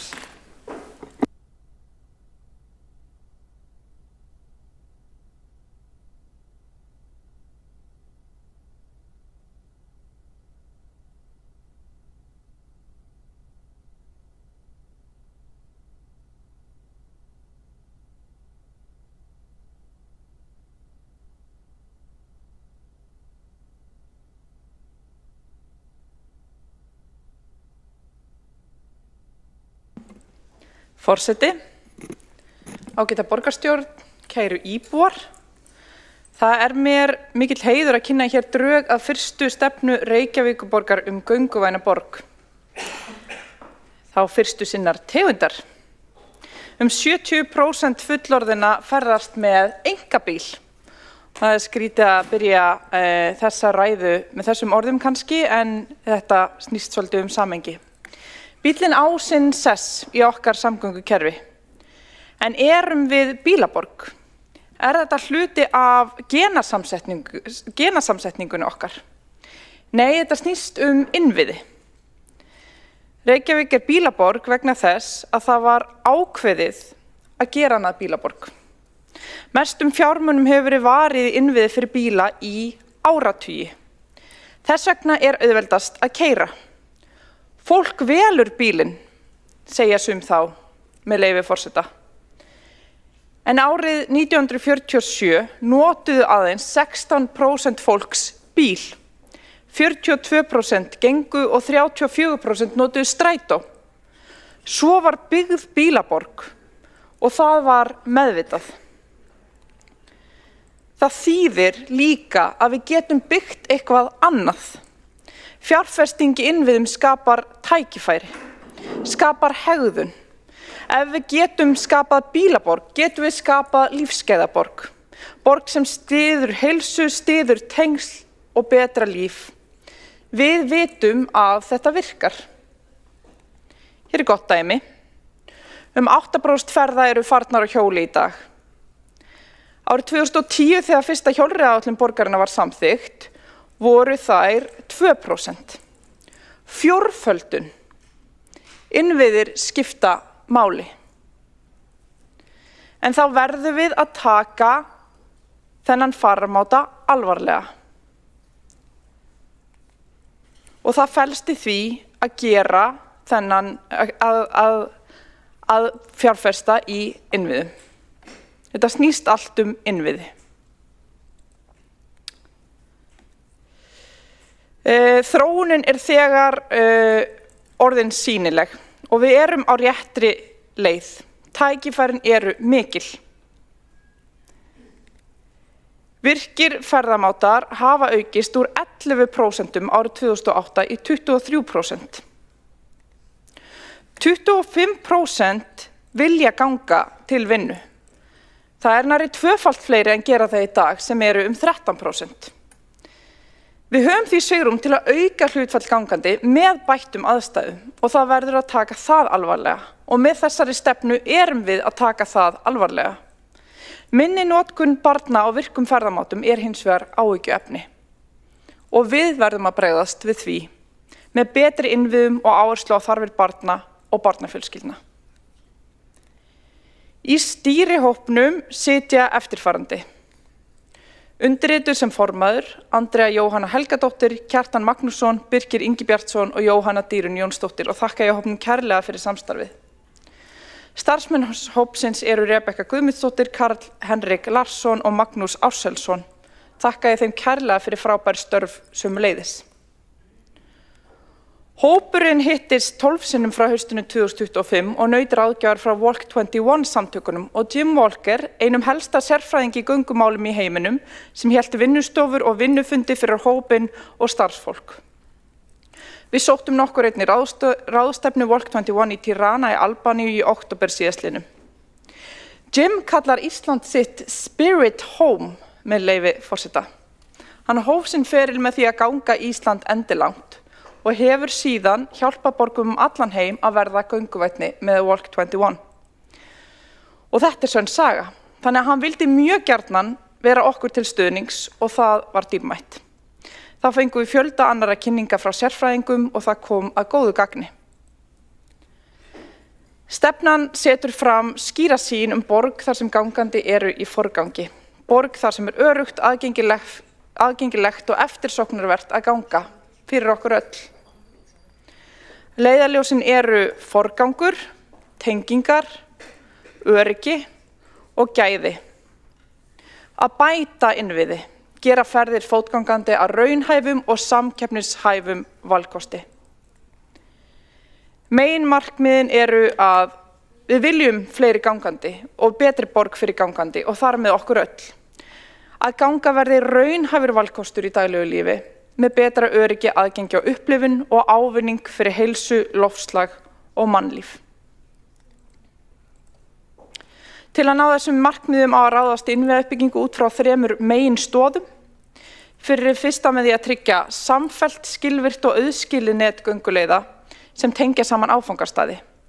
Við viljum að það séu gangstéttir og gönguleiðir og bæta við gangstéttum og gönguleiðum þar sem þær vantar. Við ætlum að skapa örugt og aðgengilegt umhverfi fyrir gangandi með sérstakri áherslu á börn, eldra fólk og aðgengi fyrir öll. Við viljum að foreldrar geti andað léttar og leyft börnum að ganga til skóla og frístunda og þá þarf umhverfið að styðja við það. Svo ætlum við að einblína á upplifun og gæði en borgarhönnunarstefna, systurstefna gönguvænnar borgar, gengur í raun út á þetta.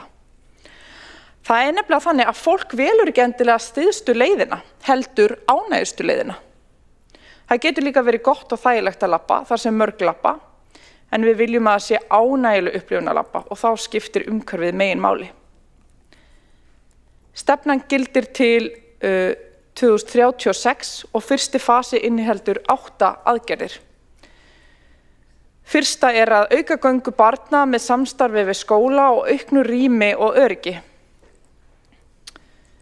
Og það er fyrir í öðru lagi að kortleggja göngur, bæta tengingar, ekki síst við almenningssamgöngur og nýta óskastíga, þar sem fólk gengur í raun. Það eru mikilvægar upplýsingar þar sem fólk velur að labba og það er alveg ástæða til þess að kortleggja þetta og búa til nýja göngustíga þar sem að fólk vill ganga. Það er allavega þannig sem við vinnum ef að við hugsum fyrst og fremst notandann. Svo er það að lækka raunhraða, bæta lýsingu og auka öryggi, sérstaklega fyrir viðkvæma hópa. Þá er það að bæta upplifun og leiðsögn í borgarrýminu og svo að tryggja skipulagsstyðji við göngu frá upphafi, að setja gangandi í forgangi í vetrarþjónustu með sérstakri áherslu á gönguleiðir barna til og frá skóla og frístundum og huga betur að snjósöfnunarsvæðum, þannig að þau skerði ekki aðgengi og öryggi gangandi vegfarenda. Það er jú óþolandi, eins og við þekkjum sem að göngum á veturna. Þá er það að auka verulega í viðhaldi og gera það sýnilegt og svo að skoða tæknilausnir til að minnka biðtíma og streitu gangandi við gönguljós. Fólk þekkir nefnilega ekki hugtakið tæmingartíma sem er óbáslega tæknilegt viðfangsefni sem dæmi og það er stressandi að sjá rauða kallinn renna upp á ljósinu og vera kannski úti á miðri gönguþverun og þurfa þá að hlaupa yfir af því að þú veist ekki að það er nægur tími fyrir þig að komast alla leið. Og það er bara nógu mikið stress í lífinu óháð umferðarljósum. Okkur langar til þess að bregðast við þessu og skoða hvaða lausnir eru í boði. Nú fer þessi ágæta stefna í samráðsgátt og hlakka ég til að heyra ykkar rýni kæru borgarfulltrúar. En þar sem þetta er líklega mín síðasta framsægi borgarstjórn af þessu tagi og kosningar nálgast óðum vil ég nota tækifæri að minna á stóru myndina. Hífum okkur upp úr skotgröfunum, samanumst að finna lausnir til að setja íbúa, börnin okkar og öryggi þeirra og framtíðina í forgang frekar en tímabundna hilli úr herbúðum fyrirsjáanlegra reiðisálma sem leiða okkur út í stöðnun eða afturför. Það getur verið óþægilegt og jafnvel óvinsælt að gera það sem rétt er. Breytingar yfir í vistvænni samgöngur valda oft núningi, en þegar innviðirnir eru komnir þá eru þeir notaðir og þá gleymist jafnvel mótstaðan. Það hefur ekki alltaf verið þægilegt að standa í forsvari fyrir mikilvæga stefnu borgarinnar í breyta bílaborg í borg fyrir fólk. Að standa í lappirnar með því sem er rétt eins og öryggi barna og óvarinna vegfarenda. Það þekkjum við Hjálmar Sveinsson borgarfulltrúi mæta vel. Gatnamótin sem umræðir á myndinni voru aðal umræðuefni á tímabili en ekki lengur. Þannig gengur sveiflan. Eftir standa framfarirnar. Fyrir þær erum við hér.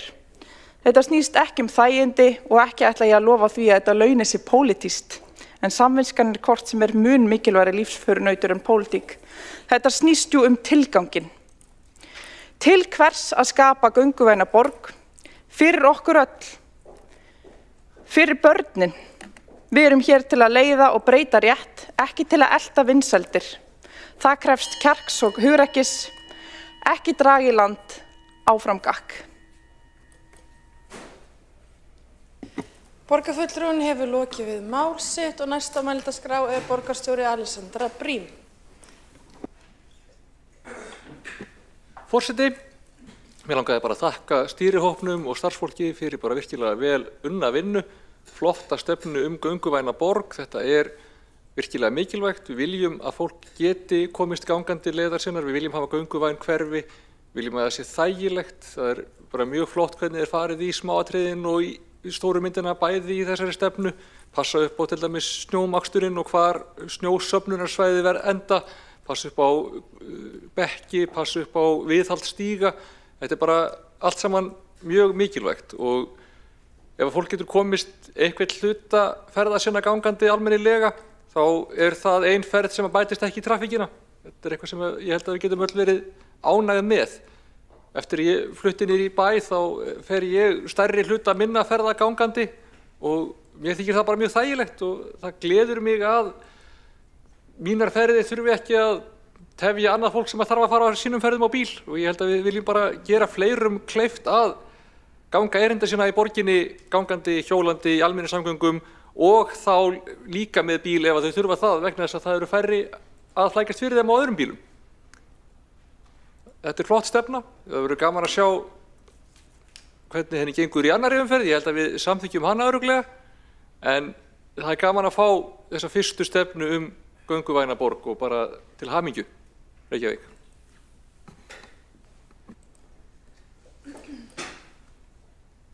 Borgarstjóri hefur lokið við mál sitt. Næst á mælendaskrá er borgarfulltrúin Sanna Magdalena Mörtudóttir. Forseti og borgarstjórn, mér fannst því svo séð þegar ég heyrði orðin að minnka, streitu gangandi vegfarenda. Mér fannst ég mjög séð og það á örugglega við marga aðra gangandi vegfarenda því að oft er eins og það sé ekki alltaf gert ráð fyrir okkur sem erum að labba á milli staða, stundum maður bara að labba og svo allt í einu gangstígurinn búinn þó að gönguferðin sé ekki búinn og manneskjan sé ekki lent á áfangastað. Það er líka oft svona ýmislegt, nú er ég þekkt fyrir að labba hratt en samt dugar oft grænikallinn, oft ekki til þess að komast alveg yfir alla götuna. Þannig að það er mjög streituvaldandi í lífi margra gangandi og svona sérstaklega þegar maður er að reyna að fara yfir götur og fólk í bílum er flautandi á mann og heldur að maður sé einhvern veginn að reyna að komast yfir þegar þeir eru rétt inn og maður er svona bendandi og græna kallinn að maður eigi nú rétt á að komast yfir götuna. Þannig ég bara þakka fyrir stefnu sem að tekur tillit til þeirra sem eru gangandi og kannski rétt að nefna líka í þessu samhengi að maður öðlast dýpri innsýn á gangstéttir eða mögulega skort á viðeigandi gangstéttum og tengingum þegar maður fer Suðurlandsbrautina með barnavagn og 1-2 ára sem maður leiðir. Það er áhugaverð upplifun. Takk fyrir þessa stefnu. Borgarfulltrúinn hefur lokið við mál sitt. Næstur á mælendaskrá er borgarfulltrúinn Kjartan Magnússon.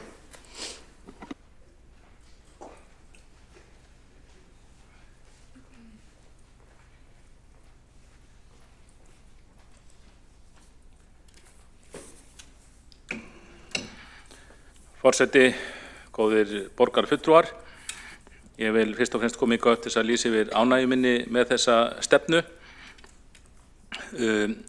Samstarfið í starfshópnum hefur verið mjög gott og vil ég þakka Dóru Björtu Guðjónsdóttur fyrir góða forystu í þessum hópi og samstarfið við hana í umhverfis- og skipulagsráði á kjörtímabilinu hefur sömuleiðis verið mjög ánægjulegt.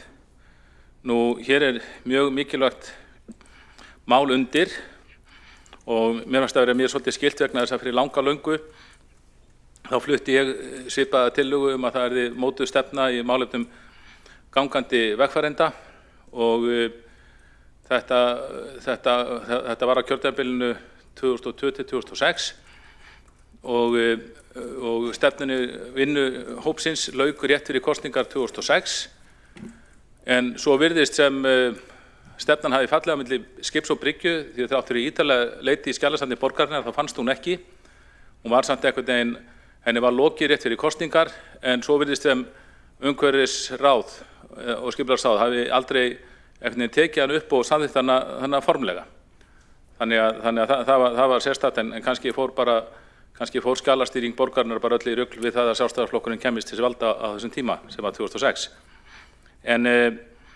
En já, hér stórt mál undir og maður gat svo sannarlega látið gamminn geisa í þessum góða hópi og við vorum auðvitað öll sammála markmiðin þó okkur greindi stundum á leiðirnar og ég lagði á það áherslu að það væri hægt að nýta tölvutæknina miklu betur en nú gert til að ná þessum markmiðum og það væri hægt að stórauka öryggi óvarinna vegfarenda með því að innleiða snjalltækni á sem flestum gangbrautarljósum. Og það nú einu sinni svo að þrátt fyrir á fundinum hafi hér verið rætt að gangbrautar eða umferðarljósa stýringin sé bara góðu lagi í borginni, þá hún það ekki. Hér var áðan vísað í skýrslu held ég Svarkó þetta en ég las allt annað út úr skýrslunni sá sem gerði hana umtalsefni, ég las það út úr skýrslunni að þessi mál var ekki til fyrirmyndar samkvæmt einhvernig sem kom fram þar og ein helsta birtingarmyndin sú að í langflestum gangbrautarljósum borgarinnar ræður sekúndu klukka. Það bara klukka sem telur sekúndurnar og maður fær 10 eða 15 sekúndur til að komast yfir og það skiptir engu máli þó að það sé að koma maður sem skokkari, sem að skokka yfir sem tekur hann kannski 5 sekúndur eða gamall maður eða kona sem með göngugrind og tekur kannski 45 sekúndur. Fyrir gangbrautarljósa kerfið skiptir það engu máli, það fá bara allir skammtaðan ákveðin tíma sem kannski 15 sekúndur, 20 sekúndur. Og þetta auðvitað slæmt því að með þessari nýju skynjaratækni sem komin víða erlendis og einhverju pínlitlu leyti hér en mjög litlu leyti, að þá bara skammtar skynjarinn þann tíma sem viðkomandi þarf. Ef viðkomandi heila mínútu að fara yfir, þá fær hann þessa mínútu. Nú ef hann bara 5 sekúndur að fara yfir, þá fær hann þessa 5 sekúndur og svo bara kemur aftur grænt ljós. Og ég held að sé bara heillandi verkefni fyrir nýja borgarstjórn að drífa í því að taka út sekúnduklukkurnar þó þær séu ágætar og koma þessari skynjaratengdu stýringu á í staðinn. Og sums staðar held ég að þetta sé mér sér þannig að maður þurfi ekki eins og ít á takka. Skynjarinn sjáu bara það að setja grænakallin á þegar maður nálgast göttuna. Og það sérst mikla framfæri sem hafa orðið og við þurfum bara að tileinka okkur. Nú hitt atriði sem ég lagði áherslu á, það var fyrirkomulag gangstétta viðhalds í borginni. Það er algjörlega hörmulegt. Ég var núna í morgun að bara hjóla gangstéttina fyrir utan borgarleikhúsið. Og það varla hægt að hjóla þessa gangstétt sko. Hvað þá ganga. Og maður færi mitt, ég hef fengið til dæmis á Árbæjarhverfi kvartanir frá nýbökuðum foreldrum sem segjast ekki að átta sig á því hvað ástandi var slæmt fyrir en þau eignuðust börn og fóru að ganga með börnin sinum hverfið í bandavagni. Og þarna þarf virkilega að taka til hendi vegna þess að það ekki trúverðugt að sinna gatnaviðhaldinu vel, því hefur verið miklu betur sinnt held ég núna undanfarin ár heldur en var mörg ár þar á undan, borgin tók sig á í þessum efnum, en einhvern veginn gleyma gangstéttaviðhaldinu. Allt kjörtímabilið hef ég tekið þessi málefni upp í umhverfis- og skipulagsráði og rætt þetta við aðra kjörna fulltrúa og embættismenn. Embættismennir, þeir taka algjörlega undir með mér. Þeir vita alveg þetta en þeir segja bara, það bara þannig að við fáum ekki meira fé til þess að endurnýja gangstéttir og það kostar pening, ég held að það sé talað ég held að það hafi talað 25, það kostar 25.000 krónur per fermetra að endurnýja gangstétt, sem nú samt lægri upphæð en ég taldi mig hafa reiknað út úr einhverjum magntölum í Ingubaráði. Þannig að, og það sem gangstéttindar hafa umfram göturnar það að ef að gangstéttin vel lögð í upphafi, ef að undirlagið fínt og þetta allt gert tipp-topp, þá geta gangstéttir enst í 75 ár. Þannig að ég ætla ekki að segja þessi einskiptiskostnaður, en þegar þú ert með fjárfestingu sem þú þarft ekki að hugsa næstu 75 árin, þá það nánast einskiptisaðgerð sem við vitum og það auðvitað bara mjög arðbær.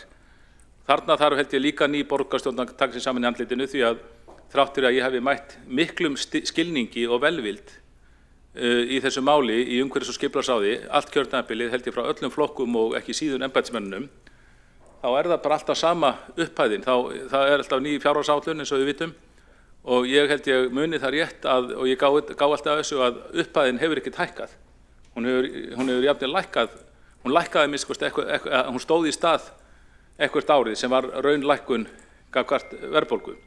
Þannig að mér fannst ég ekki hafa mikið erindi sem erfiði þó ég talaði mikið þetta og talaði þetta og skrifaði greinar og svo framvegis. En ég held að þarna verði borgarstjórn að taka sig á og bæta þetta gangstéttaviðhald. Nú rættum þetta hérna áður, það einhver skýrsla þetta líka eins og þessi feimnismál, það var einhver skýrsla, það unnið skýrsla á umhverfis- og skipulagssviði, það sem gerð úttekt, að minnsta kosti upphafi kjörtímabils sem mér sagt að það stæði fyrir dyrum að gera svona skýrslu. Nú svo höfum við verið að óska eftir þessari skýrslu við að minnsta kosti borgarfulltrúar Sjálfstæðisflokksins og svo Viðreisnar, óska eftir skýrslu en það var eins og skýrslan var eitthvað feimnismál, okkur var sagt að það væri búið, megnaði af skýrslunni væri búið, samt mættum við ekki sjá hana því hún væri vinnuskjal. Og við sögðum okkur bara gefu okkur láta okkur hafa þá skýrslu, þann hluta skýrsluna sem búin, því að það væntanlega búið að gera úttekt í flestum hverju borgarinnar eins og okkur var sagt. En nei, kerfið samt við sig, það mátti ekki láta kjörna fulltrúa hafa þessar upplýsingar, þó þáttur að réttur kjörna fulltrúa til upplýsingar sem mjög ríkur og það hefur auðvitað háð okkur í umræðinni að sjálft borgarkerfið og starfsmenn þar sem að vinna fyrir okkur, þeir séu mjög stífir á því að láta okkur ekki hafa þær upplýsingar sem þeir hafa verið að vinna að árum saman. Þarna líka ástæða til að bæta úr og svo endar þetta með því sem fannst svolítið skondið að ágætur íbúi í Árbæjarhverfi í Reykjavík, í Breiðholti, ágætur íbúi í Breiðholti í Reykjavík sem jafnframt verkfræðingur, hann hefur sett upp núna sérstaka netsíðu með korti af allri Reykjavík þar sem íbúar geta sjálfir farið inn á og merkt sína götu eða einhverja gönguleið og gefið viðkomandi gönguleið eða gangstétt einkunn.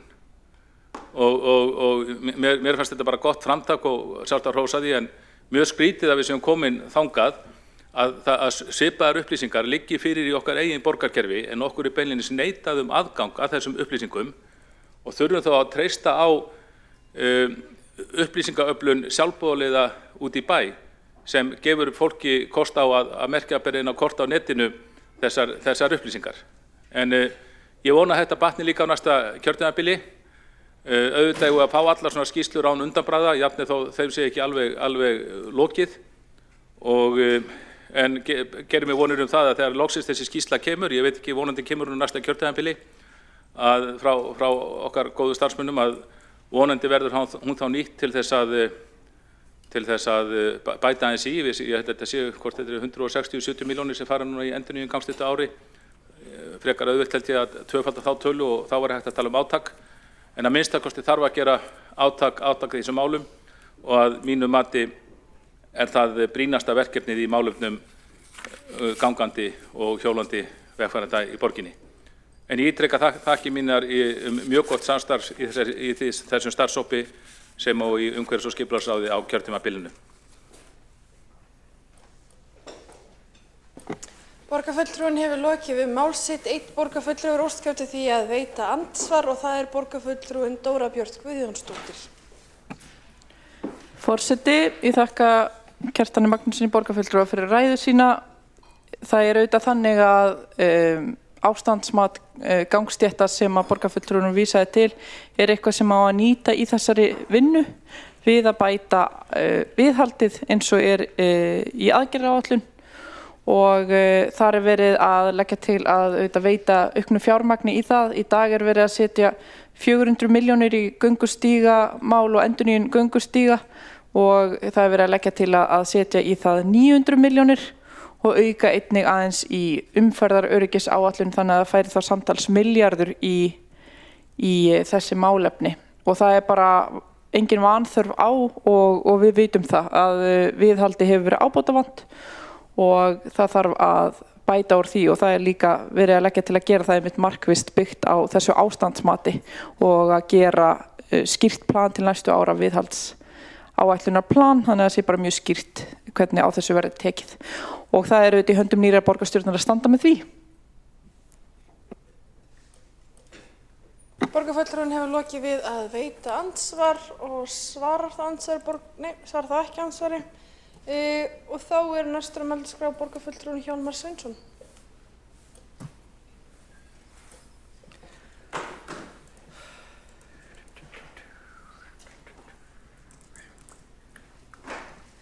Forseti, borgarstjórn, mig langaði að koma hér upp og þakka stýrihópnum fyrir flotta vinnu, mikilvæga vinnu og ég vil einhverjum sérlega þakka borgarfulltrúanum Dóru Björt Guðjónsdóttir fyrir sitt mikilvæga framlag, ekki bara í þessu máli, heldur mörgum öðrum mjög mikilvægum málum. Og hennar skerfur til þess að gera borgina betri fyrir þá sem hér búa, ekki síst börn, er mjög mikilvægur og fyrir það ber að þakka.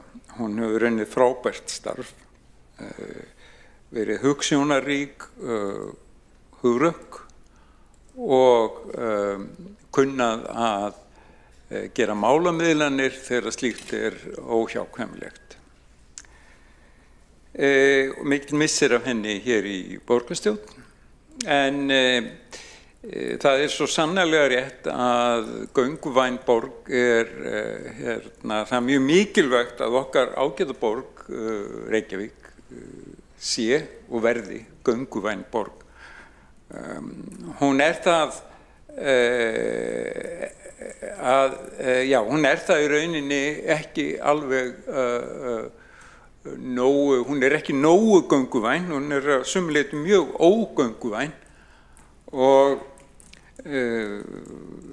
það er eins og kom fram í ágætri framsögu að það hefur verið síðastliðin 50-60 ár öll áhersla á umferðarflæði og þá er ekki verið að því að sé að það talað flæði gangandi vegfarenda og það er svo gott að nota slík orð að því að flæði hefur hingað til nánast bara verið notað flæði einkabíla.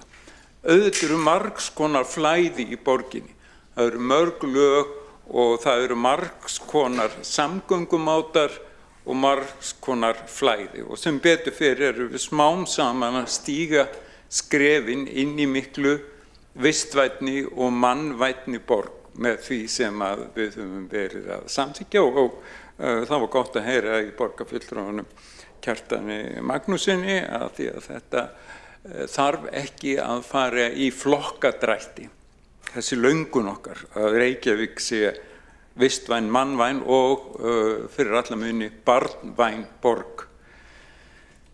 Og raunar minnist ég þess að borgarfulltrúinn sem var hér einu sinni, Júlíus Vífill Ingvarsson, talaði mitt oft þetta, að því að þá voru við dálítið mikið upptekin að því að gera Reykjavík miklu betur í hjólaborg en hún var og hann myndi okkur á að það veri líka mikilvægt að gera hana að góðri borg fyrir gangandi vegfarendur. Það er mjög mikilvægt og ég ætla fyrir utan það hvað allt umhverfið verður einhvern veginn betra, öruggara, skemmtilegra og fallegra þá líka bara áhugavert að vera gangandi vegfarandi. Af því að þú skynjar umhverfið, götuna, gangstéttina, húsin, fólkið, allt sem í borginni og gerir hana ofta tíðum heillandi. Þú skynjar það svo miklu betur en þegar þú ert búin að loka þig af í málmhylki sem við köllum bíla og ég þekki það sjálfur mér að þá hugsa maður eiginlega eingöngu það að komast sem fyrst frá A til B og en gangandi vegfarandi það einhvern veginn miklu oft miklu eðlilegra að fara smá króka og í allskyns kima, uppgöta sund og göng og torg og garða og allt í einu opaslega skemmtilegt hús, einhverja bakgarða og það eiginlega þetta sem að gerir borgir lífvænlegar og við viljum búa og skapa lífvænlega borg. Þannig að gönguvæn borg grundvallar atriði fyrir slíka borg og það bara frábært og þannig ég bara fagna þessu og þakka fyrir frábæra vinnu.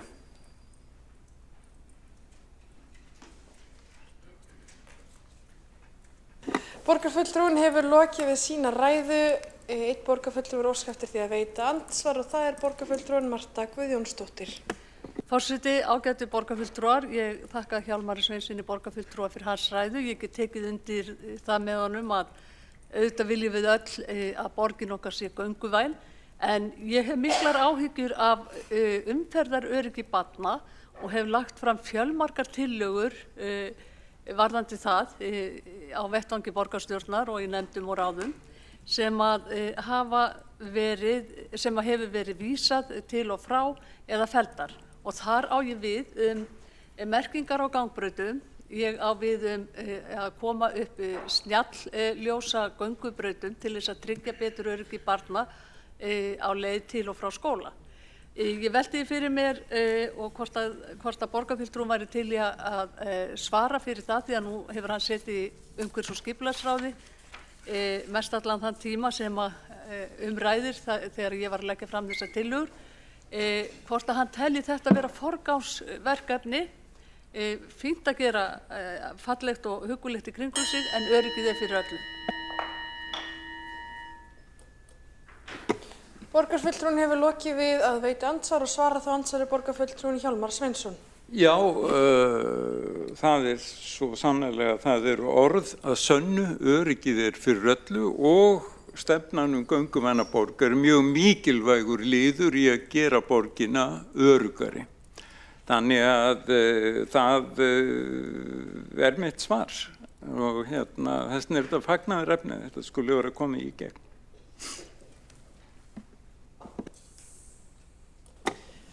Borgarfulltrúinn hefur lokið við að svara andsvari og veitir þá andsvar öðru sinni borgarfulltrúinn Marta Guðjónsdóttir. Forseti, ágætu borgarfulltrúar, ég þakka Hjálmari Sveinssyni borgarfulltrúa fyrir svarið og það gleður mig að hann deilir þeirri skoðun með mér að öryggið eigi að vera fyrir öllu, en það ekki nóg að segja það þarf að taka á því og það þarf að fara í framkvæmdir og tryggja þetta umferðaröryggi skólabarna. Nú höfum við allt sumarið framundan áður en að nýtt skólaár hefst og því var ekki vegi að bretta upp ermarnar og tryggja umferðaröryggi skólabarna enn betur.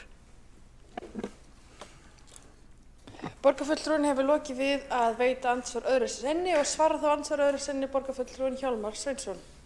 Já, þá bendi ég bara á það að börnunum stafar fyrst og fremst hætta af of mikilli og of hraðri bílaumferð í gegnum íbúðahverfin og í gegnum stofnbrautir.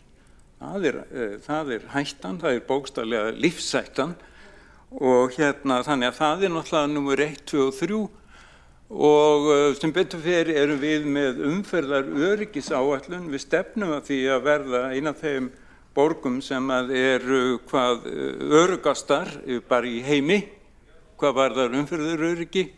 Og það hefur náðst mjög mikill árangur til dæmis með tilkomi 30 kílómetra hverfa sem þetta alvarlegum slysum á börnum og unglingum hefur síðastliðin 20-30 ár fækkað helming og það stórkostlegur árangur.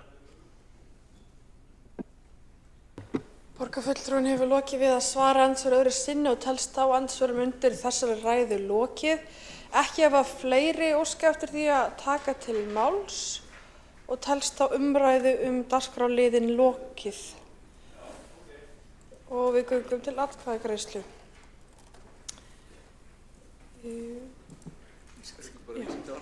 Og lagt borist málsmeðferðartillögu að vísa lið 3 á útsettri dagskrá, það stefna áætlun gönguvæðina borg samanber 20.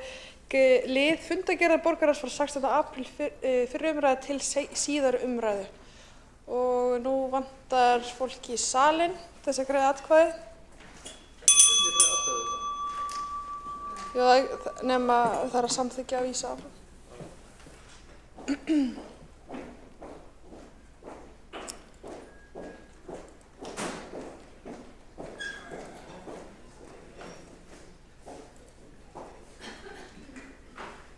Borist hefur málsmeðferðartillaga að vísa lið 3 á útsettu dagskrá áfram til síðari umræðu og ef enginn hreyfir andmælum við því þá telst það samþykkt. Og það engin andmæli. Og þá göngum við til 4. liðar á útsettri dagskrá. Það tillaga borgarfulltrúa Framsóknarflokksins fjölskyldumiðstöð og miðstöð virkni og ráðgjafar. Og fyrstur til að taka til máls borgarfulltrúinn Einar Þorsteinsson.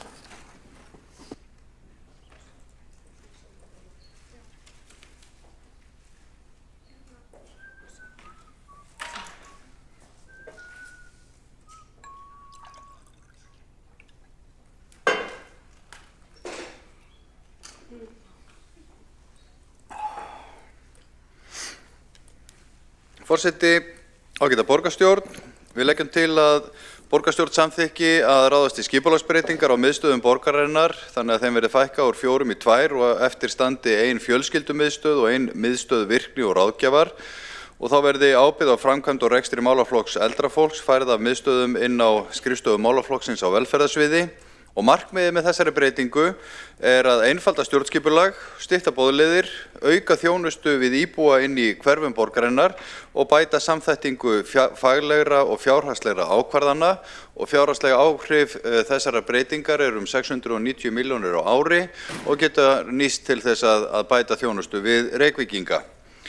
Og markmiðið, eins og ég segi, að einfalda stjórnskipulag og stytta boðleiðir, það þýðir að við getum fjölgað ákvörðunum og tryggt markvissari framkvæmd þeirra, að bæta þjónustuna við íbúa og stofnanir og auka sveigjanleikann í þjónustu. Það getum við gert með því að stækka þjónustusteymin þvert á borgina og aukið stöðugleika og sérhæfingu í teymum sem sinna þjónustu við borgarbúa og stofnanir. Við eigum nefnilega frábæran hóp sérfræðinga en þau eru dreifðum í 4 miðstöðvar og við leggjum til að þeir vinni betur saman. Það sem skiptir máli líka að auka samþættingu faglegra og fjárhagslegra ákvarðanar og með því að fagleg og fjárhagslega ákvarðanar taka sér samþætt og einni hendi þá aukast líkurnar á því að ákvarðanir stefnu, skipulag og framkvæmd þjónustunar styðji við fjárhagslega markmið borgarinnar. Markmið tillögunnar að leggja meiri áherslu á þjónustu við börn og barnafjölskyldur á grunni stefnunar sem við fylgjum í dag betri borg fyrir börn og innleiðingu síðan laga farsæld barna. Í fjölskyldumiðstöð verði verkefni á sviði velferðar og skólaþjónustu, keðjan, farsæld barna og ráðgjöf. Og í miðstöð virkni og ráðgjafar starfi þá alþjóðateymið, ráðgjöf, virknihús, vettvangs- og ráðgjafateymið eða vorteymið og önnur félagsþjónusta vegna fjárhagsaðstoðar. Þessi tillaga afsprengi vinnu sem HLH ráðgjöf vann fyrir síðasta meirihluta á árinu 2024 og var ráðist í breytingar á framkvæmd og rekstri málaflokks fatlaðs fólks í kjölfarið og ábyrgðin færið af 4 miðstöðum inn á skrifstofu málaflokksins á velferðarsviði. Og þetta hefur gefið mjög góða raun. Lagt til að ráðist verði í sömu breytingar hvað snertir ábyrgð og framkvæmd rekstri málaflokks eldra fólks þannig að fagleg og rekstrarleg ábyrgð haldist í hendur þar einnig. Og miðstöðvarnar sem í dag eru 4 eru þjónustu- og rekstrakjarnar í hverfum borgarinnar, austur, vestur, norður og suður, og hugmyndin að þær verði lagðar niður í núverandi mynd og í staðinn verði komið þessar 2 miðstöðvar eða þessir þjónustukjarnar sem að hafa þetta megin markmið sem að ég hef lýst, að framkvæma verkefnið Betri borg fyrir börn og hins vegar að veita einstaklingum sem þurfa ráðgjöf og stuðning til virkni góða þjónustu.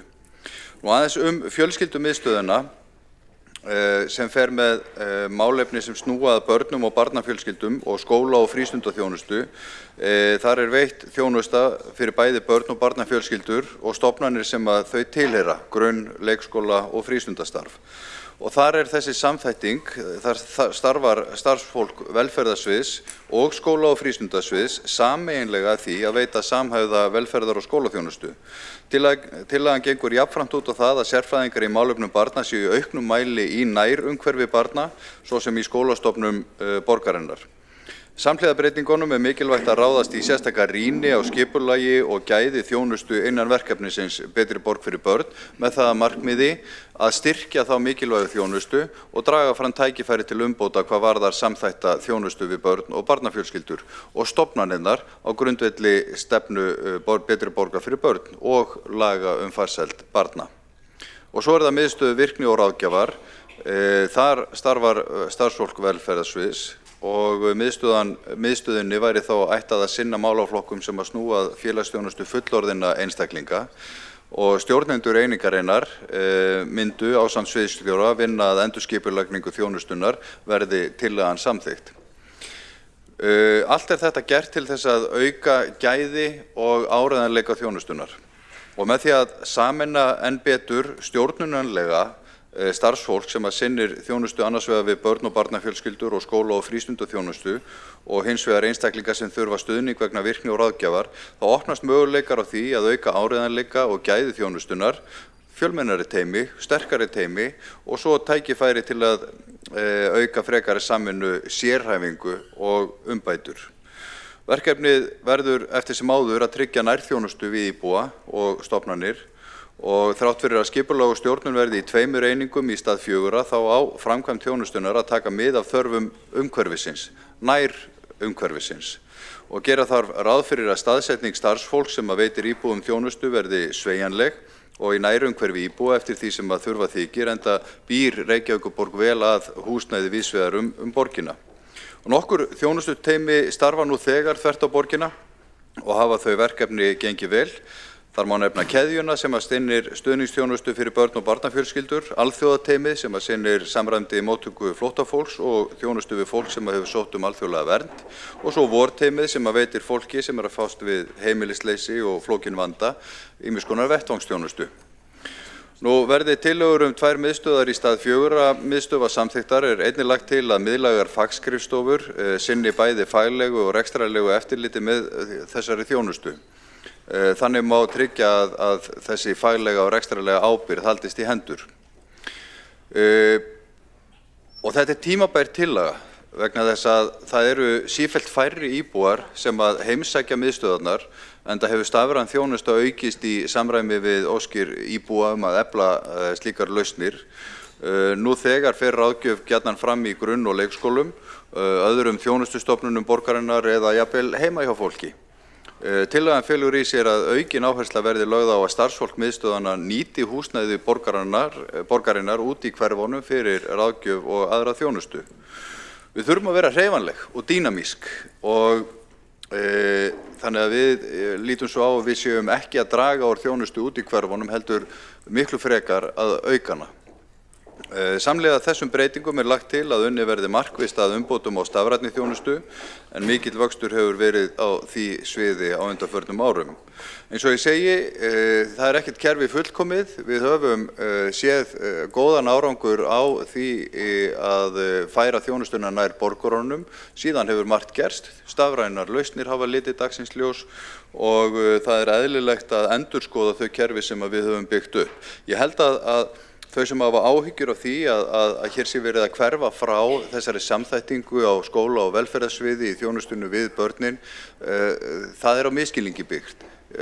Einmitt markmiðið hér að efla teymin sem að taka á móti þessum málum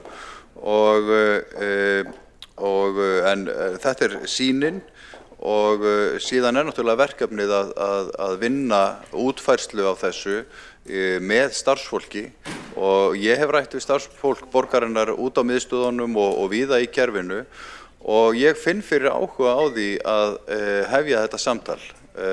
Svona breytingar eru ekki keyrðar ofan frá, það þarf að vinna þetta með starfsfólki en við hér í borgarstjórn þurfum hins vegar að hafa sýn, við mótum stefnuna og þessi tillaga því marki brennd og ég vonast til þess að hún fái góðar viðtökur. Takk fyrir.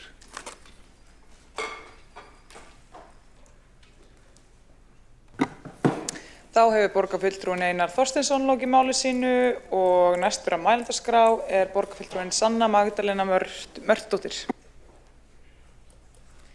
Forseti og borgarstjórn og öll sem að fylgjast með.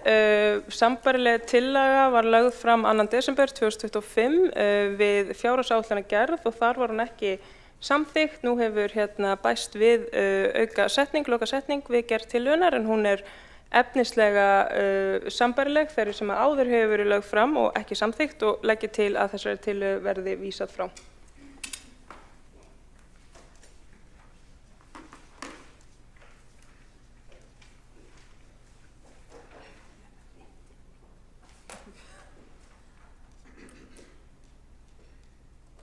Þá hefur borgarfulltrúinn Sanna Magdalena Mörtudóttir lokið máli sínu og Magnea Gná, hversdóttir? Já, það sem þið sögðuð, Jóhannsdóttir, hefur óskað eftir að veita andsvar. Forseti, ég þakka borgarfulltrúnum fyrir sína ræðu.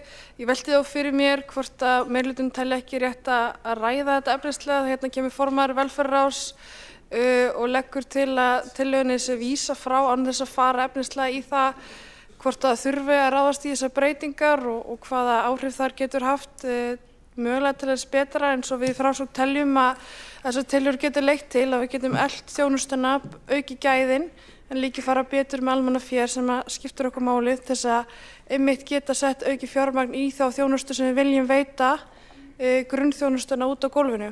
Þannig að ég velti fyrir mér hvers vegna borgarfulltrúinn fer ekki yfir sína afstöðu til málsins, ákveður að leggja fram tillögu frávísun, vissulega var þetta lagt fram með fjárhagsáætlun sem breytingartillaga en hér þetta lagt fram til efnislegrar umræðu. Hvað þykir borgarfulltrúnum tillöguna? Þá hefur borgarfulltrúinn Magnea Gná Jóhannsdóttir lokið að veita andsvar og svarar þá andsvari borgarfulltrúinn Sanna Magdalena Mörtudóttir.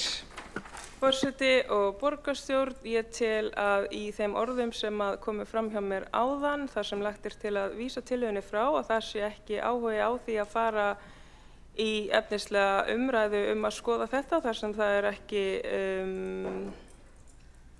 vilji augljóslega fyrir því. Það eru skiptar skoðanir. Mér finnst líklegt að það séu skiptar skoðanir hér í borgarstjórn en persónulega þá finnst mér þessi tillaga ekki góð og mér finnst persónulega ekki gott að það sé lagt til að við séum með færri miðstöðvar sem að íbúar geti leitað til af því að ég þeirrar skoðunar að þetta eigi að vera í nær umhverfi íbúa borgarinnar.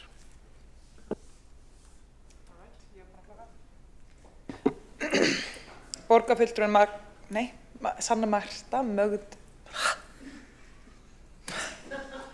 Sanna Magdalena Mörtudóttir, hefur lokið við að svara andsvari og veitir þá ansvar öðru sinni borgarfulltrúinn Magnea Gná Jóhannsdóttir. Forseti, ég bara þakka borgarfulltrúnum fyrir heiðarlegt svar en ég vil samt árétta það að tillagan snýst ekki það að minnka þjónustu heldur einmitt auka gæðinnar og flytja hana frekar nær fólki og auðvitað það þannig og ég held að við séum flest sammála það að við viljum að þjónustan sé veitt þar sem fólkið til að mynda í skólum þar sem börnin eru að ráðgjafarnir okkar sé að hitta börnin þar sem þau eru og við vitum það þjónusta hefur breyst mikið með tilkomi stafrænnar þjónustu og í dag fara færri en þessar miðstöðvar heldur en áður af því að við erum að reyna að minnka pappírsumsóknir en áfram verður svo þessi tillaga gera ekki ráð fyrir því að við séum ekki að þjónusta fólki í hverfunum. Það er ekki lagt upp með að það verða yngir þjónustustaðir eða hægt að taka viðtöl í hverfunum. Það er útfærsluatriði sem á ennþá eftir að finna út úr en tillagan gengur út á það að við séum að samþætta þessa þjónustu sem kemur þá við fjölskyldur og svo annars vegar fyrir fullorðið fólk þannig að við séum að nýta sérfræðina okkur betur og auka gæðin við þjónustu borgarbúa sem ég tel vera heillaskref fyrir þessa þjónustu en auðvitað er alltaf útfærslan í samstarfi við fagaðila.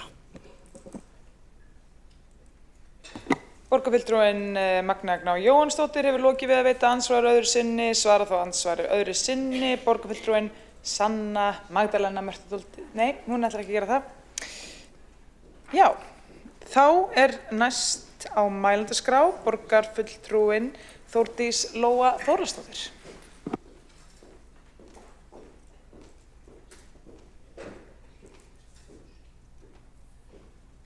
Forseti, ágæta borgarstjórn.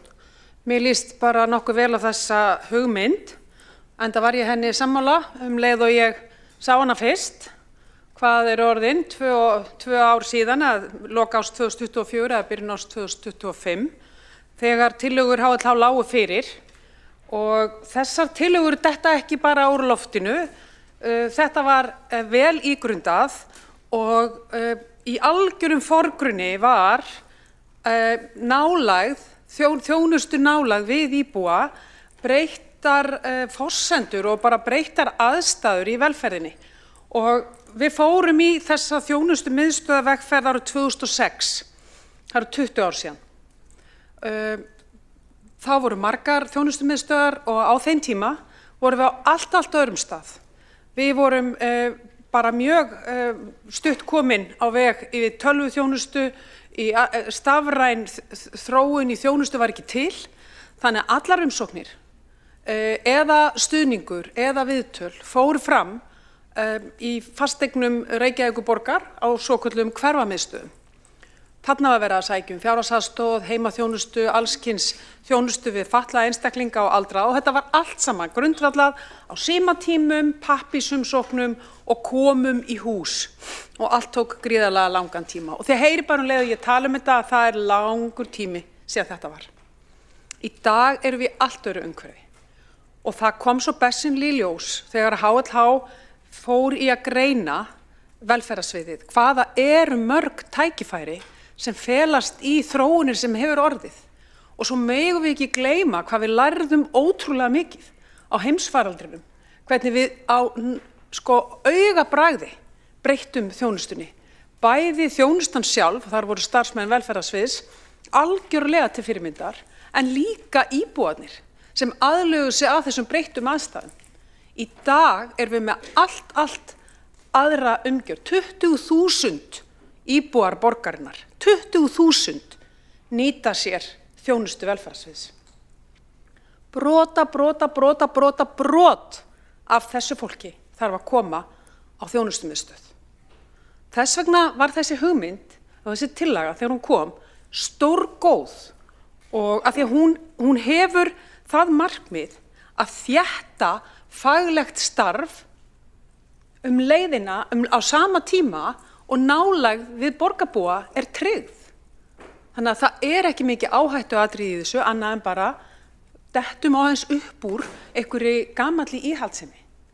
Þannig að ég vil hvetja meirihlutann til þess að gefa þessu miklu meiri rýni heldur en að segja bara nei, út af borðinu, af hverju, að því bara. Þetta bara svona svör eins og ég fekk í sveitinni í gamla daga þegar mér langaði að gera eitthvað afi sagði nei og ég sagði af hverju, að því bara.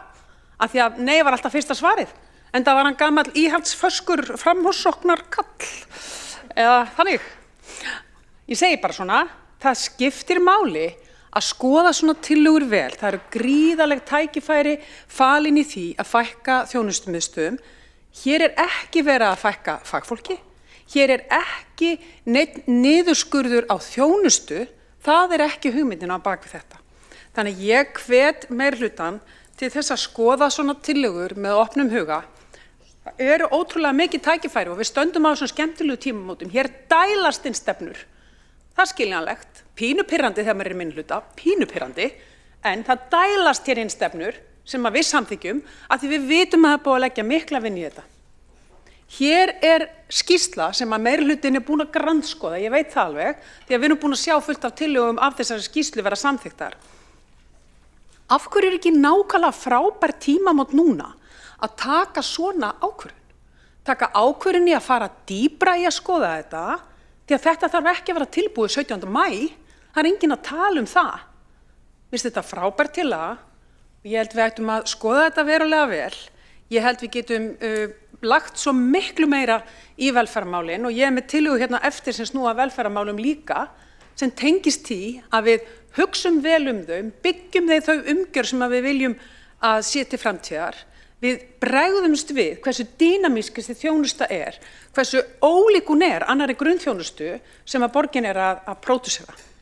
Þannig að ég styð þessa tillögu heilsugar eins og hefur nú komið hjartnæmt fram í máli borgarfulltrúans enn sem komið er og hvet meirihlutann til þess að vísa þessu ekki frá, kannski bara mögulega frestið málinu og við getum rætt það seinna eða tökum hana fyrir í borgarráði eða ég bara hvet okkur til þess að endurskoða það að sópinni bara svona út af borðinu í einhverju íhaldssemi og segja bara nei, við þurfum ekki að ræða þetta, hún var felld hérna í fjárhagsáætlun. Takk fyrir.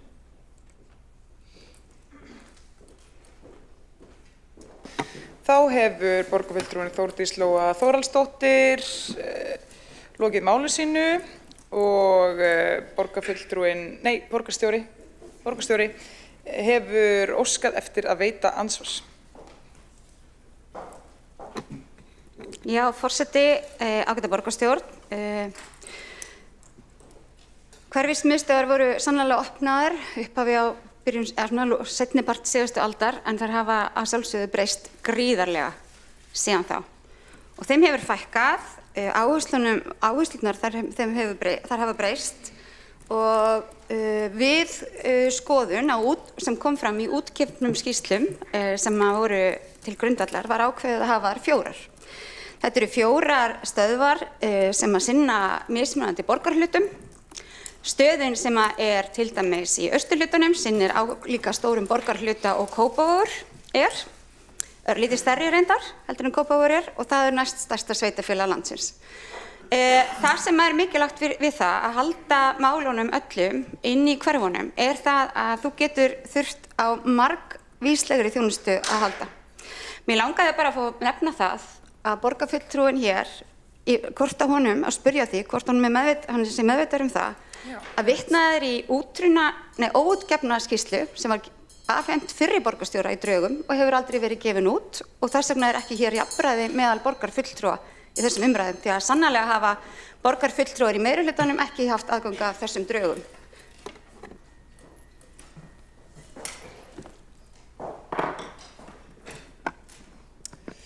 Þá hefur borgarstjóri lokið við að veita ansvar og svarar þá ansvari borgarfulltrúinn Þórdís Lóa Þórhallsdóttir.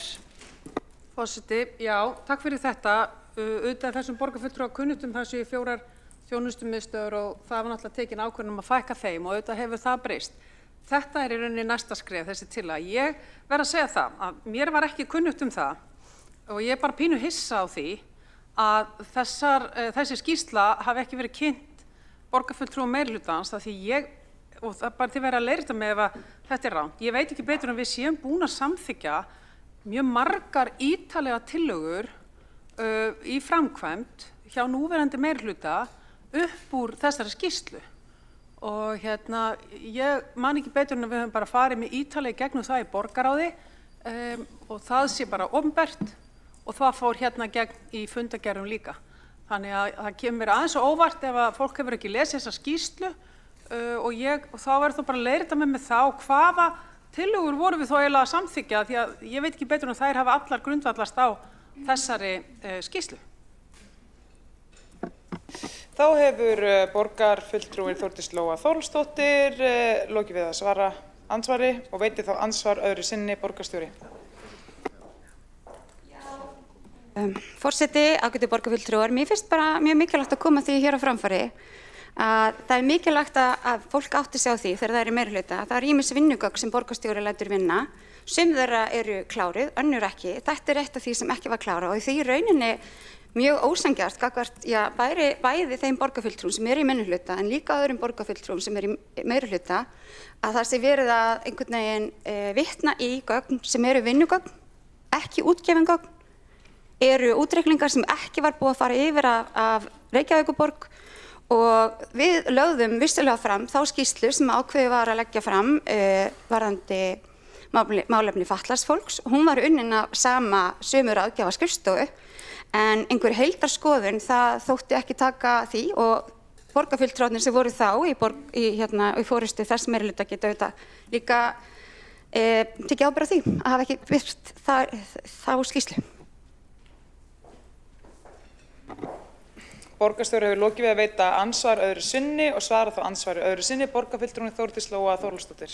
Forseti, þar sem ég nú í ansvari annars sinn, þá má ég náttúrulega ekki spyrja spurninga, þannig að ég er að draga hérna ályktun að í þessu góðu vinnaplaggi sem að var unnið hérna af fyrrum meirihluta sem stór hluti af núverandi meirihluta var í, að það er búið að vinna upp úr þeirri skýrslu fullt af tillögum en ekki allar og þar af leiðandi hefur enginn fengið að sjá skýrsluna.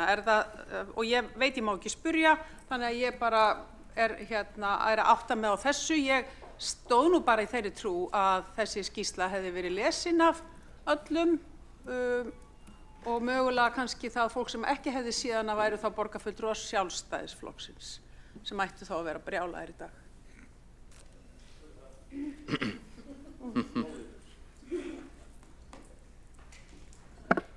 Þá er andsvörum lokið undir þessari ræðu og næstur til þess að veita ansvar er borgarfulltrúinn Magnús Davíð Nordal. Já, forseti, virðulegur borgarfulltrúi Þórdís Lóa Þórhallsdóttir. Já, þetta kannski í fyrsta lagi, það kannski skýrir ýmislegt. Þú nefndir að fyrsta svar hjá afaðinum hefði alltaf verið nei, þannig að þá þurftur að berjast fyrir jáinu og þess vegna ertu nú kannski í stjórnmálum í dag og ert með þessa miklu seglu og dugnað sem að svona skína af þér. Þannig að þar erum við komið einhverja skýringu á því. En varðandi þessa tillögu sérstaklega, þetta felur auðvitað í sér umfangsmiklar skipulagsbreytingar. Ég held að það sé alveg ljóst, við getum verið sammála það. Finnst borgarfulltrúanum þá kannski að það sé óhentugt eða ekki æskilegt að afgreiða slíka tillögu sem að felur í sér slíkar skipulagsbreytingar og hefur áhrif á fjölda fólks svona rétt fyrir kosningar á síðasta almenna fundurum. Það er nú kannski spurningin. Takk.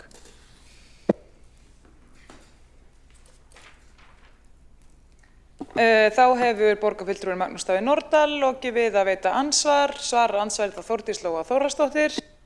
Forseti, já, ég var pínu að kvarta hérna yfir því að hér var stefnur að koma inn á bara færibandi og maður þekkir þannig svo sem alveg á svona tímamótum eins og í lok kjörtímabils. Það sem ég finnst hins vegar með tillögur sem snúa að breytingum og framþróun, ég finnst bara svolítið spennandi að samþykkja kannski þær í skoðun þó að það ef maður samþykkir svona tillögu þá er hún að fara í frekari rýni, frekari greiningar, frekari útfærslu sem að mun náttúrulega eðli málsins samkvæmt öll eiga sér stað á næsta kjörtímabili. Og tillagan sem ég er að leggja fram hérna á eftir, hún er í rauninni alveg sama meiði. Það er bara að taka ákvörðun ákveðin skref að halda áfram en ekkert endilega loforð fast í hendi það hvernig nákvæmlega mun líta út til þess að binda ekki hendur komandi borgarfulltrúa. Þá hefur borgarfulltrúinn Þórdís Lóa Þórhallsdóttir lokið við að svara ansvari og veitir þá ansvar öðru sinni borgarfulltrúinn Magnús Davíð Nordal. Já, fórstu virðulegur borgarfulltrúi Þórdís Lóa Þórhallsdóttir. Jú, þetta er svo sem alveg satt og rétt eða eitthvað til í þessu. Varðandi stefnur sem eru afgreiddar svona lokametrunum þá er það nú svo að þær hafa verið í vinnslu kannski í langan tíma, mánuði, jafnvel ár og svo er þetta svona lokahnykkurinn að klára þær hér til afgreiðslu þannig að það er kannski annars eðlis en þetta er allavega mitt sjónarhorn að þetta sé kannski svona frekar viðamikil skipulagsbreyting til að afgreiða hér á síðasta almenna fundinum en eins og við vitum þá verður þið Viðreisn í odda stöðu eins og alltaf þannig að það er bara þið græið þetta von bráðar.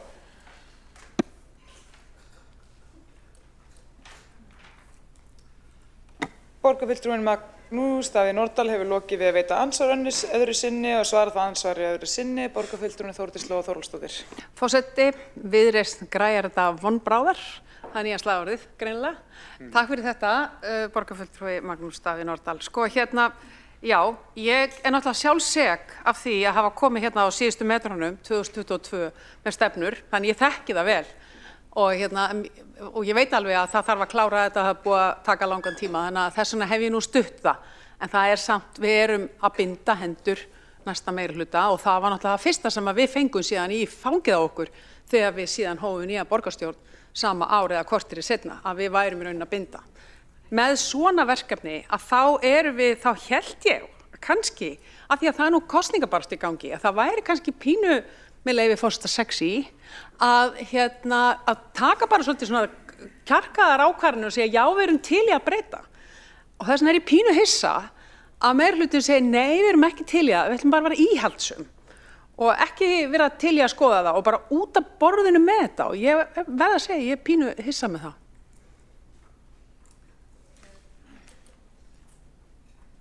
Þá er andsvörum lokið undir þessari ræðu og næst á mælendaskrá er borgarfulltrúinn Árlaug Eydís Guðmundsdóttir.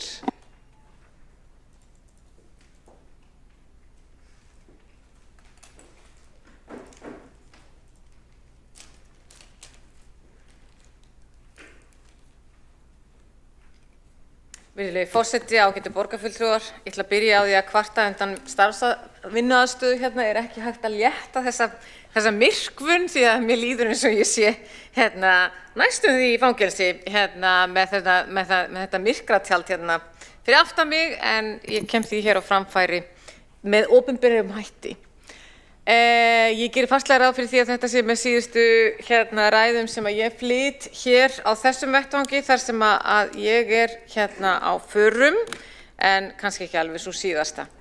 Eitt af því sem hefur vakið athygli mína í þessu starfi þetta kjörtímabil, ég reyndar hef ekki þessa reynslu sem að borgarfulltrúi Þórdís Lóa Þórhallsdóttir er að lýsa að sem sagt í rauninni að vera að samþykkja stefnur á síðustu stundum. Mér hefur hins vegar þótt að vera ákveðið leikhús fáránleikans að sitja í ráðum undanfarna vikur þar sem við erum að samþykkja stefnur og stefnumótun og við erum að binda hendur bæði næsta meirihluta en við erum líka að búa til útgjaldar liði sem er eins og að gefa og tékka fyrir framtíðina og ég tek sjálf ekki yfirdrátt og myndi aldrei taka yfirdrátt og er algjörlega á móti því að taka yfirdrátt og þess vegna hef ég setið hjá í ráðunum þegar verið er að samþykkja því í sumum tilfellum hefur ekki einu sinni verið aðgerða áætlun.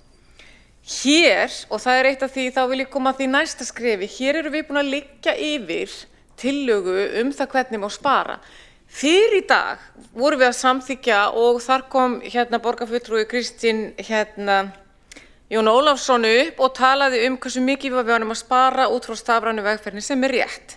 Stafræna vegferðin hefur gjörbreytt því hvernig þjónusta okkar er við íbúa. Það þýðir að við eigum að taka næsta skref. Við erum bara í allt öðru umhverfi, það er ekki sambærilegt rekstrarumhverfi hvert einasta fyrirtæki og hver einasta skipulagsheild er að fara yfir þjónustu út frá nýjungum í tækni og vil ég þar nefna gervigreind, vil ég þar nefna stafrænar lausnir með öðrum hætti og við höfum svo sannarlega fengið miklu meiri og betri og beinni aðgang við borgarbúa með þessum hætti. Þannig að það fer ekki saman hér hljóð og mynd. Ef að borgarstjórn er ekki tilbúin til að taka tillögu það hvernig megi spara, meiri segja starfsfólk. Við vorum byrjuð að íhuga þetta þegar að við vorum í meirihluta og byrjuð að vinna með þetta og mörguleyti voru margir innan stjórnsýsluna sem sáu í þessu kosti. Hér er ekki verið að leggja til að samþykkja og binda hendur og búa til búa til yfirdrátt. Við erum ekki að gera það. Enda erum við sem sagt fólk sem að vill leggja áherslu á að auka hagkvæmni borgarbúa, ekki bara þjónustu heldur líka hagkvæmni. Við verðum að bera ábyrgð á skattfé. Við verðum að vera ábyrg í rekstri og það er þannig að hver einasta skipulagsheild þarf ávallt að vera á tánum það hvernig hún gerir rekstrareiningar sínar hagkvæmari. Þess vegna vil ég lýsa því yfir og er sammála oddvita mínum og borgarfulltrúa Einari Þorsteinsinni í það sem kom fram í hans ræðu en líka borgarfulltrúa Þórdísi Lóu Þórhallsdóttur. Við verðum mér finnst það ódýrt að koma upp og segja bara þessi tillaga hefur lögð fyrir áður og við viljum ekki taka hana til og þetta veldur mér vonbrigðum. Það veldur mér vonbrigðum að það sé ekki hægt að íhuga að fara ofan í kerfislægt, ofan í það hvernig við getum aukið hagkvæmni í rekstri. Takk kærlega fyrir.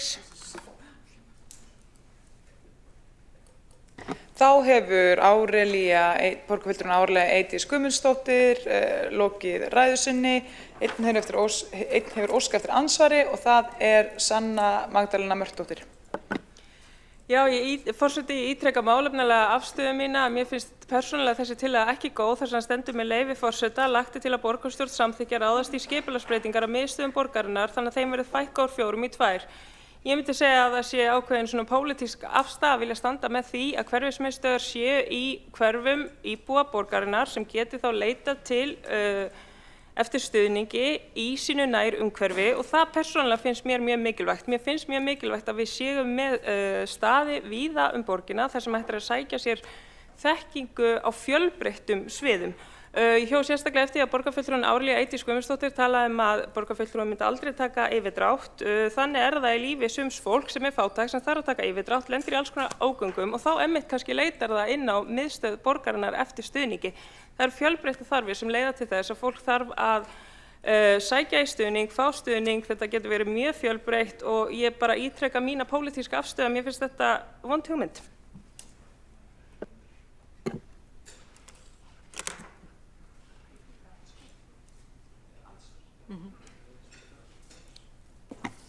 Þá hefur borgarfulltrúin Sanna Magdalena Mörtudóttir lokið við að veita andsvar. Svarar þá andsvari borgarfulltrúin Árelía Eydís Guðmundsdóttir.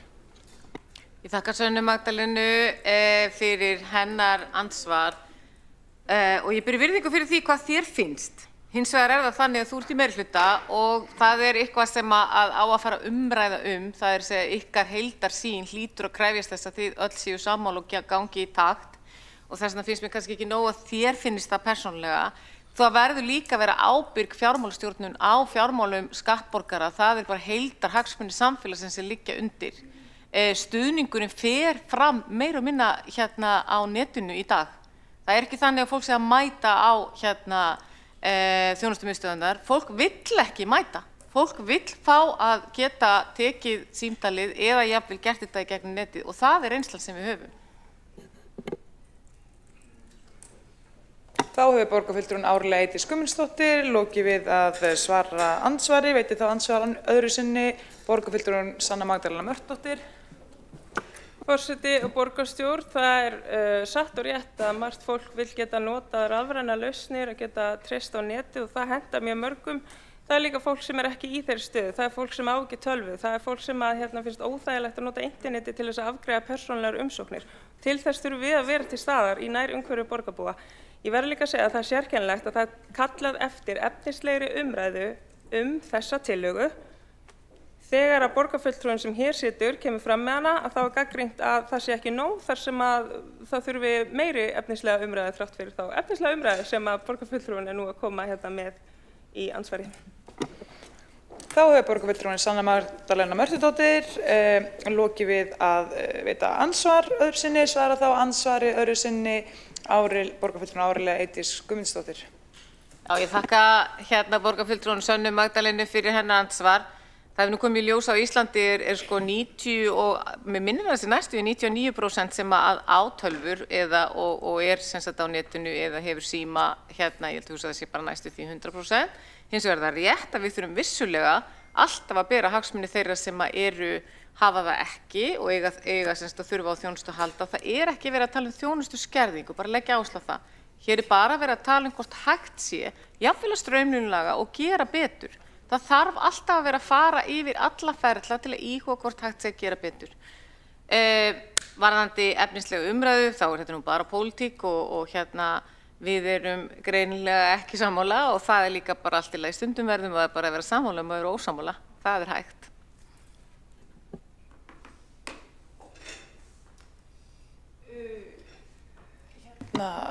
Borgarfulltrúinn Árela Eydís Guðmundsdóttir hefur svarað andsvari og næst á mælendaskrá þá borgarfulltrúinn vilt þú fara núna? Já, ok, þú veist, og þú ætlar líka að loka. Já. Nei, þannig að það eru fleiri en þú, já, ok. Þá það Magna Gná Jóhannsdóttir. Nei, stopp nú. Einar og Einar. Er það ekki? Jú, ég get ekki skilað hann öðruvísi. Þú ert að biðja tvær ræður. Ert að biðja bara, já, við vissum það. Ok, áskrifað. Yes, áskrifað. Sæði nokkuð nei, ég gerði það, jú, það búin að loka því. Já, næsta mælendaskrá þá borgarfulltrúinn Magna Gná Jóhannsdóttir. Afsakaðu þetta. Hann sendi mér tvíræð skilabóð. Hann getur það. Forseti, ágæta borgarstjórn, ég þakka fyrir þessa umræðu þó ég hafi kannski óskað sem hún væri aðeins meiri frá meirihlutanum þegar að ræða svona mikilvæg mál eins og hvernig þjónustu við eigum að veita í borginni. Hér lögð fram tillaga skipulagsbreytingu sem felst í því að þjónusta við börn og fjölskyldur færist öll á einn stað, þar sem sérfræðingar í þessum málaflokkum geta unnið betur saman í teymum og við getum þannig nýtt okkar fagfólk sem best í þeim teymum sem þeir ná að mynda. Auðvitað það þannig að við búum í litlu landi, hér ekki sérfræðingar út alla borg sem við getum fengið til starfa á öllum miðstöðum því miður, þótt að ég væri auðvitað til í það að við gætum fjölgað sérfræðingum töluvert og ég held að sé vel tilefni til þess að fjölga ýmsum sérfræðingum á miðstöðum borgarinnar. En hér við að leggja til að börn og fjölskyldur geti leitað á einn stað eftir þjónustu og svo fullorðið fólk á annan stað fyrir þjónustu. Og núna, forseti, held ég sem rangan tíma skráðana því ég á að fá 10 mínútur til fyrsta ræðinu mín. Þetta fyrsta ræðin? Já. Bara til leiðréttingar. En ég verð að koma einnig upp vegna þess að hér uppi hugmyndur að hér sé verið að draga úr þjónustu. Og þá velti ég fyrir mér hvernig það að draga úr þjónustu að breyta útfærslun á þjónustunni. Hér ekki verið að leggja til að þjónustan sé ekki áfram veitt inn í hverfunum. Hér ekki verið að leggja til að ráðgjafar fara ekki inn í skólana eða jafnvel að það sé einhverjar útibú í hverfunum til þess að taka viðtöl. Og við vitum það í velferðarstefnunni okkar stendur mér skýrt að við eigum að mæta fólki eftir þeirra þörfum. Við eigum að fara til fólks ef þess þarf. Það ekki allir sem að komast í miðstöðvar. Fólk í mismunandi ástandi. Og ráðgjafar okkar fara á heimili fólks, þeir fara á miðstöðvar eða á einhverja kjarna sem einstaklingar eru á í samfélagshúsin og aðra starfsstæði borgarinnar til þess að þjónusta fólk. Og það auðvitað þannig sem við hljótum að vilja að þjónustan sé veitt, að hún sé veitt það sem fólki og svo séum við líka með öfluga stafræna þjónustu fyrir þau sem kjósa þess að nýta stafræna þjónustu. En mér langar líka bara í þessu samhengi að benda á að við erum núna með 4 miðstöðvar. Miðstöð, vesturmiðstöð núna komin eða áfara í Borgartúnið sem ansi langt frá Vesturbænum og miðstöðin sem þjónar Kjalarnes upp á Höfða sem ansi langt frá Kjalarnesi. Þannig að þegar við erum að tala nærþjónustu, hvað við raunverulega að tala um? Þetta ekki þjónusta í dag sem inn í hverfunum. Fólk ef að vill mæta miðstöðvar þá þarf það ofta að fara langa vegalengd til þess að sækja þá þjónustu. Nema hvað að þessi þjónusta oft eins og við vitum veitt það sem fólkið Þannig að það ekki þannig í dag að fólk sé endilega að mæta upp á miðstöð til þess að fara í viðtöl eða sækja þjónustu og það heldur ekki þannig að með því að færa miðstöðnar miðlægt og 2 staði að við séum að loka á sama tíma samfélagshúsum eða öðrum kjörnum eða þjónustu einingum borgarinnar sem vissulega út í hverfinu. Það einingarnar sem þjóna fólki frá dag frá degi að sinna þessari grunnþjónustu við fólk, teymin og ráðgjafarnir og fagfólkið sem inn á miðstöðunum, það hreyfanlegt og við viljum að það sé hreyfanlegt og öll þessi útfærsla eitthvað sem við þurfum þá að ræða við fagfólki okkar. En ég veit ekki allan úr því samtali sem ég hef átt við fagfólk að þá hefur komið í ljós að þeir jafnvel spenntir fyrir því að vinna saman. Það hefur líka komið í ljós að fólk hefur því miður verið að fá ólíka þjónustu til dæmis í málaflokki fatlaðra eftir hvar það býr og eftir hvaða miðstöð það tilheyrir. Það er ekki boðlegt í einu sveitarfélagi. Það á ekki að vera kapphlaup að flytja í eitthvað annað hverfi vegna þess að þjónusta í öðru hverfi betur en í hinu.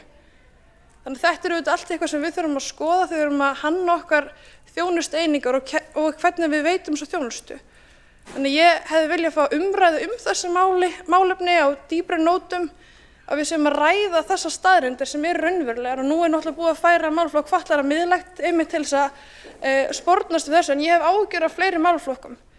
Er það virkilega þannig að börn í ákveðnu hverfi fái ólíka þjónustu eða út frá hvað hverfið þau búa í? Því miður held ég að það sé líka raunin. Af því að við erum líka með ólíkt fagfólk á ólíku stöðum, og nú er ég ekki að segja að fagfólki sé ekki að vinna sína bestu vinnu, af því ég treysti fagfólkinu okkar 100%, en það er samt kannski ólíkt verklag á miðstöðunum, og við þurfum að huga því að það sé ekki ólíkt verklag þegar kemur að þjónustu við börn og barnafjölskyldur eða við fullorðið fólk, að það séu sömu verklag, sams konar biðlistar, þannig að allir fái sömu þjónustu. Þannig að ég hefði viljað fá þessa umræðu kannski aðeins dýpra hérna inn á þennan fund, að því í grunninn snýst þetta allt að veita sömu þjónustu. Við erum eitt sveitarfélag og fólk á að fá sömu þjónustu óháð því hvar það býr, og þjónustan á að vera einmitt miklum frekar inn í hverfunum, þar sem fólkið er, en ekki bara á þessum 4 miðstöðum sem eru dreifðar borgina og eru ekkert nálægt fólki heldur. Magnea Gná Jóhannsdóttir, borgarfulltrúi, hefur lokið máli sínu, og Helgi Ás Grétarsson, borgarfulltrúi, tekur næstu til máls.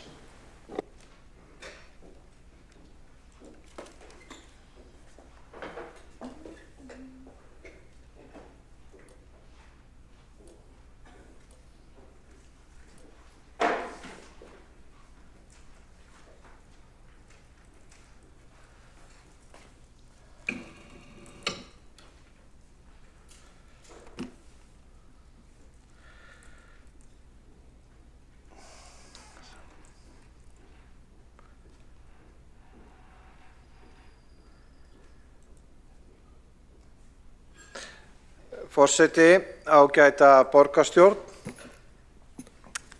Hér liggur fyrir tillaga borgarfulltrúa Framsóknarflokksins fjölskyldumiðstöð og miðstöð virkni og ráðgjafar, og efnislega gengur tillagan út á að sé ráðist í skipulagsbreytingar á miðstöðum borgarinnar, þannig að þeim verði fækkað úr 4 í 2 og eftir standi 1 fjölskyldumiðstöð og 1 miðstöð virkni og ráðgjafar. Og að þá veri ábyrgð á framkvæmd og rekstri málaflokks eldra fólks færð af miðstöðum og skrifstofu málaflokksins á velferðarsviði, og með þessu á að einfalda stjórnskipulag og stytta boðleiðir, auka þjónustu við íbúa inn í hverfum borgarinnar og bæta samþættingu faglegra og fjárhagslegra ákvarðana. Þannig að við fikk nú texti tillögunnar að vera allskýr og hver séu markmið, þegar haft í huga að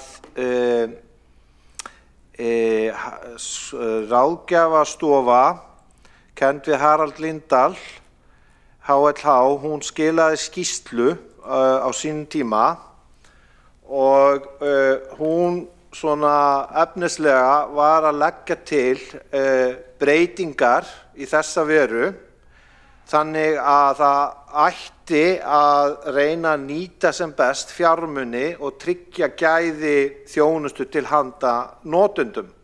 Og úr þessari skýrslu frá árinu 2023 þá meðal annars fjallað þjónustusvæði og að þau séu landfræðilega misstór og hafa ólíka þjónustuþyngd.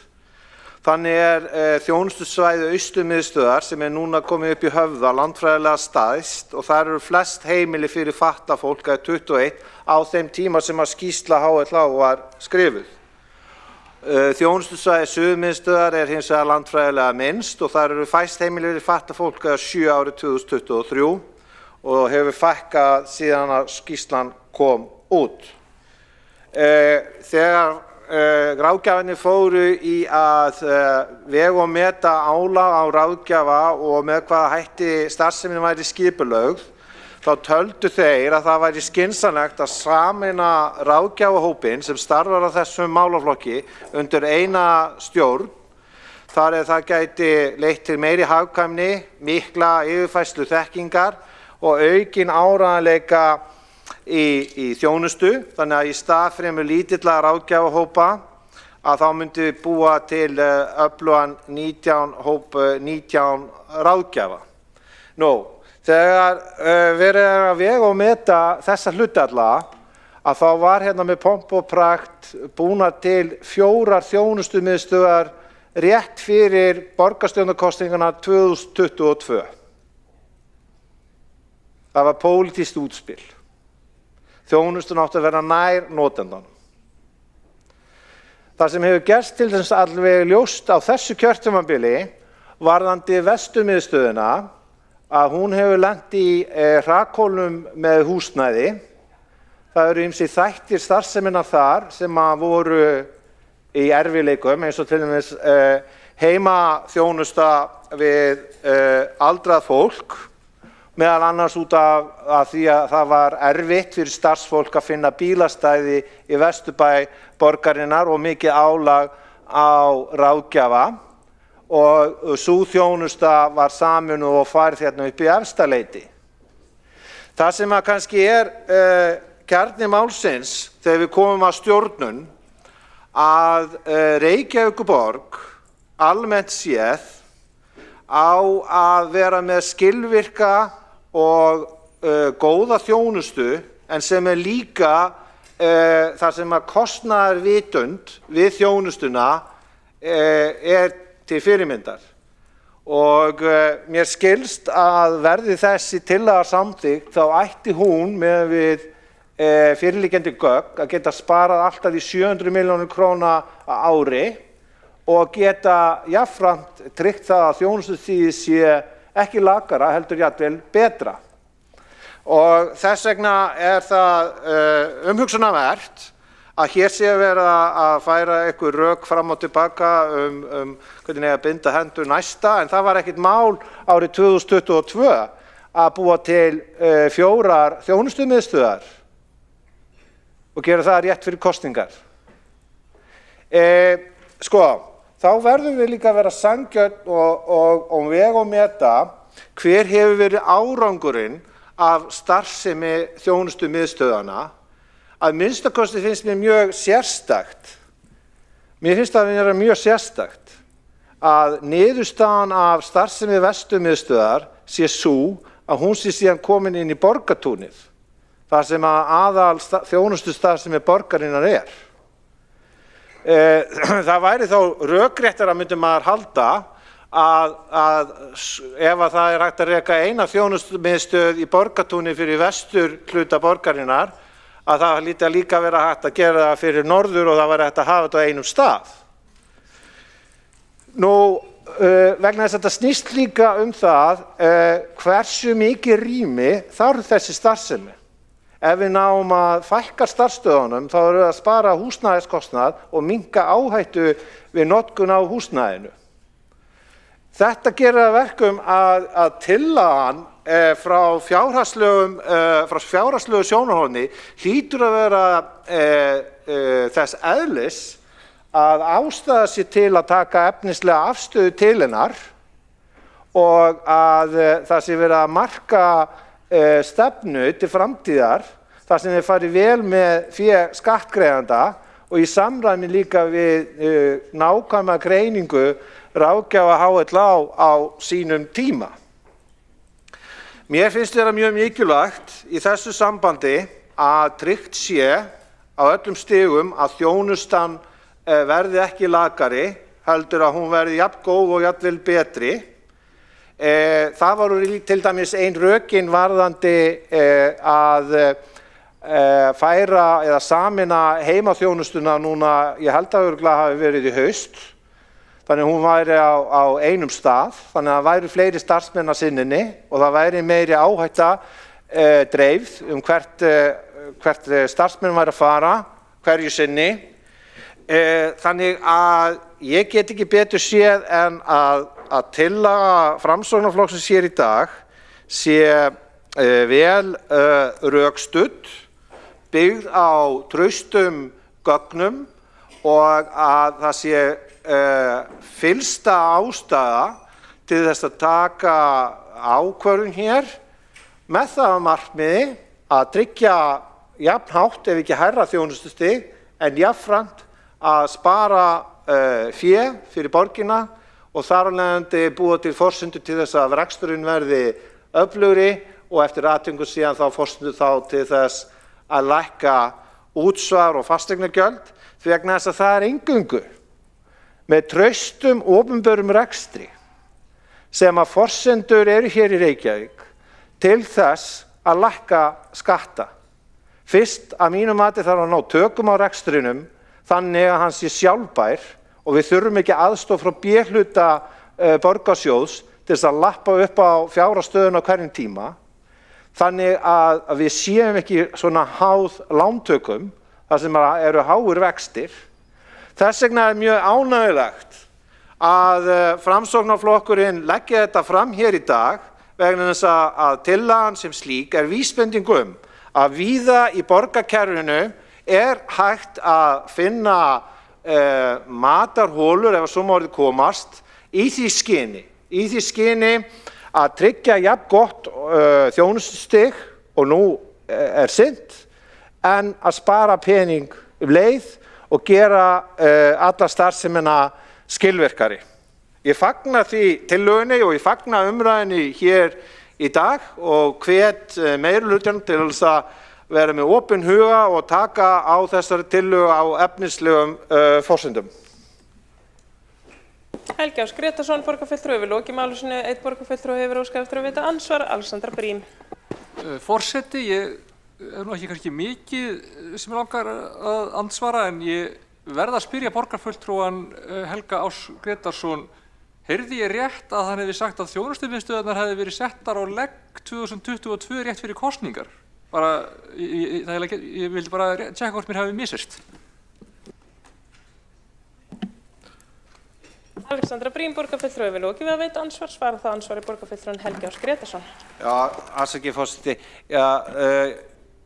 Forseti og ágæta borgarstjórn. Það sem ég kannski var fyrst og fremst að vísa til, ég veit að þjónustumiðstöðvarnar eiga sér lengri sögu í Breiðholtinu en þarna rétt fyrir kosninga þá var ákveðið að færa enn meira af starfsemi, svo ég sé aðeins nákvæmari í málflutningi, enn meira af starfsemi skóla- og frístundasviðs og velferðarsviðs inn í hverfin með það sem áður var. Það var fyrst tilraunaverkefni Suðurmiðstöðin við minni rétt nokkrum árum á undan og í framhaldi af því var ákveðið að hafa þetta 4 þjónustumiðstöðvar. Hér er verið að leggja til og reyna að vera byggt á hugmyndum HLH að það sé snúið af þessari stefnumótun.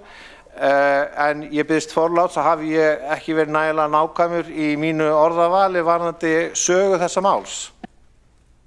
Helgi Ás Grétarsson, borgarfulltrúi, við lokið við að svara ansvari og veit það ansvarið öðru sinni borgarfulltrúin Alexandra Brím. Ok, forseti, takk. Gott að fá það á hreint. Það er náttúrulega þjónustumiðstöðvarnar voru náttúrulega til töluvert lengur. Það sem að gerðist 2022 var að það var einmitt ákveðið að færa eitthvað af starfsemi skóla- og frístundasviðs út á þjónustumiðstöðvarnar til þess að samræma betur og samþætta betur skólaþjónustuna við velferðarþjónustu og í rauninni hafa út í hverfunum umsjón með skólum í hverfinu og skólaþjónustu sem væri veitt þar og reynslan af því hefur verið býsna góð og ég held að það má örugglega eitthvað skoða fyrirkomulagið á því en ég held að við ættum ekki að draga allt aftur inn miðlægt sko. Það var, ég held að það hafi virkilega verið heilladrjúgt að færa þetta aðeins nær notendunum og nær krökkunum. Alexandra Brím, borgarfulltrúi, við lokið við að veita ansvarið öðru sinni, svara það ansvari. Er það rétt skilið að borgarfulltrúinn Kjartan Magnússon óskaði eftir því að komast á mælendaskrá? Þá tekur til máls borgarfulltrúinn Kjartan Magnússon.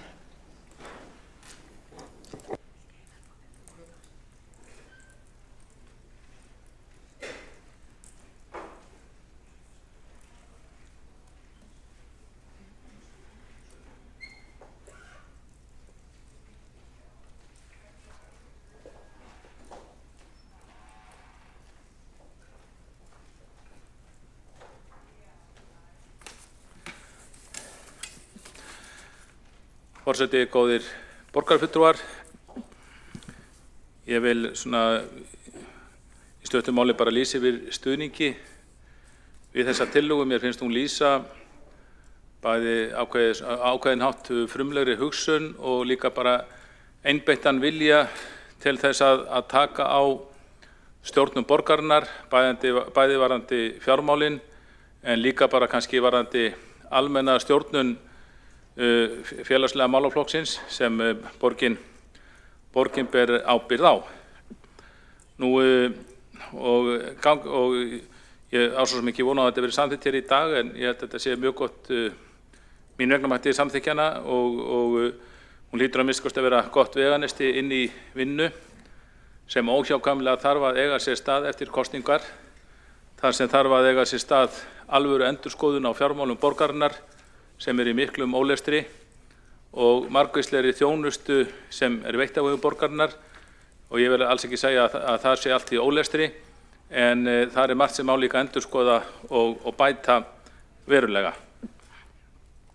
Nú, þessar þjónustu miðstöðvar, svokölluðu hjá velferðarsviði, þar eiga sér langa sögu og kannski upphaflega var þessi þjónusta, hún var töluvert miðlæg, hún var veitt á hver málaflokkur, þetta greindist nokkra málaflokka en var svona á einum stað, yfirleitt í borginni og yfirleitt voru þetta þó mikilvæg mál þannig að þegar fólk þurfti að leita til þeirra þá leta sig ekki, þá í flestum tilvikum þá fannst fólk ekki skipta máli þó að færi í bæjarferð, færi kannski úr Breiðholti niður í bæ til þess að leita þjónustu því að þetta var svo mikilvæg þjónusta fyrir viðkomandi fjölskyldur. Nú, á kjörtímabilinu 2002 til 2006 þá var skipulagi þessara þjónustu algjörlega umturnað. Þá held ég að það hefur gerst í tíð þegar Dagur B. Eggertsson, fyrrverandi borgarstjóri, var formaður, ég held að það hefði heitið stjórnsýslunefndar, eða stjórnkerfisnefnd held ég að hún hefði heitið. Og hún fór í saumana á öllum þessum þáttum og leitaði fyrirmynda á Norðurlöndunum.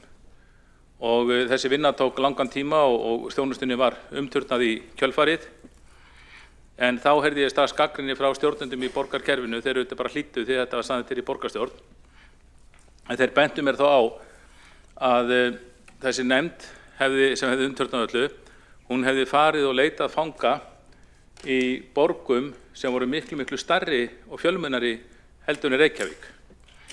Og þá var farið til nokkra borga og þar voru svo nefndar hverfismiðstöðvar og hverfin voru oft jafn stór og Reykjavík.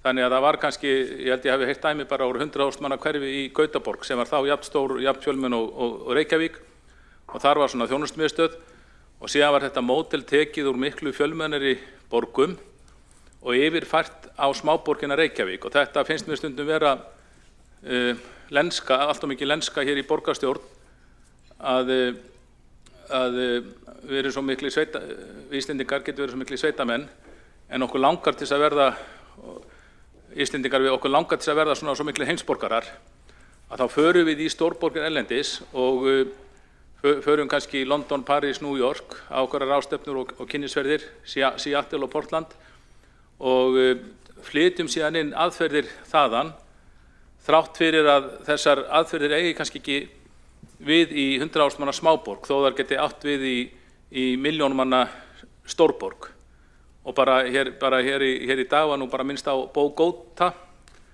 í Kólumbíu sem 8 milljón manna borg og með úthverfum 12 milljónir en mér stundum fundist það þegar maður situr þess að fundi að það alltaf bara London, Paris, Rome, New York og svo spyr ég en af hverju förum við ekki og heimsækjum þessar borgir bara eins og Árósar, Álaborg, Óðinsvé, Björgvin og svo framvegis, Turku, borgir sem svona nær okkur í stærð. Og þá bara stundum svarað, já það bara borgir ekki eins spennandi. Auðvitað viljum við vera heimsborgarar og fara bara að heimsækja einhverjar heimsborgir. En mér fannst þetta, og það var gagn á þessum tíma, þá voru 6 þjónustumiðstöðvar stofnaðir í Reykjavík og í 100.000 manna borg, þannig að þetta rúmlega 100.000 manna borg, þannig að þetta voru kannski 15-20.000 manns að baka hverju þjónustumiðstöð, en víða erlendis voru þetta 100.000 manns, kannski 150.000 manns að baki hverju þjónustumiðstöð. Þannig að það þarf ekki álíka það voru líka ýmsar breytingar gerðar hér á stjórnkerfinu og niðurstaðan var sú að þegar maður skoðar ársreikninga frá þessum árum sem ég gerði nú einhvern tímann, þá sá maður að kostnaður við stjórnkjöri borgarinnar jókst hröðum skrefum á þessum tíma, meðal annars út af þessari þjónustumiðstöðavæðingu. Svo má deila hvort að þjónustan hafi batnað samsvarandi. Ég er ekki viss að svo sé og ég held að Reykjavík sé ennþá svo lítil að margir myndu sætta sig við það að þurfi að fara langa leið til að sækja þjónustuna.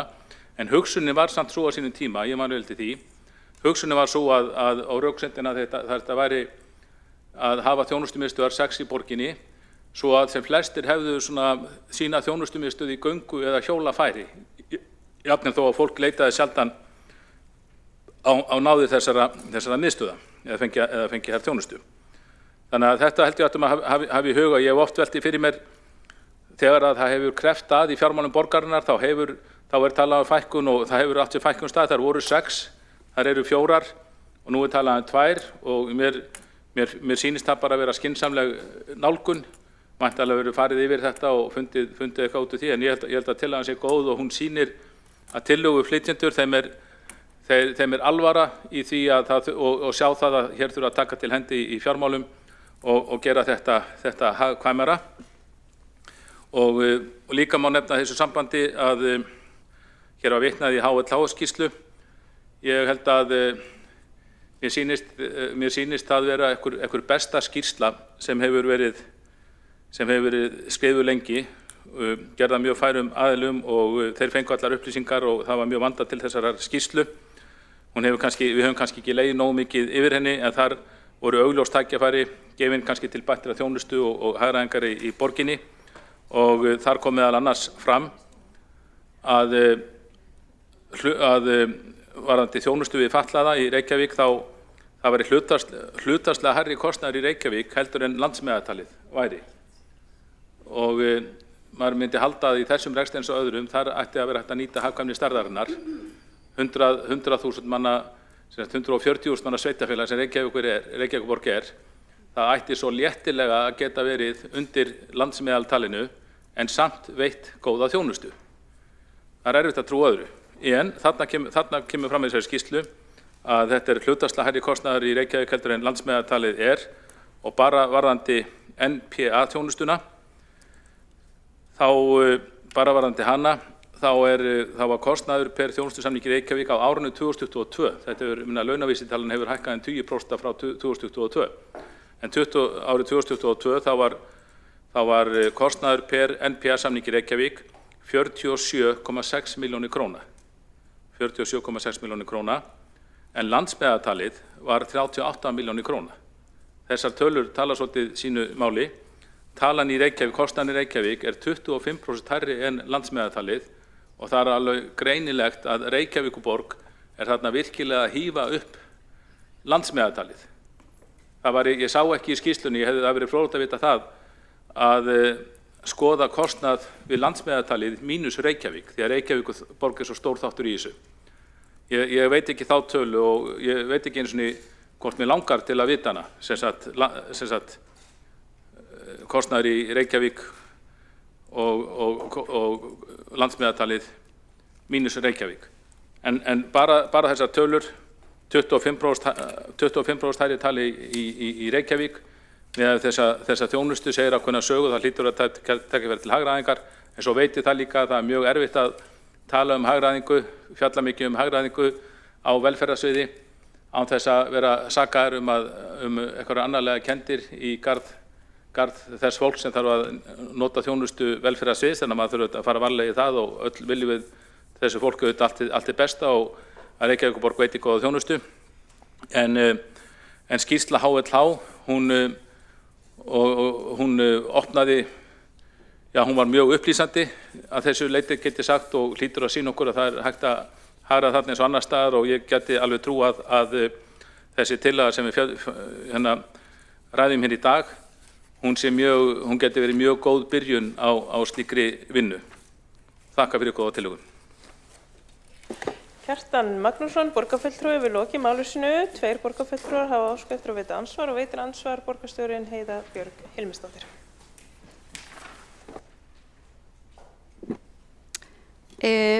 Forseti, ágætu borgarfulltrúar, mér langaði að upplýsa borgarfulltrúan það að í Gautaborg eru 11 þjónustumiðstöðvar, ekki og fólki í Gautaborg er svona sirka 3 sinnum fleiri heldur en hér, þannig að það er mjög góður taktur í því, svipað margir á baku hverja þjónustumiðstöð.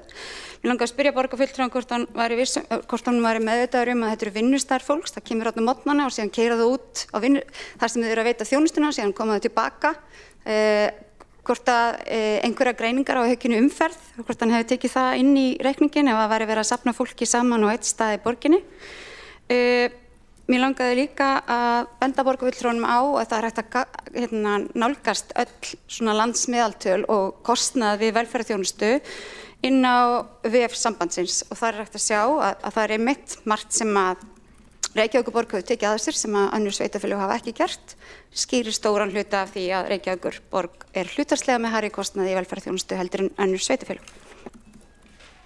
Heiða Björg Hilmisdóttir, borgarstjóri, hefur lokið við að veita ansvar, svara þá ansvari borgarfulltrúann Kjartan Magnússon.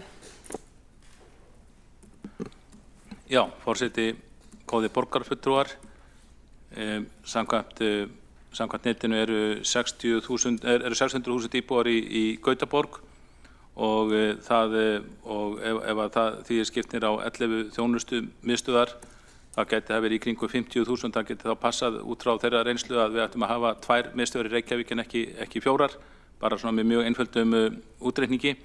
En ég man samt vel eftir á sínum tíma að það voru yfirmenn hjá borginni sem stjórnendur sem hlýddu bara settu spurningamerki við þessa breytingu og nefndu mér dæmi hverfi, að minnst kosti 1 hverfi erlendis sem voru 100.000 manns eina miðstöð, en ég man ekki alveg hvaða borg það var. En hans þakka fyrir góðar ábendingar, það er við auðvitað þurfum við að nota gögn í þessari vinnu og ég býst við, ég skoða nú reglulega árbók sveitarfélaga, það sem mjög góðar upplýsingar og það er bara ekki síst varðandi stjórnsýslukostnað og bara varðandi okkur borgarfulltrúana sem eru með 31 með varaborgarfulltrúum með fullum launum, það er hægt að hagræða ef viljið fyrir hendi. Kjartan Magnússon, borgarfulltrúi, hefur lokið við að svara ansvari og veiti það ansvar öðru sinni. Heiða Björg Hilmisdóttir, borgarstjóri. Já, forseti, ágætu borgarfulltrúar, það er bara fínt að eiga þessi skoðanaskipti hér. Það er vissulega engin umferðargreining sem hefur átt sér stað varðandi það. Við förum að hópa fólki saman, miðlægt í borginni til þess að keyra hér enda á milli yfir daginn. Fólk þyrfti þá að koma á miðlæga stöð á morgnana og síðan keyra aftur út og síðan keyra tilbaka. Ég held að það þyrfti að gera áður en svona væri farið. Ástæðan fyrir því að það er þjónustumiðstöð í Breiðholti vegna sérstöðu hverfisins, þannig ég upplýsi líka það var ekki vegna íbúafjölda, heldur vegna þess að sérstæða hverfis er þannig að það þótti mikilvægt. Það er hins vegar eitthvað sem var það eina sem kom til álita. Að öðru leyti kom ekki til álita að hafa færra fólk á bakvið og ástæðan fyrir því að við erum með öll málin og öllum þjónustumiðstöðum er að fjölskyldur eru alls konar. Það er einn gamall og það er einhver fatlaður og það er einhver sem þarf barnaverndarþjónustu eða einhver sem þarf, kannski ekki barnaverndarþjónustu, skólaþjónustu. Það er einhver sem þarf og þetta er oft í sömu fjölskyldu og fólk þurfi ekki að fara á milli margra staða. Það þótti okkur kostur og við erum ekki tilbúin frekar nú heldur en í desember að breyta þeirri afstöðu okkar. Heiða Björg Hilmisdóttir, borgarstjóri, hefur lokið við að veita ansvar öðru sinni og svara þá ansvar öðru sinni. Kjartan Magnússon, borgarfulltrúi. Forseti, góðir borgarfulltrúar, ég bara þakka fyrir þessar ábendingar borgarstjóra, örugglega eitthvað til í þeim og auðvitað margt sem þarf að skoða þegar við ákváðum fjölda vinnustöða sem er að þjóna allri borgin og allt það og ég hef ekki skoðað þetta umferðarmódel að það mætti sjálfsögðu skoða þessi mál með tilliti til slíks umferðar líkans og sjálfsagt að gera það ef þessi tillaga nær eitthvað lengra. En þrátt fyrir allt á er þetta smáborg og ég er viss að margir sem vinna í þjónustumiðstöðinni í Breiðholti, þeir ágætu stöð, þeir geta búið allt annars staðar á höfuðborgarsvæðinu, kannski í Vesturbænum, kannski á Kjalarnesi. Þannig að það er ekki trygging fyrir því að eftir því sem við höfum fleiri vinnustaði þá minnki umferðin í réttu hlutfalli.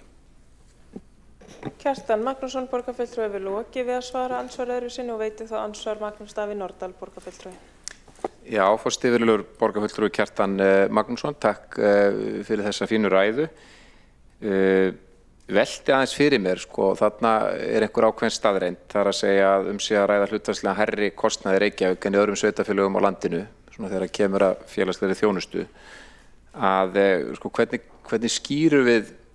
Hvernig skýrum við það? Hvernig reynum við einhvern veginn að finna út úr því af hverju þetta er svona? Þín kenning, ef ég skildi þið rétt, er svo að að Reykjavíkurborg ætti í rauninni bara að geta gert betur. Hér séum við með stærsta sveitarfélagið sem ætti að geta náð fram meiri hagkvæmni umfram önnur sveitarfélög, þannig að í rauninni væri eftir atvikum heimatilboð vandamál og menn getur gert betur.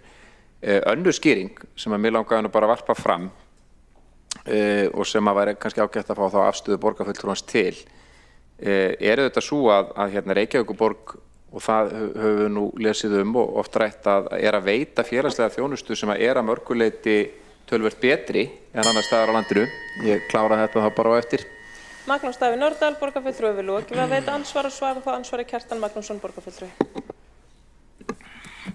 Forseti, góði borgarfulltrúar, ég þakka Magnúsi Davíð Norðdahl, borgarfulltrúa, fyrir hans innlegg og ég bara sammála honum það held ég að við hefum bara að skoða öll þessi mál með opnum og fordómalausum hætti. Það er alltaf hætta á þegar við viljum endurskoða kerfið og ná hagræðingu og ná árangri eins og framsóknir hér að leggja til.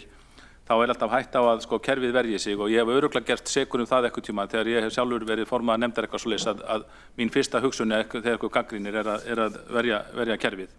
En aðlatri bara, ég vissum að við getum náð meiri árangri í rekstri. Það þarf ekki að vera þannig að borgin taki 20 milljarðar króna láni árlega til þess að fjármagna sjálfa sig. Við hljótum að geta gert þetta betur og ég hef stundum flutt tillögu það að fækka hér borgarfulltrúum. Hún hefur ekki náð fram að ganga eða skora Alþingi að leyfa okkur að gera það.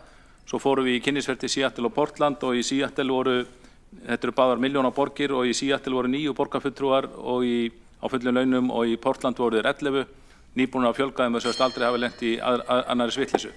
Þannig að svona dæmi sýna okkur að það er þetta hægra. Kjartan Magnússon, borgarfulltrúi, við lokið við að svara ansvari og veita ansvar öðru sinni, borgarfulltrúi Magnús Davíð Norðdahl. Forseti, verulegur borgarfulltrúi Kjartan Magnússon, þannig að ég kannski klárið það sem ég var að ræða hér áðan er að hin skýringin væri þá þessi að hér væri þá þjónustan eftir atvikum betri. Það eru margir sem að flytja til borgarinnar gagngert vegna þess að hér er félagsleg þjónusta betri. Við til dæmis, að því ég best veit, erum eina sveitarfélag á landinu sem að rekum gistiskýli. Þannig að það kann að vera önnur skýring á því af hverju þetta er dýrara hér en annars staðar. Að við séum einfaldlega að veita betri þjónustu. Sko matur sem þú kaupir er hlutfallslega dýrari á Hótel Holti en á Bæjarins Bestu, en þetta þá fer eftir hvað þú ert að bera saman. Þannig að mér finnst rétt einhvern veginn að halda þessu til haga að Reykjavíkurborg hefur í rauninni dregið velferðarvagninn. Við náttúrulega sjáum þá á ýmsum sviðum, til dæmis hvað varðar uppbyggingu félagslegs húsnæðis. Við erum með 22 íbúðir félagslegar á hverja 1000 íbúa. Garðabær er með 2, Kópavogur er með 12. Þannig að við höfum svona leitt þennan velferðarvagn samfélagsins. Og það er kannski eðlilegra að það sé þá bara dýrara. Það er allavega önnur tæk skýring. Magnús Davíð Norðdahl, borgarfulltrúi, við lokið við að veita ansvar öðru sinni og svara þá ansvar öðru sinni borgarfulltrúan Kjartan Magnússon. Forseti, góði borgarfulltrúar, já, ég get bara vel trúa því að skýringar Magnúsar Davíðs Norðdahls eigi við bara ýmis rök að styðjast. Þegar maður skoðar tölfræðina þá eru alltaf einhverja breytur í henni sem maður áttaði sig ekki á fyrir að bara rýna þetta ofan í kjölinn og ég held að það geti bara vel átt við þegar maður ber saman velferðarþjónustu Reykjavíkurborgar og annarra sveitarfélaga. En að því ég tók bara svona dæmi NBA-þjónustuna hérna áðan, þá held ég að ég muni það rétt úr þessar HL-skýrslu og þar var ekki tekin afstæða til þessi sjálfur sér hvað Reykjavíkurborg var að draga þungan velferðarvagn miðað við önnur sveitarfélög, heldur var bara tekin kostnaður per samning. En ég viðurkenni það alveg, það getur vel verið að við lögum til okkar fólk og séum þess vegna við dýrara velferðarkerfi, en þarna erum við beinlínis að tala einingaverðið sem ætti að einhverju leyti að vera sambarlegt á milli sveitarfélaga. Kjartan Magnússon, borgarfulltrúi, við lokið við að svara ansvar öðru sinni og telst á ansvörum lokið undir þessari ræðu og tekur til máls borgarfulltrúan Einar Þorsteinsson.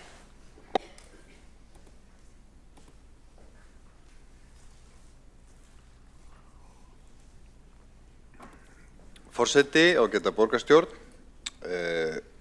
hún lífnaði nú aðeins við umræðan hér og ber að þakka það.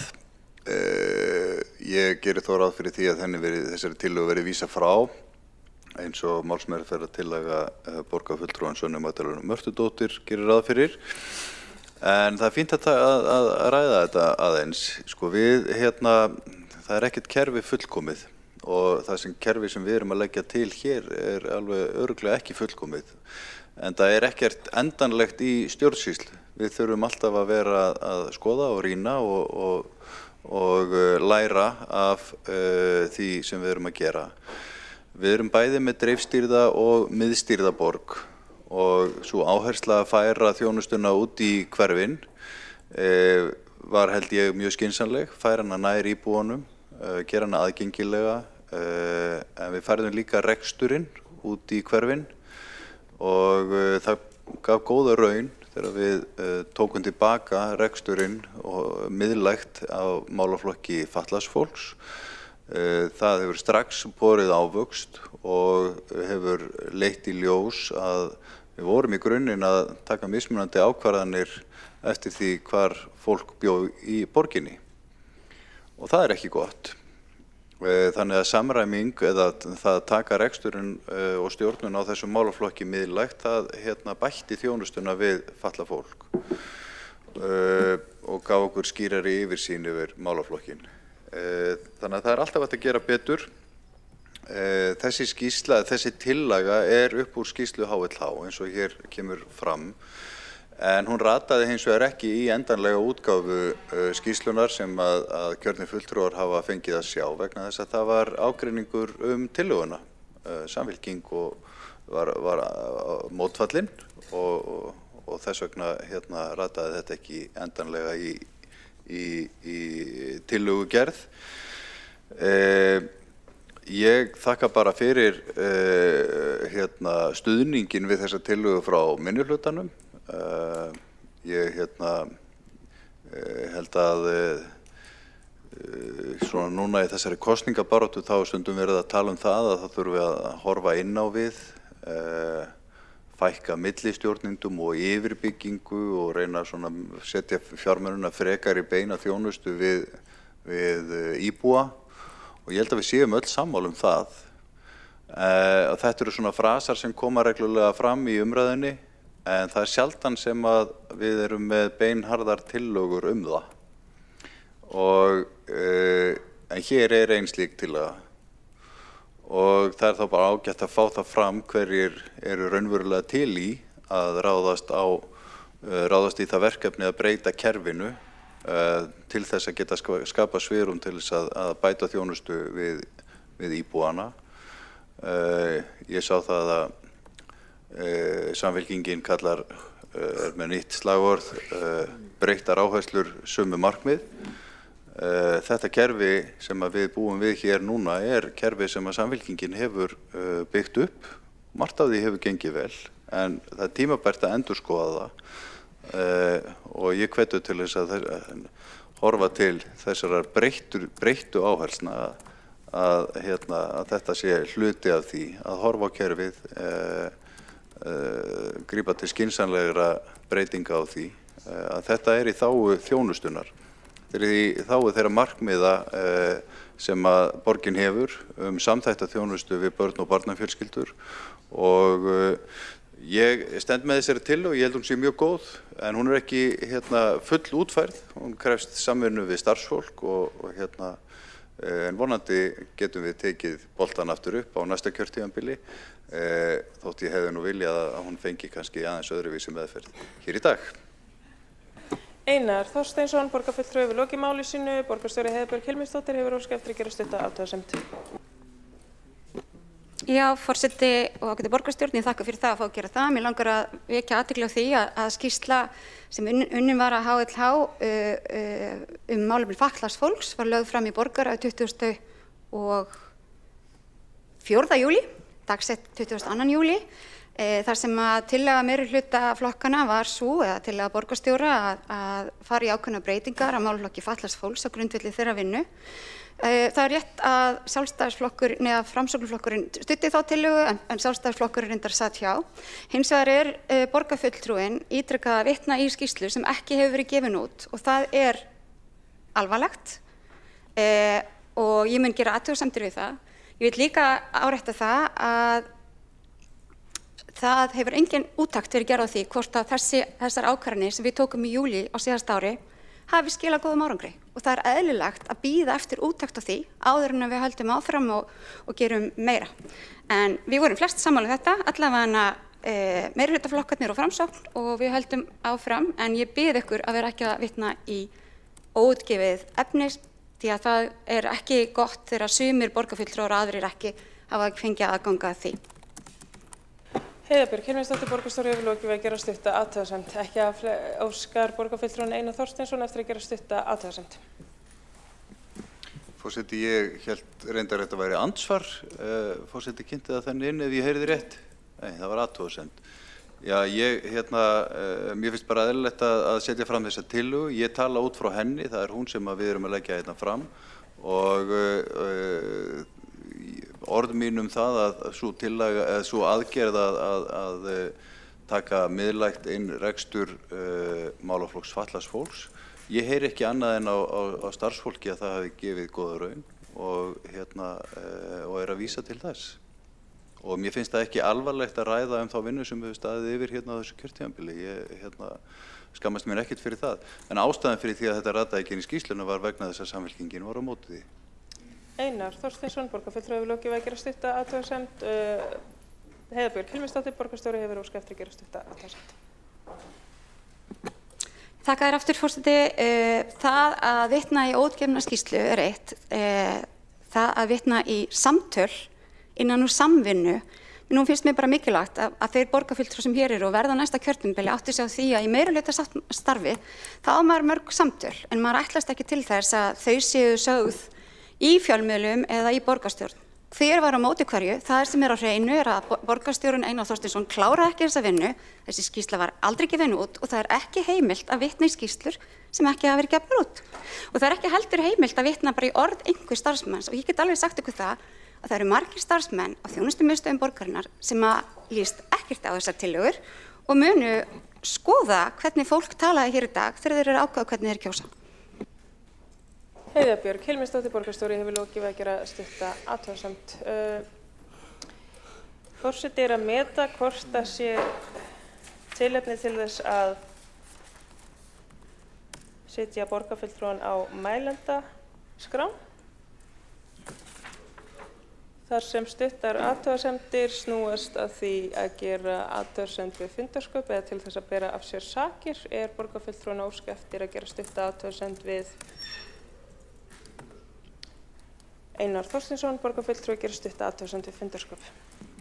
Forseti, ég vil bara benda forseta á að það sem að borgarstjóri var að gagnrýna mig fyrir hér að vitna í orð starfsmanna, hún gerðist sek það nákvæmlega sama og vitna í samtöl sín við starfsmenn einhverja ótiltekinna starfsmanna á miðstöðunum og þannig að ég bara vildi benda á það. Einar Þorsteinsson, borgarfulltrúi, hefur lokið við að gera stutta athugasemd. Þá hafa ekki fleiri óskað eftir því að taka til máls undir þessum lið og er þá gengið til atkvæðagreiðslu.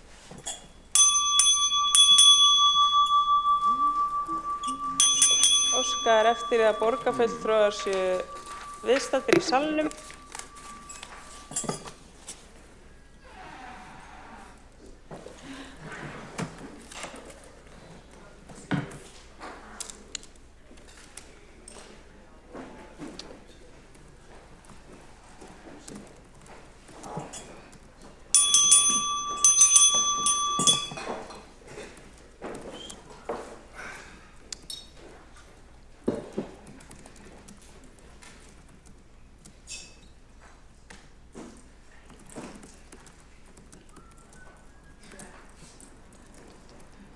Er þá gengið til atkvæðagreiðslu dagskrárlið númer 4 til að borgarfulltrúa Framsóknarflokksins fjölskyldumiðstöð og miðstöð virkni og ráðgjafar borist hefur málsmeðferðartillaga að vísa tillögunni frá fyrir borgarfulltrúa sem samþykkja slíkt.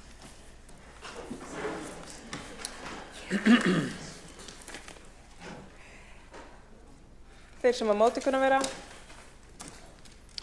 Samþykktir að vísa tillögunni frá með 12 atkvæðum borgarfulltrúa samstarfsflokkana gegn atkvæðum borgarfulltrúa Sjálfstæðisflokksins, óháðra Viðreisnar og Framsóknarflokksins. Er þá gengið til 5. liðar á útsendri dagskrá sem er tillaga borgarfulltrúa Viðreisnar fjárhagslegt velferðarlíkan og tekur til máls borgarfulltrúan Þórdís Lóa Þórhallsdóttir.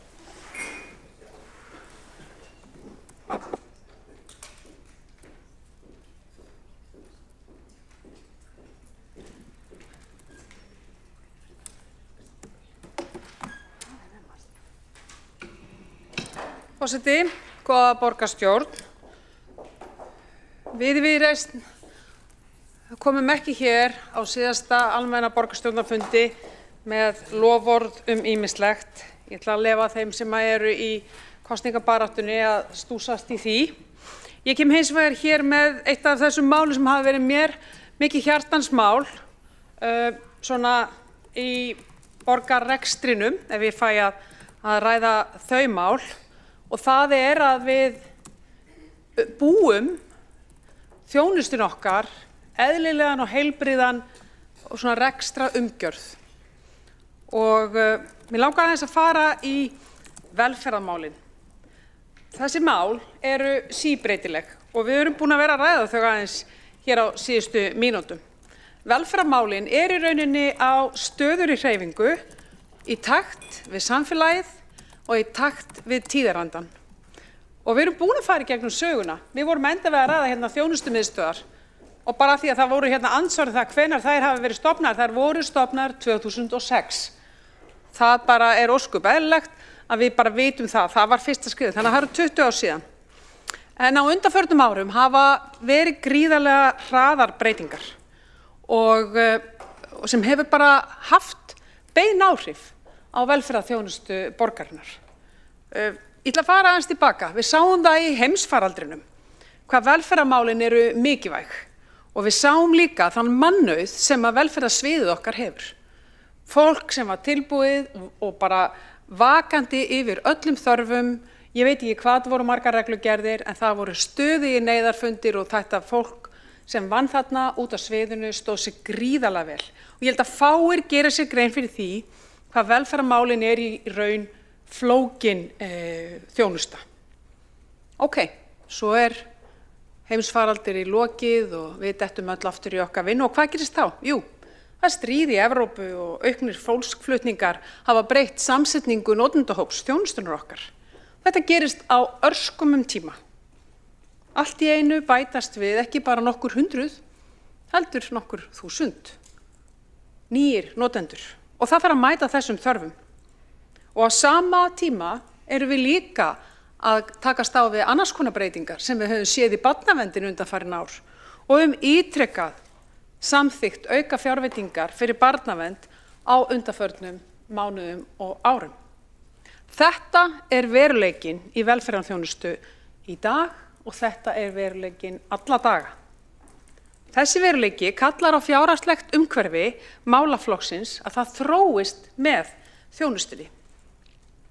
Við erum með frábært fagfólk eins og ég hef sagt og við erum með frábært velferðarsvið sem er að gera þessa þjónustu alla daga.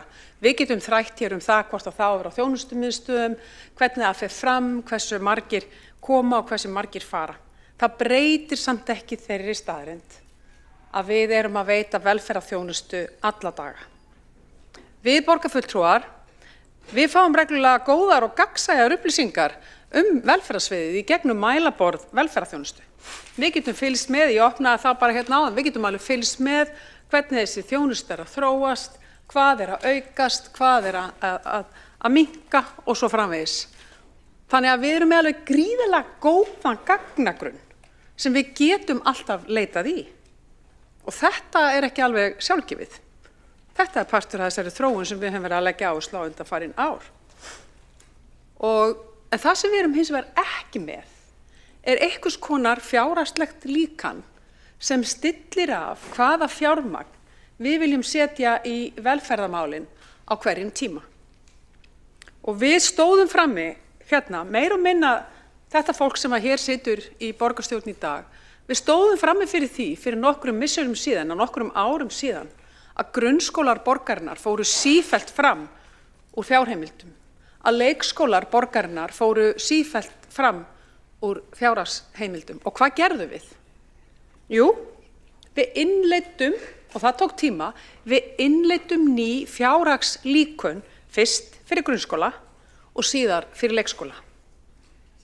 Og við erum alvön þessu í þessu mennta- og leikskóla umhverfi. Við erum alvön því að ef börnum fjölgar og skólum fjölgar, þá hefur það strax áhrif á fjárhagsáætlun sviðsins. Þá fylgir fjármagni með Það er ákveðin svona kerfisbundin nálgun sem skapar þá ákveðið jafnræði og fyrirsjáanleika. Líkanið stillti síðan þessar breytur allar af og ég veit að þetta er kannski svolítið verkfræðilega tæknilegt en þetta skiptir samt sem áður alveg gríðarlegu máli. Bæði þessi líkön sem að í dag eru kölluð Edda og Snorri, þetta er það sem að kallað með leyfi forseta win-win. Hverjir vinna í þessu? Jú, stjórnendur sem alla daga horfa á líkanið og fylgjast með því það af því að það stillir þau af það að vera innan fjárheimilda, en það er líka vinn fyrir okkur sem erum í pólitíkinni af því að það sem hefur gerst er það að skólarnir, leikskólarnir og grunnskólarnir okkar vita nákvæmlega hvernig svo umgjörð sem þau hafa og fara síður fram úr. Og við settum hér í þessum sal bara verulega góðar leikreglur í kringum það hvernig við höldum og hvert viðbragði verður ef að grunnskólar eða leikskólar fara fram úr heimildum sínum sem líkanið sem er gagnsætt og fínt og er staðreitt segir að viðkomandi skólar eigi að fá. Og mér finnst að við eigum að ganga skrefi núna og taka það hvað varðar velferðarmálin.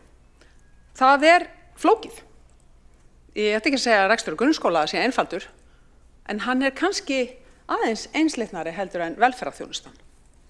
Velferðarþjónustan í dag, hún snertir 20.000 íbúa á öllum skeiðum lífsins. Við erum að tala um börn, við erum að tala um fjölskyldur, við erum að tala um eldra fólk og fatlað fólk og bara alla og öll sem þurfa á stuðningi að halda. Velferðarsvið borgarinnar mætir því og hefur gert það vel. Þetta eru því engin jaðarmál eða gæluverkefni. Þetta er lögbundin þjónusta og eitt stærsti og mikilvægasti málaflokkur borgarinnar, bæði faglega og þá ekki síður fjárhagslega. Og velferðarsviðið hefur alls ekkert verið í neinum ógöngum fjárhagslega, langt í frá. Það eru hann ákveðni bundli liðir sem eru fjárhagsaðstöðin sem eru kannski pínu ófyrirsjáanlegir, en að öðru leyti hefur velferðarsviðið verið bara vel rekið. En við höfum ekki hins vegar verið með gagnsætt kerfi á því nákvæmlega hvernig við erum að þróa fjárhagsumgjörðina fyrir velferðarsviðið.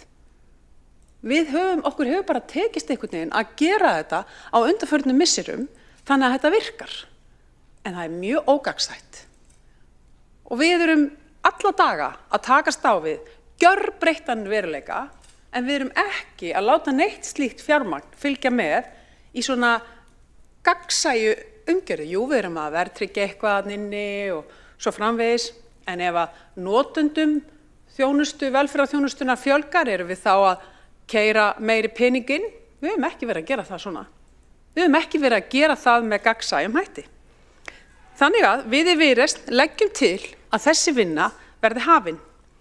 Og tillagan hljómar bara beint svona: borgarstjórn samþykkir að fela borgarstjóra að hefja vinnu við gerð fjárhagslegs reikningslíkan fyrir velferðarþjónustu Reykjavíkurborgar. Og ég legg til, það var nú bara meira mér til gamans, að velferðarlíkjanið gæti heitið Freyja. Já, ég hélt náttúrulega bara hugmyndafund með sjálfri mér, hugsaði, hvað gæti líkanið heitið, eða það heiti nú þegar Edda og Snorri, og upp kom ég á þessum frábæra hugmyndafundi ein með sjálfur mér með nafnið Freyja. Kjarninn í þessu er að við skiljum forsendurnar og við getum tekið góðar ákvarðanir í framtíðinni. Mér langar að líka að gefa skýra sýn á því hvað þetta er ekki. Þessi tillaga er ekki sparnaðar eða hagræðingartillaga. Hún er ekki tillaga það að kötta neitt út eða breyta neinu í þjónustunni. Hún er í rauninni tillaga nákvæmlega eins og grunnskólalíkanið og leikskólalíkanið. Þetta er fjárhagslegt líkan sem við búum í velferðarþjónustunni, velferðarsviðinu og til hægðarauka á hverjum einasta degi. Þetta er mjög dreift svið eins og við höfum voru að ræða hér í dag, með margar útstöðvar sem eru með sína eigin fjárhags áætlun. Með því að búa til svona líkan, þá erum við að búa til fyrirsjáanleika fyrir forstöðumenn og skrifstofustjóra eða hvað þessi störf heita út alla borg sem eru í rauninni að bjóða upp á velferðarþjónustu alla daga. Og með þessu erum við að hætta að vera reaktív, með leyfi forseta, og fara í það að vera proaktív. Við þökkum fyrir og vonum að verði tekið vel í þessa tillögu okkar. Þórdís Lóa Þórðardóttir, borgarfulltrúi, hefur lokið máli sínu. Heiða Björg Hilmisdóttir, borgarstjóri, hefur óskað eftir að tekur næst til máls.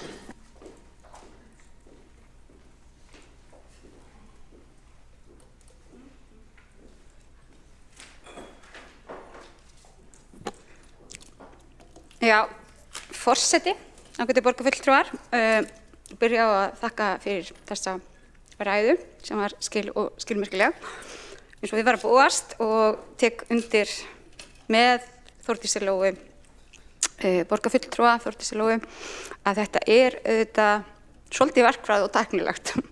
Það alveg rétt. En ég held að allir sem eru hér inn í salnum skilji hvað verið að tala Það að búa til líkan sem getur aðstoða okkur við það að útluta fjármagni, þannig að fjármagni fari virkilega þangað sem að þörf á.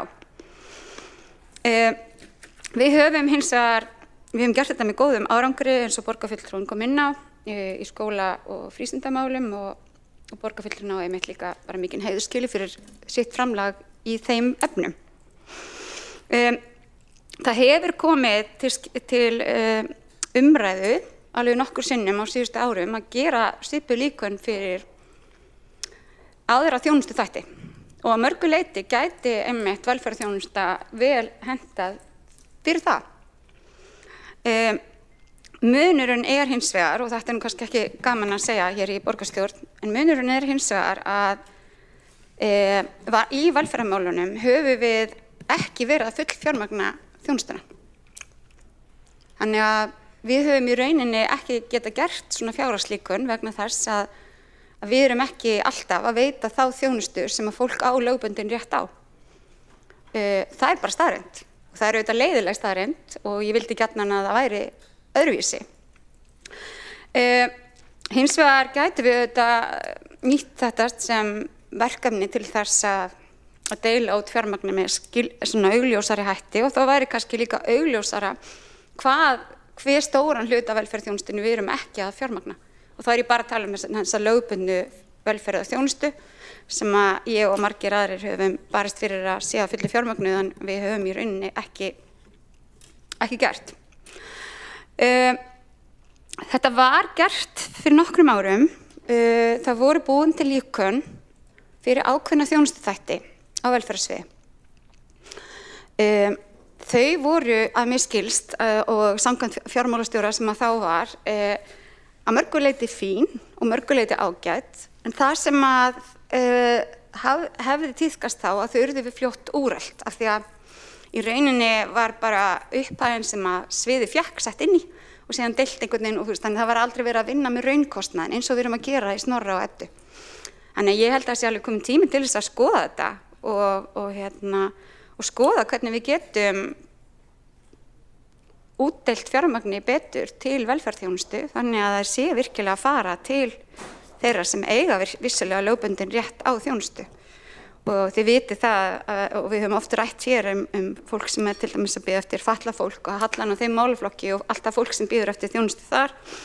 En þetta líka í fleiri málaflokkum og auðvitað ekki okkur til alls sóma, en við getum þó mögulega skilt okkur á baku það að það svo sem ekkert sveitarfélag sem að fullfjármagna alla lögbundna þjónustu, þó að það sé auðvitað það sem maður á að gera. Ég held að tillagan sé bara góð og ég legg til að við vísum henni inn í borgarráð og fáum bara kynningu á bæði þeim líkunum sem hafa áður verið unnin í velferðarþjónustu, hvernig þau reyndust, þau eru örugglega gömul og úrelt, en það geti verið gamansamt, svona fróðlegt fyrir okkur. Og ég held að það geti líka verið fróðlegt fyrir okkur að fá þá sem hafa verið að vinna að þessum líkunum til þess að segja okkur hversu langan tíma það tæki. Við ræddum oft það að þegar Edda og Snorri væru orðin fullorðin að þá getum við bara búið til fleiri börn, þannig að mögulega verður til einhver Freyja eða Lóa eða ég veit ekki hvað í framtíðinu og mér finnst það mjög líklegt af því að þetta gagnlegt og ég tek bara undir með borgarfulltrúa Þórdísi Lóu Þórðardóttur það. Þetta mjög gagnlegt og það gott að kafa ofan í mismunandi kostnaðarþætti í allri þjónustu. Heiða Björg Hilmisdóttir, borgarstjóri, hefur lokið máli sínu. Einn borgarfulltrúi hefur óskað eftir að veita andsvar. Þórdís Lóa Þórhallsdóttir. Já, forseti, takk fyrir. Já, sko það nefnilega partur af borgarstjóri kemur inn á að málflokkurinn sé mögulega vanfjármagnaður og það er einmitt það sem er svo mikilvægt í svona vinnu og það var staðreyndin sem við stóðum frammi fyrir varðandi grunnskóla og leikskóla á sínum tíma og hvað gerðum við? Þetta tekur tíma. Ég veit ekki, ég minnir að grunnskóla líkansvinnan sem var óhefðbundin og mjög skemmtileg, hún tók að minnsta kosti ár, þannig að þetta er langtíma, þetta er langhlaup. Það skiptir mjög miklu máli í þessu að fara ofan í kríteríurnar hvað viljum við og hvernig, en það sem við enduðum með að gera og var erfitt að kyngja en við gerðum samt, að við létum fé fylgja. Og mér finnst bara mikilvægt að við erum búin að rétta af grunnskólana og við erum búin að rétta af leikskólana. Mér finnst velferðarkerfið okkar eiga það skilið að rétta sig af. Og ég veit alveg að það verður dýrt, en það er samt sem áður, þetta er lögbundin þjónusta og það er ýmislegt þarna inni og svona líkan getur sagt okkur hvenær við erum að ofþjónusta mögulega eitthvað sem við ættum ekki að vera að gera. Þórdís Lóa Þórhallsdóttir, borgarfulltrúi, hefur lokið að veita andsvar. Svarar þá andsvari Heiða Björg Hilmisdóttir, borgarstjóri. Já, forseti, ágætu borgarfulltrúar, ég tek bara hjartalega undir það að við ákváðum að fara í leikskóla líkan og grunnskóla líkan af því að þar eru börnin okkar og þar voru alltaf framúrkeyslur. Við erum núna búin að full fjármagna þá mikilvægu þjónustuþætti og mér finnst eðlilegt að við höldum áfram með það og við erum meðvituð það að við erum ekki alls staðar að full fjármagna alla þjónustu sem fólk á rétt á og það er eitthvað sem maður er ekki stoltur af. En allt gerist í skrefum og ég tek bara undir það að við þurfum að rétta af velferðarþjónustun okkar. Við þurfum að tryggja að þar sé fjármagni á réttum stöðum, að þar sé fjármagnið nýtt virkilega til þess að þjónusta fólkið og við þurfum að átta okkur betur á hvað kostar mismunandi þjónustu þættir. Þetta gerðum við auðvitað í málefnum fatlaðs fólks þegar við komum með þessar tillögur síðastliðið sumar og við höfum svo sem gert þetta nokkru sinnum en svona líkanasmíð held ég að geti verið bara góð lausn og fagna því þessari tillögu og þakka fyrir hana. Heiða Björg Hilmisdóttir, borgarstjóri, hefur lokið að svara andsvari. Þá tekur til máls borgarfulltrúinn Helgi Ósk Grétarsson.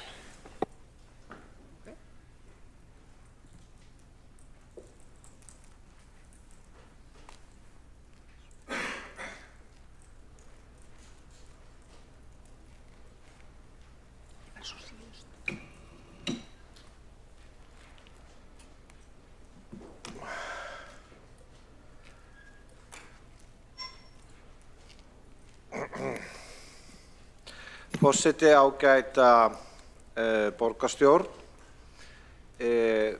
Tillagan hér sem að borgarfulltrúi Viðreisnar og framtíðar sveitarstjóri í Þingeyjarsveit hefur lagt fram hér í dag fjárhagslegt velferðarlíkan er allrar athygli verð og ég vil kannski byrja á því að bara deila reynslu minni sem fulltrúi lengi í skóla og frístundaráði hvernig þetta var annars vegar með grunnskólalíkanið og hins vegar með leikskólalíkanið að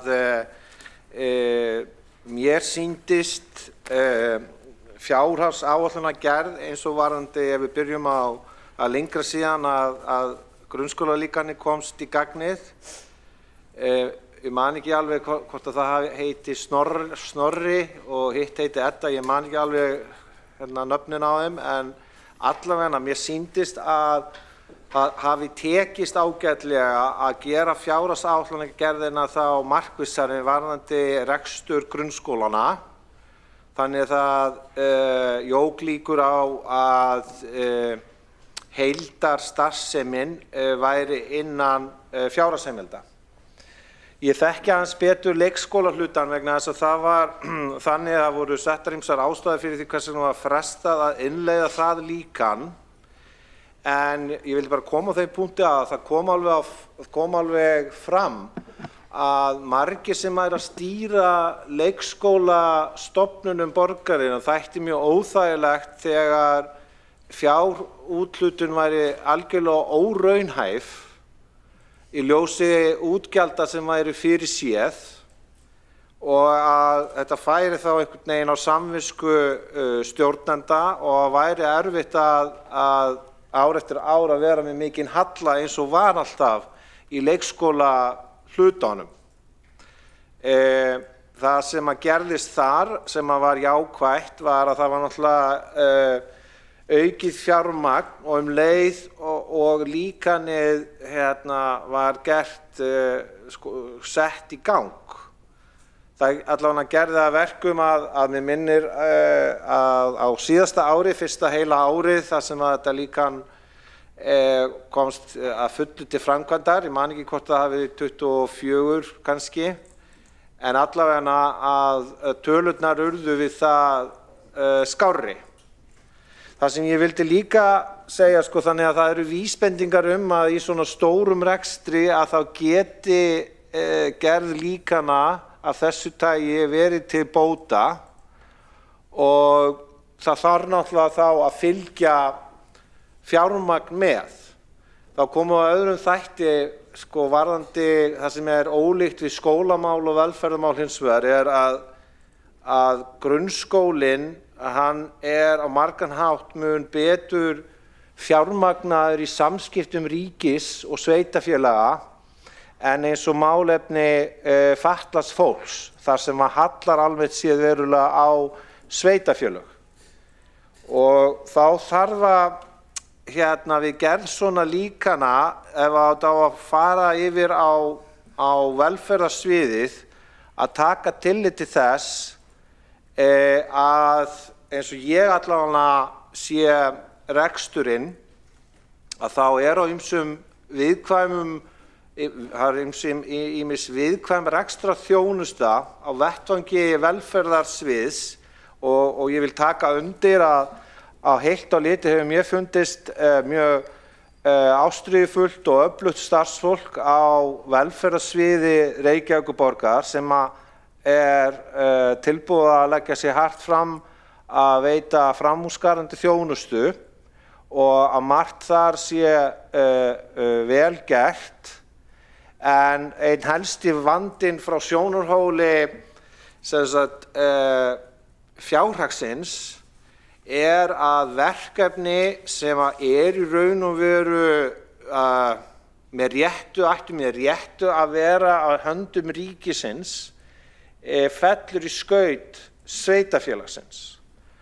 Og hér sérstaklega undanfarin ár, sem sagt, ég held að það hafi verið síðan 2019, ég með tölur held ég frá 2019 til 2024, ef við tölum þjónustu börn og ungmenni með fjölþættan vanda sem ætti að vera þriðja stigs þjónusta sem að ríkið ætti að sjá að þá fékk ég einhvern tímann tölur varðandi það að á verðlagi hvers árs að þá næmi halli borgarinnar rúmum 11 milljörðum, ef mér misminnir ekki, 11 milljörðum króna. Heildarkostnaður var eitthvað í kringum 13,5 og ríkið greiddi síðan einhvern tímann held ég í kringum 2 milljarða. Það var samkomulag í fyrra í mars og ég get ekki alveg séð hvernig það samkomulag hefur verið framkvæmt. Það liggur fyrir svar við fyrirspurn dagsett 13. apríl sem var lagt fram í borgarráði í síðustu viku, en sem ég vildi bara kannski koma við að meðan óvissan fjárhagsleg samskipti ríkis og sveitarfélaga á sviði velferðarmála, ekki síst á sviði málefna fatlaðs fólks, þar sem að það sé kannski mikil byrði sem lögð á sveitarfélögin, þá gæti verið mögulega varhugavert að fastbinda og að sé bara fast í líkani hver útgjöld borgarinnar við að veita þjónustu sem rétt og ætti að vera í höndum ríkisins. Þannig að þetta svar sem ég að vísa til var lagt sem sagt fram í borgarráði í síðustu viku dagsett 13. apríl og svona svarið mætti vera að gleggra hver sé hinn fjárhagslega útkoma síðasta árs varðandi þessa tilteknu þjónustu, en ég get ekki betur séð til dæmis að hallinn sé þá eitthvað að lágmarki 1 milljarður ef ekki meira þar. Það verður sko þá að vera með heiðarlega framsetningu í fjárhagsáætlun að borgin ætli að standa við það að veita þessa þjónustu. Hættan kannski við eitthvað svona líkanagerð á þessu sviði gæti verið svo að það sé verið að gútera í raun og veru óeðlileg fjárhagsleg samskipti ríkis gagnvart sveitarfélögum almennt og að sveitarfélög sé að taka of þunga byrði. Ég hef viljað almennt séð að Reykjavíkurborg væri að berjast með harðari hætti fyrir sínum hagsmunum í samskiptum, í fjárhagslegum samskiptum við ríkið. Það hefur verið mitt viðhorf þar sem svo háar fjárhæðir að ræða fyrir rekstur sveitarfélagsins.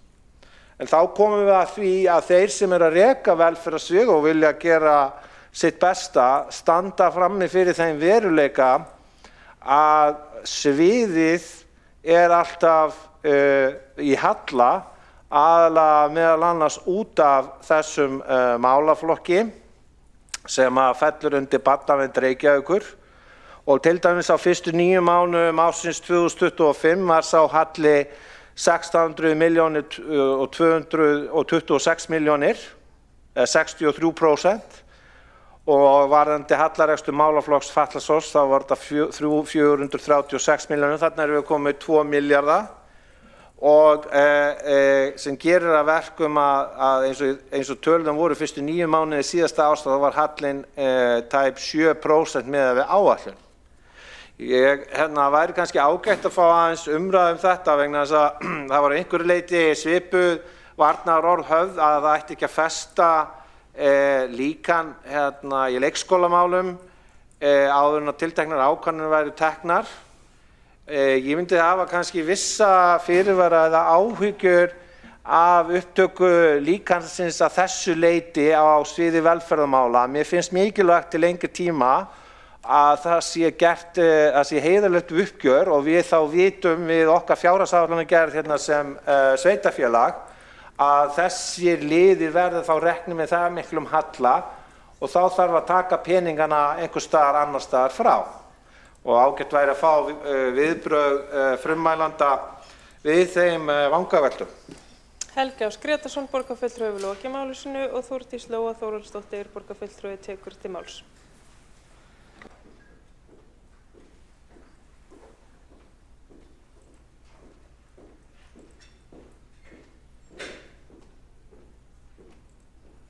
Forseti, takk fyrir þetta og takk fyrir umræðuna. Þetta þegar við gerðum þetta, grunnskólalíkanið Edda og leikskólalíkanið Snorri og sérstaklega í grunnskólalíkaninu, þá var mikinn hallarekstur búið að vera að ræða undanfarið þar á undan. Og það sem var gert og ólíkt allri líkanagerð sem hafði verið gerð áður, var það að hvert einasta atriði var í rauninni djúpgreint, og nú þetta orðið mjög tæknilegt, það var djúpgreint, þarna unnu saman forritarar, fjárhagsfólk og skólafólk og við fórum í mjög óhefðbundin vinnu svona agile aðferðafræði, með leyfi forseta, afsakið slettuna. Þetta tók gríðarlega langan tíma og ástæðan var ekki síst sú að hver einasti þáttur var í rauninni djúpgreindur og stilltur af og það var gefið í á sumum þáttum og dregið úr. Þetta pínu eins og þú væri með gírstöng. Það sem við gerum líka var við bættum inn ákveðnum félagslegum breytum sem höfðu áhrif á suma skóla, sem þýddi það að sumir skólar fengu auka fjárveitingar sem hafði verið skekkja áður og það þetta sem gerir líkun góð. Þau eru hins vegar ekki þannig að það eigi ekki að þróa þau og breyta þeim. Og þau eiga nefnilega ekki að úreldast nema að því leitinu til að þeim verður þá bara breytt innan þar kríterjur sem að hver málaflokkur hefur. Og ég held að sé alveg rétt sem borgarstjóri kom inn á einn áðan. Þetta kallar á það að við horfumst aðeins í spegilinn með það hvernig við erum að fjármagna grunnþjónustuna okkar. Og við gerðum það eftir bara mjög alvarlega skýrslur varðandi grunnskólan okkar, þar sem að við fengum bara mjög alvarlegar ákúrur fyrir það að við værum að fjársvelta ákveðna skóla og svo náttúrulega höfum við líka verið í miklu átaki sem snýr að húsnæði og fleira. Þannig að bara þessir málaflokkar fengu athygli, mjög mikla athygli og fyrir vikið og í langhlaupi því að þarna þýðir ekkert eitthvað plástur eða eitthvað bútasaum. Þetta þarf að skoða heildstætt. Ég kannski meira með grunnskólalíkani í bodýmininu að ég tók þátt í þeirri vinnu frá upphafi til enda. Við vorum þá með pólitíkina með að því að þetta var algjörlega nýtt vinnulag. Í leikskólalíkaninu var þetta meira svona business as usual að því að aðferðafræðin var komin, þannig ég kann ekki nákvæmlega bak endan á því eins vel og eins og í grunnskólalíkaninu. Þetta, kæru félagar, örugglega einhver svo svakalegasta útgjaldatillaga sem ég hef komið með hérna, held ég, satt best að segja, á mínum síðasta almenna borgarstjórnarfundi, því að ég hef ekki verið vön að koma hérna með útgjaldatillögur, en ég veit að þetta í rauninni útgjaldatillaga. Alveg eins og þegar við fórum á stað með grunnskólana og ef að minni mitt rekur ekki alveg bara í vitleysu hérna, þá held ég að þetta hafi verið 300 milljónir af ferskum peningum, eins og það kallast, af ferskum peningum sem fóru beint inn í grunnskólalíkanið og síðan hefur það hlutfallslega bæst við, þannig að við erum búin að setja mjög mikinn auka pening sem var bara fínt inn í grunnskólana, við gerum það líka í leikskólana, þannig að þetta hleypur á ekki bara nokkur 100 milljónum á þessum tíma, heldur á miljörðum sem að við settum inn í þessi kerfi. En hvað hefur við fengið út því? Við fengið nefnilega miklu rólegri tíð þegar kemur að fjárhagslegri umgjörð og getum þar af leiðandi eytt orku okkar, áherslum og tíma í faglega starfið og í umgjörfina og höfum þurft að gera það náttúrulega líka í húsvistarmálum og vonandi erum við nú farin að sjá fyrir endan á því. Ég held að það sé nú svona að verða ágætt. Þannig að ef að velferðarmálaflokkurinn fær þessa athygli og þennan fókus í þetta langan tíma, þá ég alveg viss að það vel þess virði að koma með svona útgjaldatillögur. Því að ég veit að þetta verður ekkert eitthvað einfalt og eitthvað ódýrt og þessar tölur eru örugglega nokkuð nærri lagi hjá þér, borgarfulltrúi Helgi Ás Grétarsson. En ég þakka bara fyrir fína umræðu, mér líst bara vel að þetta fari áfram, ég finnst bara fínt að ný borgarstjórn og nýtt borgarráð fái það verkefni að skoða þetta og allt árið 2026 og örugglega langt inn í 2027 verði gert þess að skoða þetta og vinna þetta með sviðinu fyrst og síðast. Þórdís Lóa Þórhallsdóttir, borgarfulltrúi hefur lokið máli sínu, einn borgarfulltrúi hefur óskað eftir að veita andsvar, Skúli Helgason. Já, forseti ágæta borgarstjórn, andsvar auðvitað bara alls ekki rétt orði yfir það sem ég ætlaði að bera hér fram. Það vantar hérna spjald yfir hrós, því ég vildi bara lýsa yfir mikill ánægju með tillöguna og bara votta það eins og aðrir hafa hér gert að þetta skref að fara í gegnum alla þá vinnu sem því fylgdi að búa til ný líkon fyrir bæði grunnskólan og leikskólana var mikið framfaraskref og eyddi út áralangri óánægju með því að menn væri raun og voru að vinna með úrelt kerfi og úrelt skipulag varðandi það hvernig fjármunum var úthlutað til þessara kerfa. Líkoninni hafa gjörbreytt stöðunni, núna getum við sagt með stolti að það verið að full fjármagna bæði leikskólan og grunnskólana og færa fjárveitingarna til nútímans og samhliða þessu sett inn mjög mikilvæga ákvæði sem að tóku betur tillit til félagslegra stöðu barna og mismunandi nemendahópa tengt hverfum, til dæmis þennan margumrædda LOI-stuðul í grunnskólunum sem að einmitt hugsaður að kanadískri fyrirmynd til þess að ná betur utan þessi mál. Þannig að bara hrós og mikla þakki fyrir tillöguna. Skúli Þór Helgason, borgarfulltrúi, hefur lokið við að veita svara þá ansvari borgarfulltrúin Þórdís Lóa Þórhallsdóttir. Já, forseti, takk fyrir það. Það var ágætt að koma. Það var alveg stúlu úr mér hvað stuðullinn héti. Mér langaði að segja LOI, en það þýðir líka letter of intent í viðskiptalögfræði sem að ég að stúdera þessa dagana, en ég þorði ekki að segja það. Ég bara hugsaði, nei, það getur ekki verið. En kæra þakkir fyrir þetta og ég held að bara það, hvernig hvað við sjáum, ég get ekki að segja frið, en hvað við sjáum samt, hvað þessi mál eru í góðum farvegi, hlýtur að vera eflandi fyrir okkur að gera slíkt því sama í öðrum málaflokkum. Þó það taki tíma og kosti fé, og ég get alveg sagt ykkur það hér að ég var ekkert eitthvað sjúklega sátt þegar við fyrir 3-4 mánuðum síðan settum 300 milljónir aukreitis í skólamálin, en og hvað var það, 150 milljónir í leikskólamálin eða eitthvað álíka. Þetta var, ég fæ vingum þetta hafi verið miklu meira, það getur vel verið, en þetta er mikið og þetta kjúmuleitast upp og verður mjög mikið, en það skiptir máli að það sé friður og ró, skulum við segja, þannig í umgjörni, þannig að ég bara fagna því að við viljum halda áfram. Takk fyrir. Þórdís Lóa Þórhallsdóttir, borgarfulltrúi, hefur lokið við að svara ansvari og þá ansvaraður í sinni borgarfulltrúin Skúli Helgason. Já, forseti, ágæta borgarstjórn, ég svo sem ekki með tölna fyrir frá mig, en minnið segir mér að þetta hefur enda verið talsveit hærri fjárhæðir sem voru setta bæði í grunnskóla, líkanið og leikskóli. Ég held að þetta sé frekar hlaupandi á 4 milljarð þegar allt er talið. 2 milljarðar grunnskólamegin, 1,7 leikskólamegin er svona töluna sem ég er með í hausnum, og þetta er bara skipti sköpum. Á tímabili voru meiri hluti leikskóla og grunnskóla í halla og hann var kerfisbundinn og við breyttum kerfinu og nú er staðan eðlileg. Skúli Helgason, borgarfulltrúi, hefur lokið við að veita ansvaraður sinni. Telst á ansvörum lokið. Undir þessari ræðu og sem og umræðu þennan dagskrárlið gengið til atkvæðagreiðslu.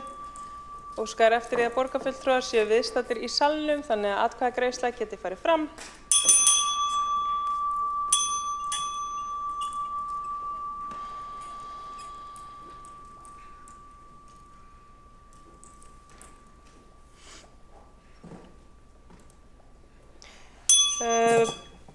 Borist hefur málsmeðferðartillaga við tillögu borgarfulltrúa Viðreisnar fjárhagslegt velferðarlíkan að vísa tillögunni til meðferðar borgarráðs. Þeir borgarfulltrúar sem samþykkja slíkt vinsamlega skefið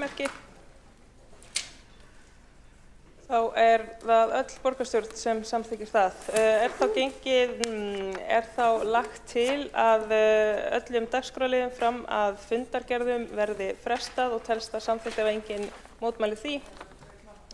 Óskar eftir því að greiða atkvæðagreiðslu frestun mála. Forseti hyggst bera upp alla liðina. Það forseti leggur til að máli númer 7, 8, 9, 10, 2 og 12 í útsendri dagskrá verði frestað. Þeir borgarfulltrúar sem samþykkja slíkt vinsamlega skefið og þeir sem á móti kunna vera.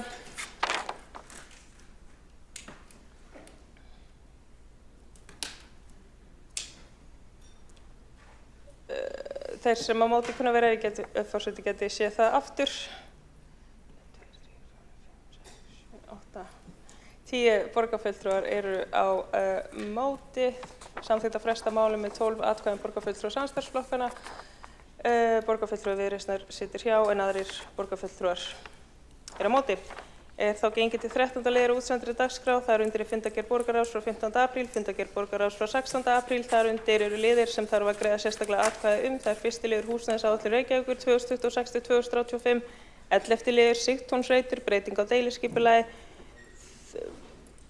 12. liður Suðurlandsbraut 18-28, Ármúli 15-27, breyting á deiliskipulagi, 13. liður Suðurlandsbraut 30-34, Ármúli 29-31, Orkureitur, breyting á deiliskipulagi, 14. liður Suðurlandsbraut, Hallarmúli, Ármúli og Vegmúli, breyting á deiliskipulagi, 17. liður tillaga að reglum fjölda bíla og hjólastaði Reykjavík, uppfærsla 2026, 22. liður viðauki við fjárhagsáætlun Reykjavíkurborgar 2026, 29. liður breyting á reglum þjónustu frístundaheimila og reglum þjónustu félagsmiðstöðva, 31. liður samþykkt velferðarráðs breytingu á gjaldskrá veitinga og fæðis, Liður 36, innkaupastefna Reykjavíkurborgar 2026-2030, síðari umræða, fundargerð forsætisnefndar frá 17. apríl, fundargerð menningar og íþróttaráðs frá 10. apríl, fundargerð skóla- og frístundaráðs frá 13. apríl, fundargerð stafræns ráðs frá 10. og 15. apríl, fundargerð umhverfis- og skipulagsráðs frá 15. apríl og fundargerð velferðarráðs frá 15. apríl. Óski borgarfulltrúar eftir því að taka til máls, þá er óskað eftir því að taki skýrt fram undir hvaða fundargerð sé verið að ræða sem og undir hvaða lið. Tekur til máls borgarfulltrúi Kjartan Magnússon.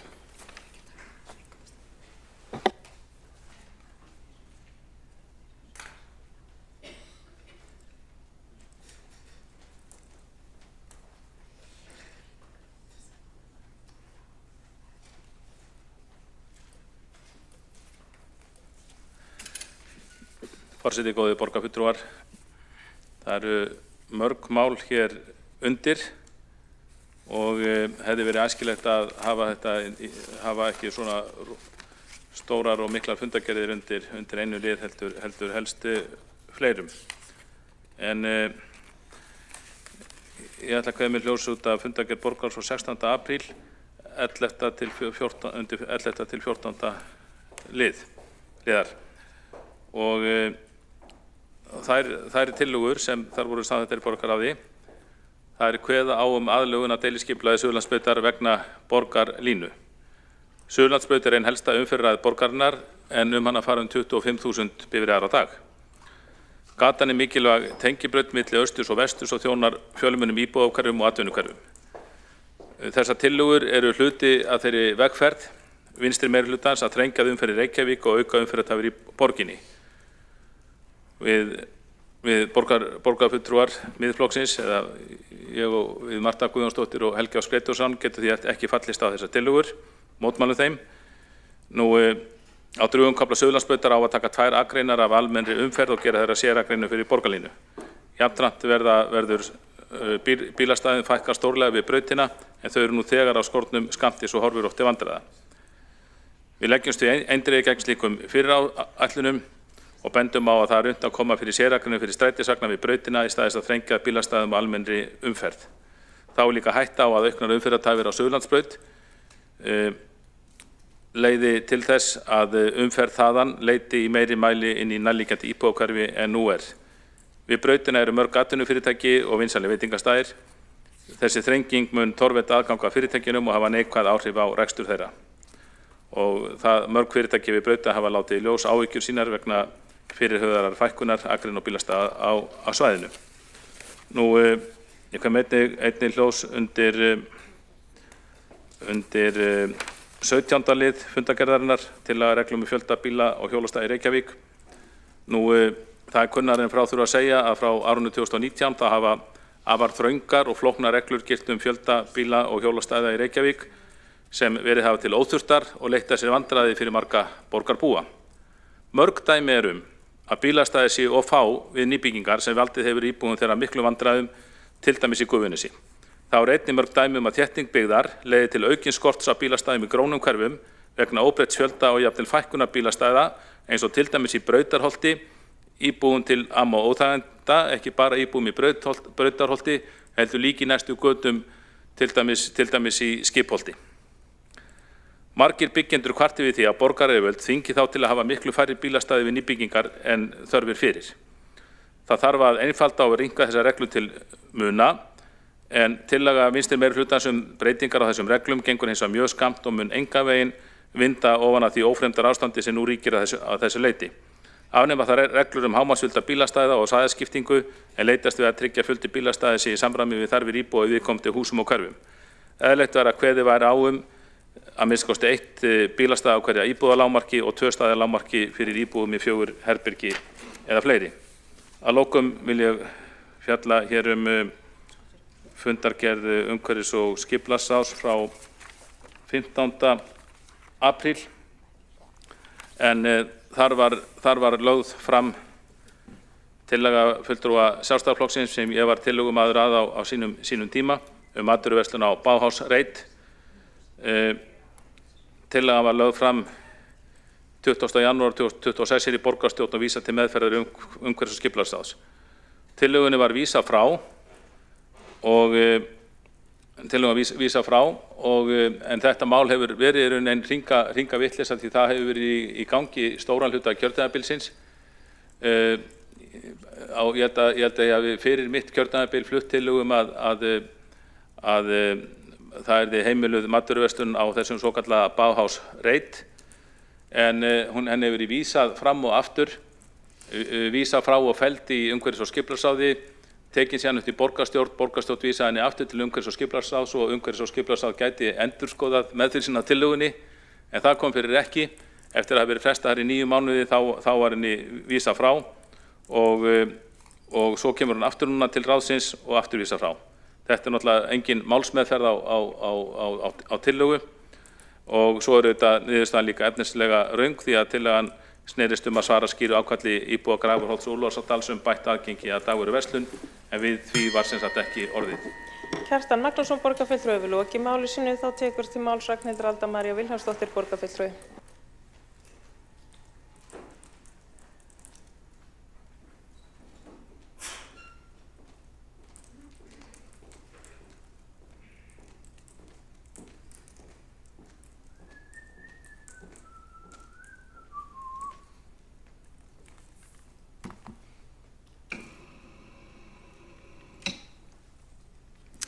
Ágæti forseti og borgarstjórn, ég að ræða 29. lið fundargerðar borgarráðs frá 16. apríl. Þetta varðar breytingu á reglum þjónustu frístundaheimila og breytingu á reglum þjónustu frístundaheimila, stendur hérna tvisvar. Okay. Heyrðu, allavega, eins og öllum hérna kunnugt að þá verið að stytta opnunartíma frístundaheimilana. Úr 5 yfir í hálf 5 og þetta bara eitthvað sem að allir eru ósáttir með af eðlilegum ástæðum. Það sem ég velti fyrir mér bara hvers vegna. Hvað við á að spara eitthvað með þessu? Þetta eitthvað sem að foreldrar vilja ekki, verkalýðshreyfingarnar hafa lagst gegn þessu. Þannig ég spyr bara til hvers og af hverju og þarf alltaf að stytta opnunartíma þriðja spurningin. Takk. Nei, það ekki að stökkva þessu, ég fann að glemma. Þetta bara stutt. Ragnhildur Alda María Vilhjálmsdóttir, borgarfulltrúi, hefur lokið máli sínu. Helga Þórðardóttir, borgarfulltrúi, hefur óskað eftir að veita andsvar. Já, forseti, og ég vil þakka borgarfulltrúanum Ragnhildi Öldu fyrir þessa fyrirspurn. Rakti þann reyndar á síðasta fundi en þetta kom til vegna ákvörðunar sem var tekin hér haustið 2024 þar sem að fjármagn var tekið úr fjárhagsáætlun. Og því þá átti að samræma frístund við leikskólann.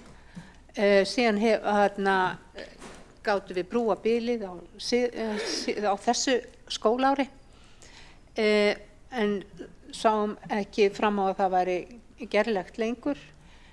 Hins vegar þetta ákvörðun sem ég ber ábyrgð á.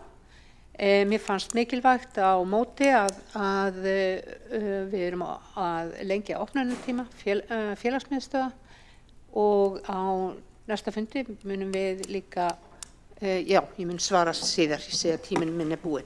Helga Þórðardóttir, borgarfulltrúi, hefur lokið að veita andsvar og svara þá andsvari borgarfulltrúin Ragnhildur Alda María Vilhjálmsdóttir. Já, ég bara að velta fyrir mér vegna þess að því að samstarfsflokkanir, þeir eru alveg fullfærir og að sýnda í verki að taka eigin ákvarðanir og snúa frá öðrum ákvörðunum sem þau voru ekki sáttið með, til dæmis bara núna þegar vera að lengja opnunartíma í Sundlum svona rétt fyrir kosningar, bara ekkert mál. En ég bara velti fyrir mér, þegar við erum að taka ákvörðun að halda áfram með þetta, það bara eitthvað sem að fólkin í samstarfsflokkunum bara ánægt með? Þetta partur ykkar stefnu, núna þeir nýjir meirihluti og hitt sem að ég vildi fá að vita sem hvað með alla 6 ára og 7 ára krakkana, eiga þeir að fara í félagsmiðstöðvarnar, 8 ára krakkanir, frístundastarf bara mjög flott starf og það bara allt annað en félagsmiðstöðvarnar eru. Og og ég veit ekki alveg, mér finnst þetta bara vera afturför í þjónustu við foreldra og væri til að vita er þetta eitthvað sem að þið eru ánægð með og viljið gera? Er þetta hugmyndafræðin ykkar í samstarfsflokkunum, spurningin? Ragnhildur Alda María Vilhelmsdóttir, borgarfulltrúi, hefur lokið við að svara andsvari og veitir það andsvari öðru sinni, borgarfulltrúin Helga Þórðardóttir. Forseti og ágætt borgarfulltrúar, borgarfulltrúin spyr hvort þetta sé hugmyndafræðin okkar, það alls ekki þannig og við erum bara að reyna að gera eins vel og við getum og ég tek undir með borgarfulltrúanum að það frábært starf í frístund. Hins vegar hef ég rætt við ýmist skólafólk að þetta sé tilraunarinnar virði og ég bara hvet þá borgarfulltrúa sem að verða hér áfram að ef að þetta gengur illa upp að þá gera hlutina eins og áður var. En ég vil bara líka aðeins fá að segja ykkur frá því að við höfum náttúrulega þurft að forgangsraða fjármunum og til dæmis á næsta skóla- og frístundaráðsfundi þá munum við allt í lagi segja frá því, legg áherslu á við ætlum að opna félagsstarf fyrir 10 til 12 ára börn sem hafa verið, sem við teljum mjög mikilvægt, börn sem hafa verið í vanda. Helga Þórðardóttir, borgarfulltrúi, hefur lokið við að veita andsvari öðru sinni, svara það andsvari. Þá tekur næst til máls borgarfulltrúin Andrea Helgadóttir.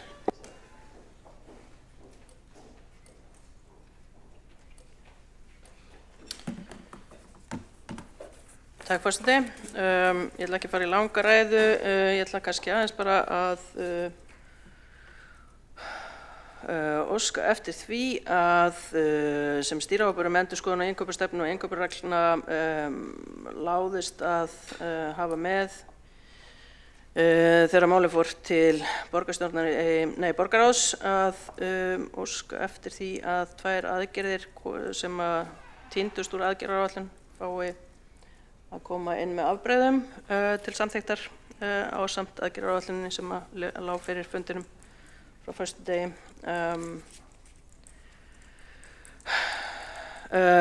Við fórum yfir þetta í borgarráði og borgarstjórn áður.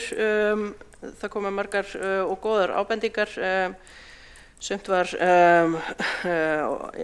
illa klárað og þurfti að hnika svo lítið til og það voru góðar ábendingar sem komu frá borgarfulltrúum það. Reynt var að svara þeim tillögum og ábendingum sem komu, meðal annars hafði verið óskað eftir því að markmiðasetning væri tekin fram í stefnunni við svörum því á þann hátt að það eru markmið sem að koma úr stefnu borgarinnar og óheppilegt að vera að taka þær fram ef að breytingar verða í stefnu að það sé þá sótt markmið í gildandi stefnu borgarinnar og samninga sem borgin aðili að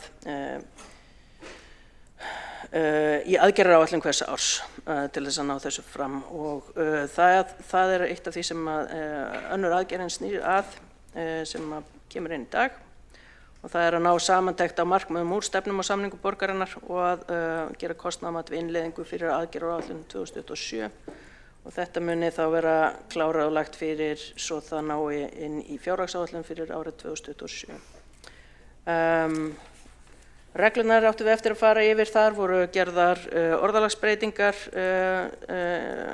aðalega til þess að samræma verklagi og svo var skert á hlutverki innkaupa- og framkvæmdaráðs með virka samningsstjórnun og eftirfylgni og annars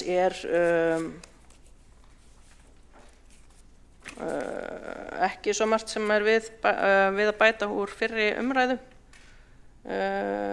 og ég kannski get þá bara komið upp aftur eða hvað ef að koma upp spurningar frá borgarfulltrúum annars þá legg ég þetta fram málið eins og það liggur fyrir núna. Takk. Andrea Helgadóttir, borgarfulltrúi, hefur lokið máli sínu og forseti gerir ráð fyrir því að sé að ræða lið númer 36 undir fundargerð borgarráðs frá 16. apríl. Tekur til máls borgarfulltrúin Sara Björk Sigurðardóttir.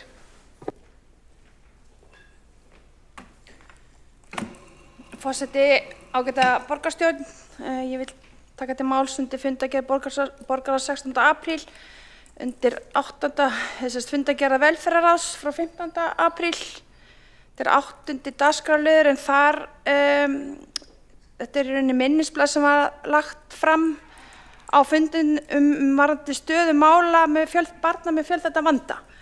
Og þetta er í rauninni minnisblað velferðarsviðs, en eins og þið kannski ykkur er kunnugt að þá var gert samkomulag ábyrgðarskiptingu í þjónustu við börn með fjölþættar stuðningsþarfir. Og ég hef áhyggjur af því að ríkisvaldið sé í rauninni að skilgreina sig frá verkefninu. Því það eru færri börn þarna undir og ég er hrædd að það muni gerast að börn sem að uppfylla ekki skilyrði sérfræðingateymisins en eru samt á bið eftir þjónustu, að þau fái ekki þjónustu. Og meirihlutinn, fulltrúar samstarfsflokkanna bókuðu bókun sem langar að lesa fyrir ykkur og vekja athygli ykkar á þessum minnisblaði. Samstarfsflokkarnir þakka fyrir minnisblaði stöðu samkomulags ríkis og sveitarfélaga frá 19. mars 2025 og stöðu samningsgerða milli Reykjavíkurborgar og Barna- og fjölskyldustofu þjónustu við börn með fjölþættar stuðningsþarfir á árinu 2026. Flokkarnir taka undir grundvallarforsendur samkomulagsins að þær hafa verið uppfylltar. Það sem að ríkið hefur efnt skuldbindingar sínar vegna ársins 2025, bæði með fjárhagslegri ábyrgð og þjónustu og búsetu barna. Við viljum hins vegar benda á meirihlutann að samningurinn tekur eingöngu til þeirra barna sem hafa verið metin af sérfræðingateymi BOFS í þörf fyrir búsetu utan heimilis og uppfylla skilgreiningu fjölþættar stuðningsþarfir, en ekki annarra barna og því er hætta á að börn falli milli kerfa. Fulltrúarnir benda á að samningsvinna og útfærsla á greiðsluáætlun sé ekki lokið. Hvað varðar greiðsluáætlanir, svokölluð SIST-númer og lokasamningar vegna þeirra barna sem hafa verið samþykkt inn í þjónustu sérfræðingateymisins, þannig að það stendur ennþá út af. Og svo er engin heimild fyrir umsýslukostnaði, kostnaði við hlutavistun og það er ekki tekið tillit til skaðleysis ákvæði Reykjavíkurborgar sem því það verða skemmdir á innbúi eða mannvirkjum og þá er það ekki greitt. Á auk þess er ekki gert ráð fyrir greiðslum fyrir barnaverndarúrræði á vegum 18 til 20 ára ungmenna. Fulltrúarnir telja brýnt að ljúka samningsferlinu án tafar þannig að Reykjavíkurborg fái fulla greiðslur fyrir þau börn sem eru í þjónustu á árinu í ár og að þau verði ekki, og að þessi skilgreining verði ekki þrengt milli ára. Takk. Sara Björk Sigurðardóttir, borgarfulltrúi, hefur lokið máli sínu og ekki hafa fleiri hvassi hljóðs þannig að gengið til atkvæðagreiðslu.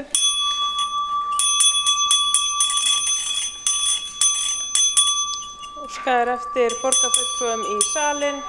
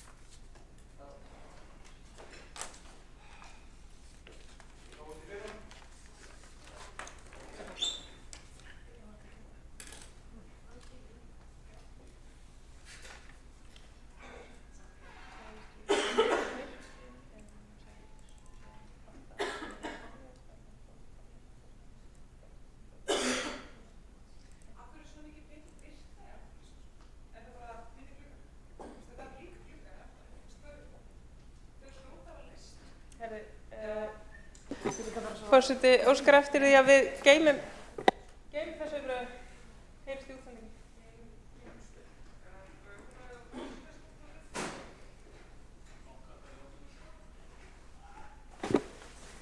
Forseti óskar eftir leyfi til að taka inn með afbrigðum þær breytingar sem borgarfulltrúinn Andrea Helgadóttir nefndi í ræðu við lið númer 36 undir fundargerð borgarráðs frá 16. apríl varðandi innkaupastefnu síðari umræðu og vekur jafnframt athygli á því að slíkt hefur borist borgarstjórn með tölvupósti og lítur á að það sé samþykkt ef enginn hreyfir mótmælum. Það er það samþykkt. Þá gengið til atkvæðagreiðslu fyrsta lið undir fundargerð borgarráðs frá 16. apríl, það er húsnæðisáætlun Reykjavíkur 2026–2035 þeir borgarfulltrúar sem samþykkja.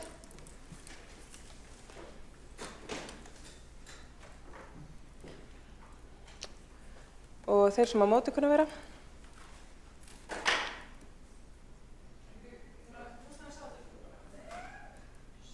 Sex borgarfulltrúar eru á móti sem eru borgarfulltrúar Sjálfstæðisflokksins og óháðra. Borgarfulltrúar Framsóknar og Viðreisnar sitja hjá en húsnæðisáætlun er samþykkt með 12 atkvæðum borgarfulltrúar samstarfsflokkanna. Er það rétt skilið á forseta að Framsókn situr? Afsakið, forseti ætlar að fá að endurtaka þessa atkvæðagreiðslu þeir borgarfulltrúar sem samþykkja. Það eru 16 borgarfulltrúar sem samþykkja, þeir sem eru á móti. Samþykkt með 16 atkvæðum borgarfulltrúa samstarfsflokkanna, borgarfulltrúa Framsóknarflokksins og það eru borgarfulltrúa Sjálfstæðisflokksins og óháðra sem að greiða atkvæði á móti og borgarfulltrúa Viðreisnar situr hjá við afgreiðslu málsins. Þá er það 11. liður sigtúnsreitur breyting á deiliskipulagi þeir borgarfulltrúar sem samþykkja.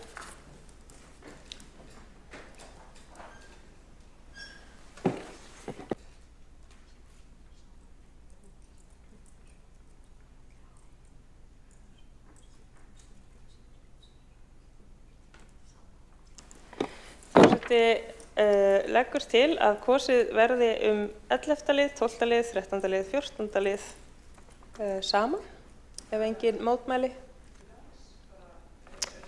Er að ræða 11. lið, Sigtúnsreitur, 12. lið, Suðurlandsbraut 18–28, 11. liður, 12. liður, 13. liður, 14. liður. Þeir borgarfulltrúar sem samþykkja 11. lið, 12. lið, 13. lið og 14. lið, vinsamlega gefið þess merki. Þeir sem á móti kunna vera.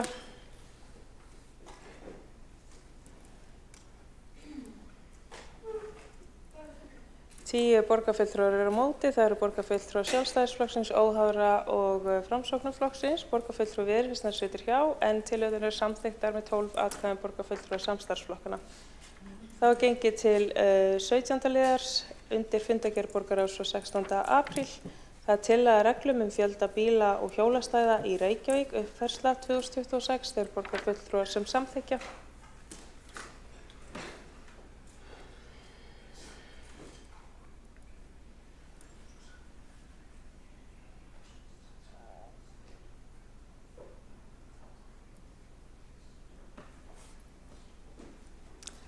Þeir sem samþykkja,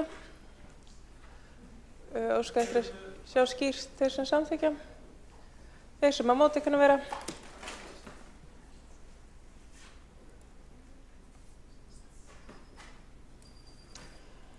Þá er tillagan samþykkt með 12 atkvæðum borgarfulltrúa samstarfsflokkanna gegn atkvæðum borgarfulltrúa Sjálfstæðisflokksins, óháðra og Framsóknarflokksins, borgarfulltrúa Viðreisnar situr hjá við afgreiðslu málsins. Þá er það liður 22 viðauki við fjárhagsáætlun Reykjavíkurborgar 2026, þeir borgarfulltrúar sem samþykkja.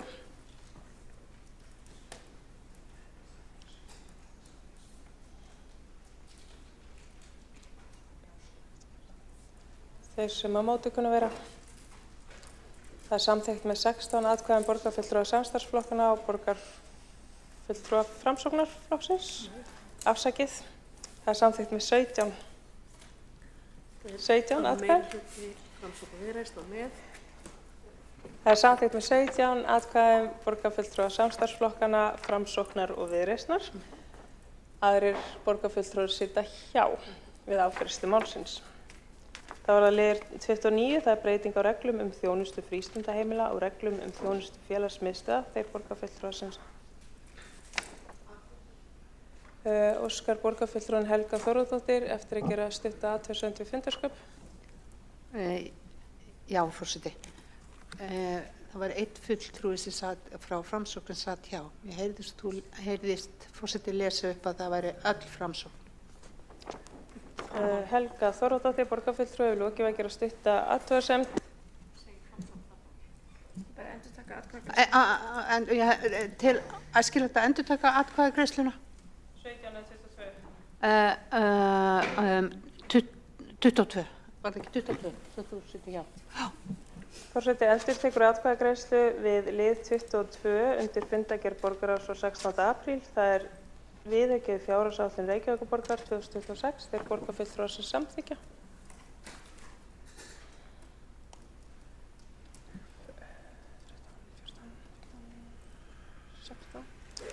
Þeir sem á móti kunna vera. Þetta er samþykkt með 16 atkvæðum borgarfulltrúa samstarfsflokkana, borgarfulltrúa Viðreisnar og 3 borgarfulltrúum Framsóknarflokksins. Borgarfulltrúinn Þorvaldur Daníelsson situr hjá sem og aðrir borgarfulltrúar. Þá göngum við til atkvæðagreiðslu 29. lið sem er breyting á reglum þjónustu frístundaheimila og reglum þjónustu félagsmiðstöðva. Þeir borgarfulltrúar sem samþykkja. Þeir sem á móti kunna vera.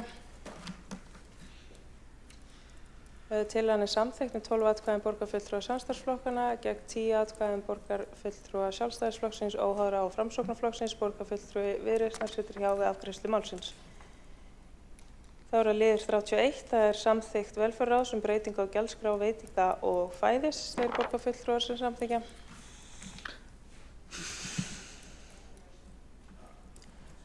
Þeir sem á móti kunna vera. Tillagan er samþykkt með 12 atkvæðum borgarfulltrúa samstarfsflokkana. Óskað er eftir því að borgarfulltrúar taki skýrt fram á meðan atkvæðagreiðslu stendur hvernig borgarfulltrúar haga sínum málum. Forseti endurtekur atkvæðagreiðsluna. Það er liður 31, samþykkt velferðarráðs breyting á gjaldskrá veitinga og fæðis. Þeir borgarfulltrúar sem samþykkja. Þeir sem á móti kunna vera. Tillagan er samþykkt með 12 atkvæðum borgarfulltrúa samstarfsflokkana gegn 2 atkvæðum borgarfulltrúa óháðra. Aðrir borgarfulltrúar sitja hjá við afgreiðslu málsins. Þá er það liður 36, innkaupastefna Reykjavíkurborgar 2026-2030, síðari umræða. Þeir borgarfulltrúar sem samþykkja.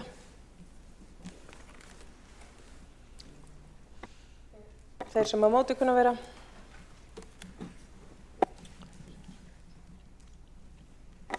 Þá er tillagan samþykkt með 12 atkvæðum borgarfulltrúa samstarfsflokkana. Aðrir borgarfulltrúar sitja hjá við afgreiðslu málsins. Þá er ekki fleira sem að liggur fyrir á þessum fundi nema ef að einhverjar bókanir eru ólesnar.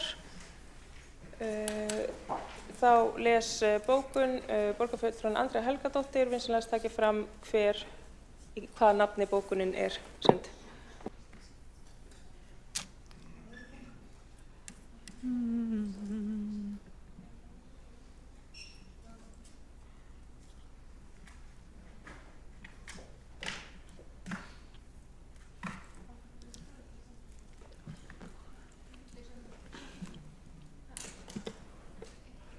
Má ég spyrja,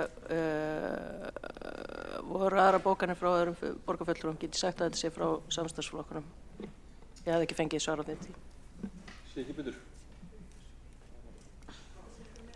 Ég held það, að þú veist, það er ekki að segja það.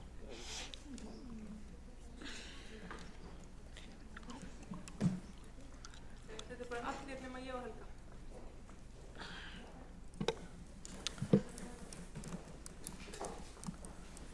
Bókun er við 37. lið, fundargerðar borgarráðs frá 16. apríl, frá öllum borgarfulltrúum samstarfsflokkarna nema Sönnu Magdalenu og Helgu Þórðardóttur. Framtíðarsýn innkaupastefnu Reykjavíkur 2026 til 2030 meðal annars að með skipulögðum hætti geti borgin átt þátt í því að stuðla að bættum aðstæðum á vinnumarkaði, bættu úrvali umhverfisvænnar vöru og þjónustu og ýtt undir nýjar og skapandi lausnir við áskorunum samfélagsins, ásamt því að stuðla að heilbrigðri samkeppni á íslenskum markaði. Endurskoðun innkauparareglna snýr að smávægilegum orðalagsuppfærslum og að styðja við eftirlitshlutverk innkaupa- og framkvæmdaráðs. Samhliða aðgerðum á innleiðingarárinu 2026 stefnan tekin á að hefja undirbúning á frekari greiningu á markmiðum í stefnum borgarinnar og áætlanagerð næsta árs til að tryggja að þeim markmiðum verði náð með áþreifanlegum hætti í gegnum innkaup á gildistíma hennar. Mat á áhrifum verður einnig að taka mið af því að ekki í öllum tilfellum hægt að notast við núllkosti sem gera ráð fyrir óbreyttum aðferðum, en samfélagslegar afleiðingar aðgerðarleysis geta verið dýrar, sérstaklega ef reikningurinn sendur á kynslóðir framtíðar eða ef fé sótt í einn vasa í borginni og fært í annan. Borgin aðili að alþjóðlegum samningum, meðal annars kolefnishlutleysi til viðbótar við eigin stefnur. Innkaupastefnan ætlað að vera verkfæri til að nýta innkaup í þágu þeirra og mun verða unnið út frá þeim markmiðum á gildistímanum. Eru fleiri bókanir sem eftir að lesa? Þorvaldur Daníelsson. Já, það vegna liðar 4. Framsókn gagnrýnir meirihlutann fyrir að vilja ekki nýta þau tækifæri sem felast í því að ráðast í skipulagsbreytingar á miðstöðvum borgarinnar. Sífellt færri íbúar mæta í miðstöðvarnar til að sækja þjónustu og helsta í hendur við aukna stafræna þjónustu. Framsókn telur að fækkun miðstöðva myndi einfalda stjórnskipulag og stytta boðleiðir, auka þjónustu við íbúin í hverfum borgarinnar og bæta samþættingu faglegra og fjárhagslegra ákvarðana. Með þessu væri verið að draga úr yfirbyggingu og hagræða tæpa 700 milljónir sem verður hægt að verja til aukinnar þjónustu við íbúa.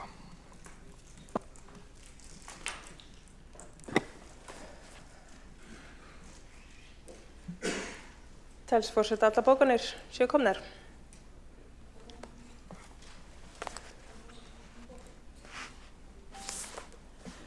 Þá bara eftir að kveðja og það með eftirfarandi skilaboðum. Án réttvísi verður vitið ævinlega skammsýnt, sem þýðir vitsmunir duga skammt ef réttlætiskennd vantar. Skynsemi dregur skammt ef réttsýni skortir. Fundi. Fundi ekki slitið, það verið að meta mögulega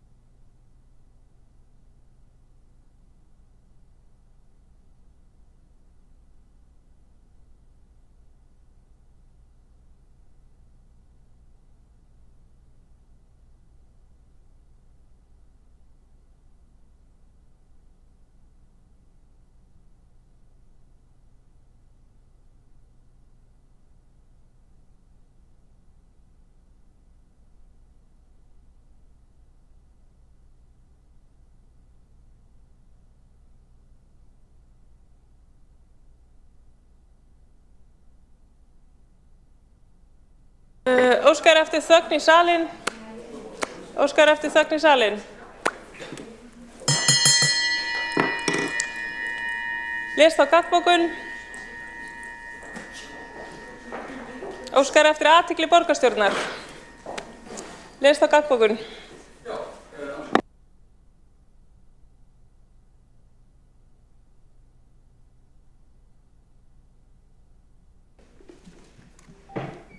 Um er að ræða gagnsbókun samstarfsflokkana við bókun Framsóknar undir lið 4 breytingar á þjónustumiðstöðvum. En því ber að halda til haga að fullyrðingar 700 milljóna króna sparnað eru fullkomlega úr lausu lofti gripnar.